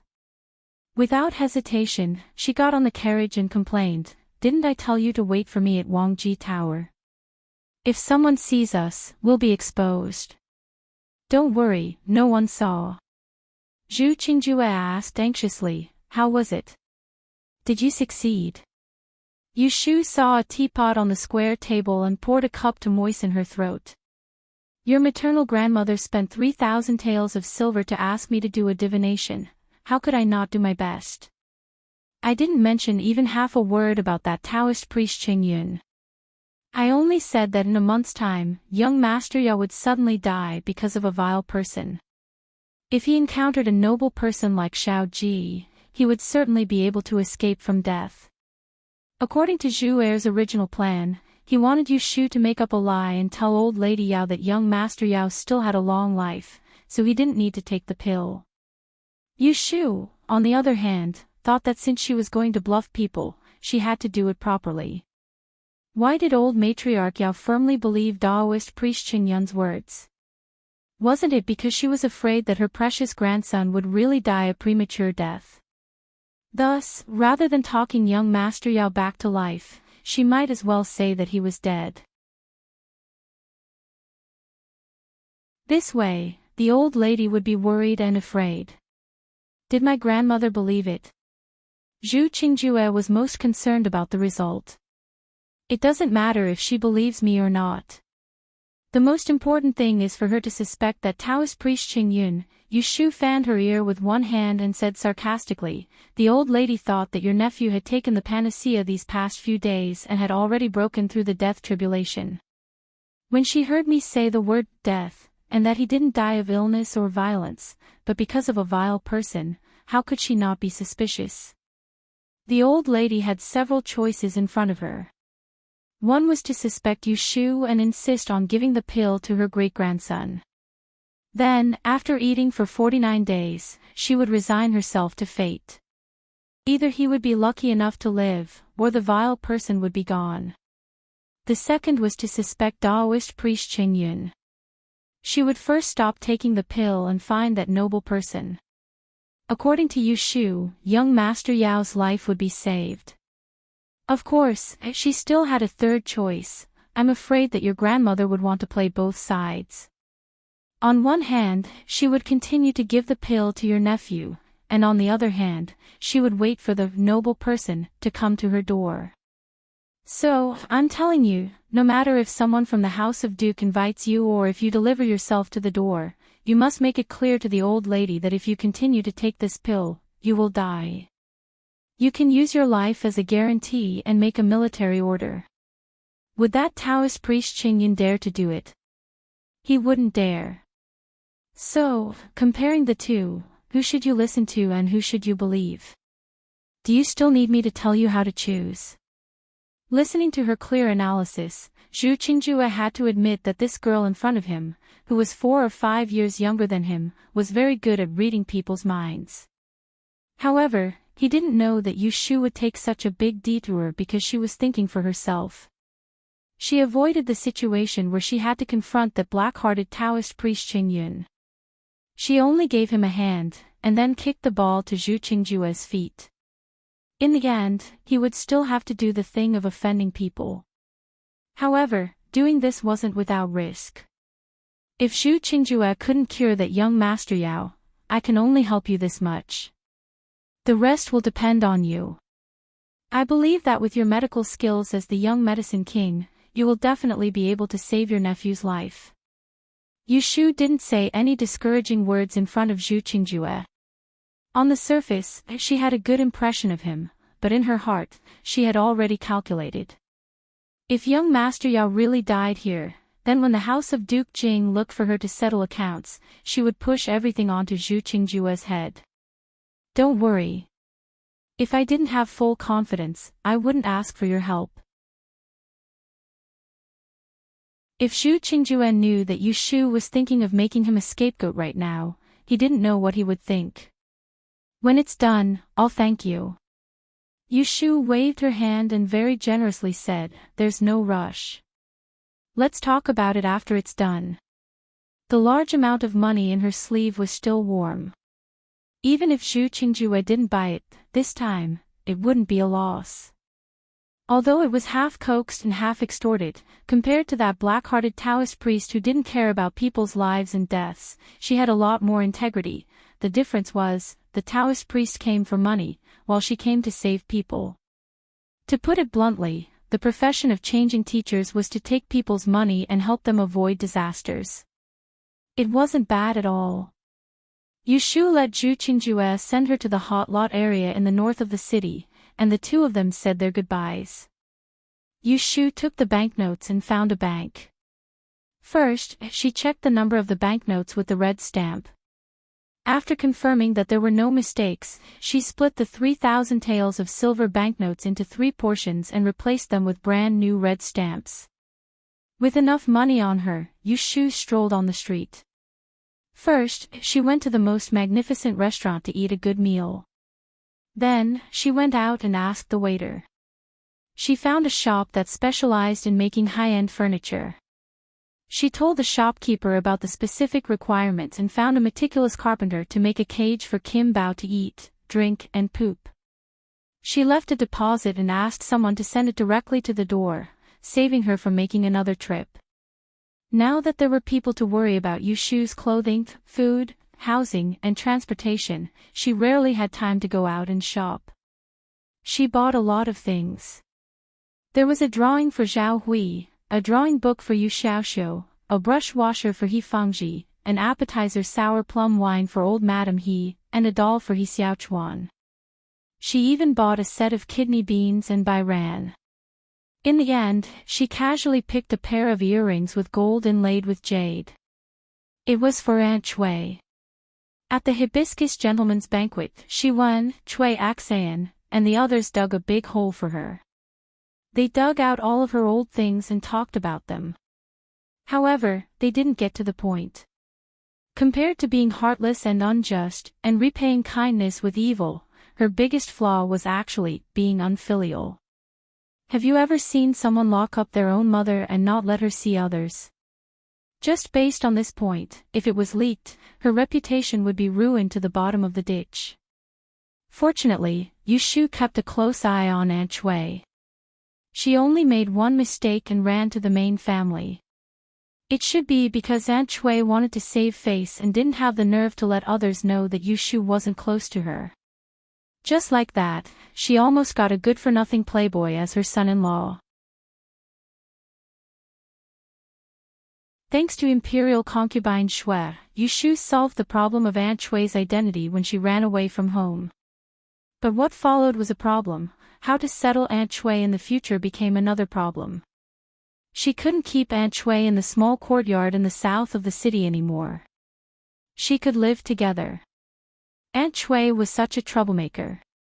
What should she do? Yushu felt that it was better to go back and discuss with Yu Xiaoxiu to see what this child thought. After all, this mother was his. At night, Yushu went to Yu Xiaoxiu's room to find something to do. She sent Bai Ran away so that the sister and brother could talk alone. I went out during the day and bought a few picture books. I heard you said that you saw them at Hu Tian'er's place. Take a look and see if I bought them. Yushu gave the set of picturesque stories about history to Yu Xiaoxiu. As long as she could afford it, she would never let Yu Xiaoxiu be jealous of others. Yu Xiaoxiu happily took it and flipped a few pages. Then he was reluctant to look up. It's like this, but the story inside is different. Sister, where did you buy it? Hu Tian showed it off to me several times. He didn't tell me when I asked him. He kept giving me bad ideas and asked me to help him with his homework. Then did you help him with it? I won't do it. Yu Xiaoxiu wrinkled his nose and said seriously, he doesn't learn well. He doesn't finish his homework and wants to play. How can I help him deceive the teacher? Not only that, he also warned Hu Tian that if he dared to let others help him with his homework, he would tell Teacher Chen that he threw insects into Teacher Chen's book bag. Teacher Chen was a female teacher who loved to preach. What she was most afraid of were insects. Usually, when she saw a cicada, her legs would go soft. Once, she took out a dung beetle and a cricket from her book bag and fainted on the spot. Because of this, Hu Tian trembled with fear for several days. Good boy.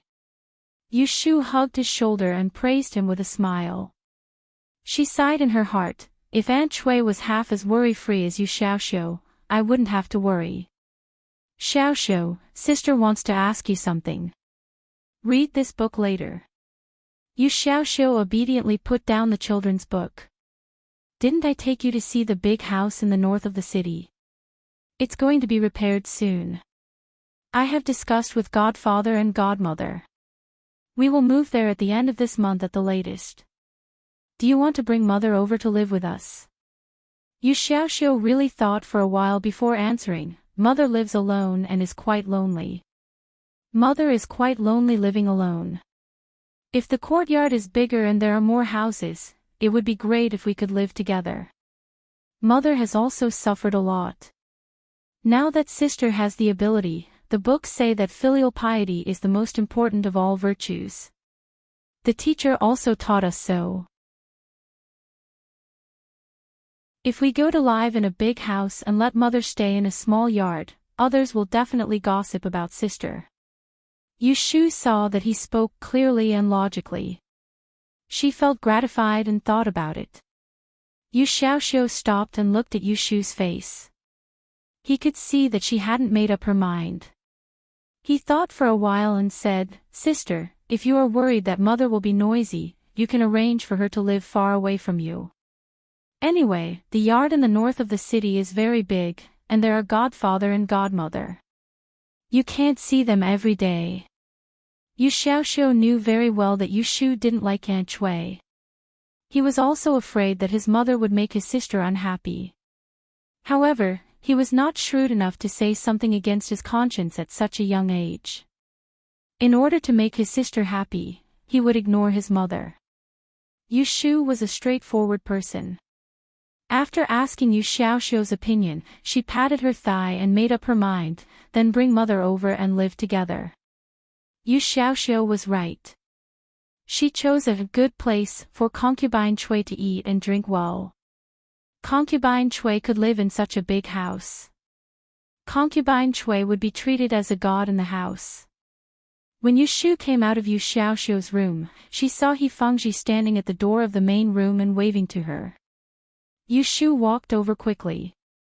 "Godfather, did the fragrant balls see good or bad?" He Fengji nodded. He didn't see any patience today. He concentrated on thinking about the 2 fragrant balls that Yushu gave him. "Let's talk in the room." They entered the central room. Zhao Hui was coaxing the child to sleep in the room. Knowing that they were talking business outside, she asked the maid to quietly close the bedroom door. Under the lamp, He Fengji took out the fragrant balls wrapped in oiled paper and put them on the tea table. He said to Yushu, "Some of them are spices, some are animal fat, and some are medicinal materials. I boiled a small pot of medicine and tested it with silver needles and pine yellow. I didn't find any toxicity. This is the list I made. You can take a look and see if there is any problem." Yushu received the list and inspected it once. Besides the few types of spices that Shui Rui had smelled, there was also sheep fat, fish oil, rhinoceros horn powder, and so on and so forth. There were a variety of them, and there were an entire 30+ types. It was truly unknown how complicated the process was to refine a single pill. Previously, she had thought that after He Fengji analyzed these medicinal herbs, she could find someone to imitate this Tissho incense. Now, it seemed that it was not possible. Unless the Axean family volunteered to provide the prescription. Yushu shook her head and put the list away. She thought that she would show it to Shui Rui when he came back. "Thank you, Godfather.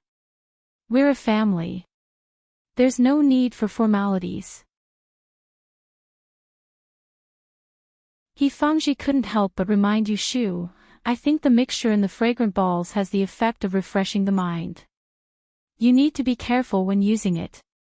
The incense can relieve fatigue, but you should rest when you need it. Don't force yourself." "I know." It was not easy to get the Tihu incense. She had to be careful. Yushu wrapped the remaining powder and returned to her room. At that time, in Pei County, 50 miles south of the capital, Shui Rui was investigating a serious case of the murder of a court official. Half a month ago, the emperor had appointed the imperial censor, Zhou Qing, as an imperial envoy to investigate the illicit salt trade in Guangdong and Guangxi.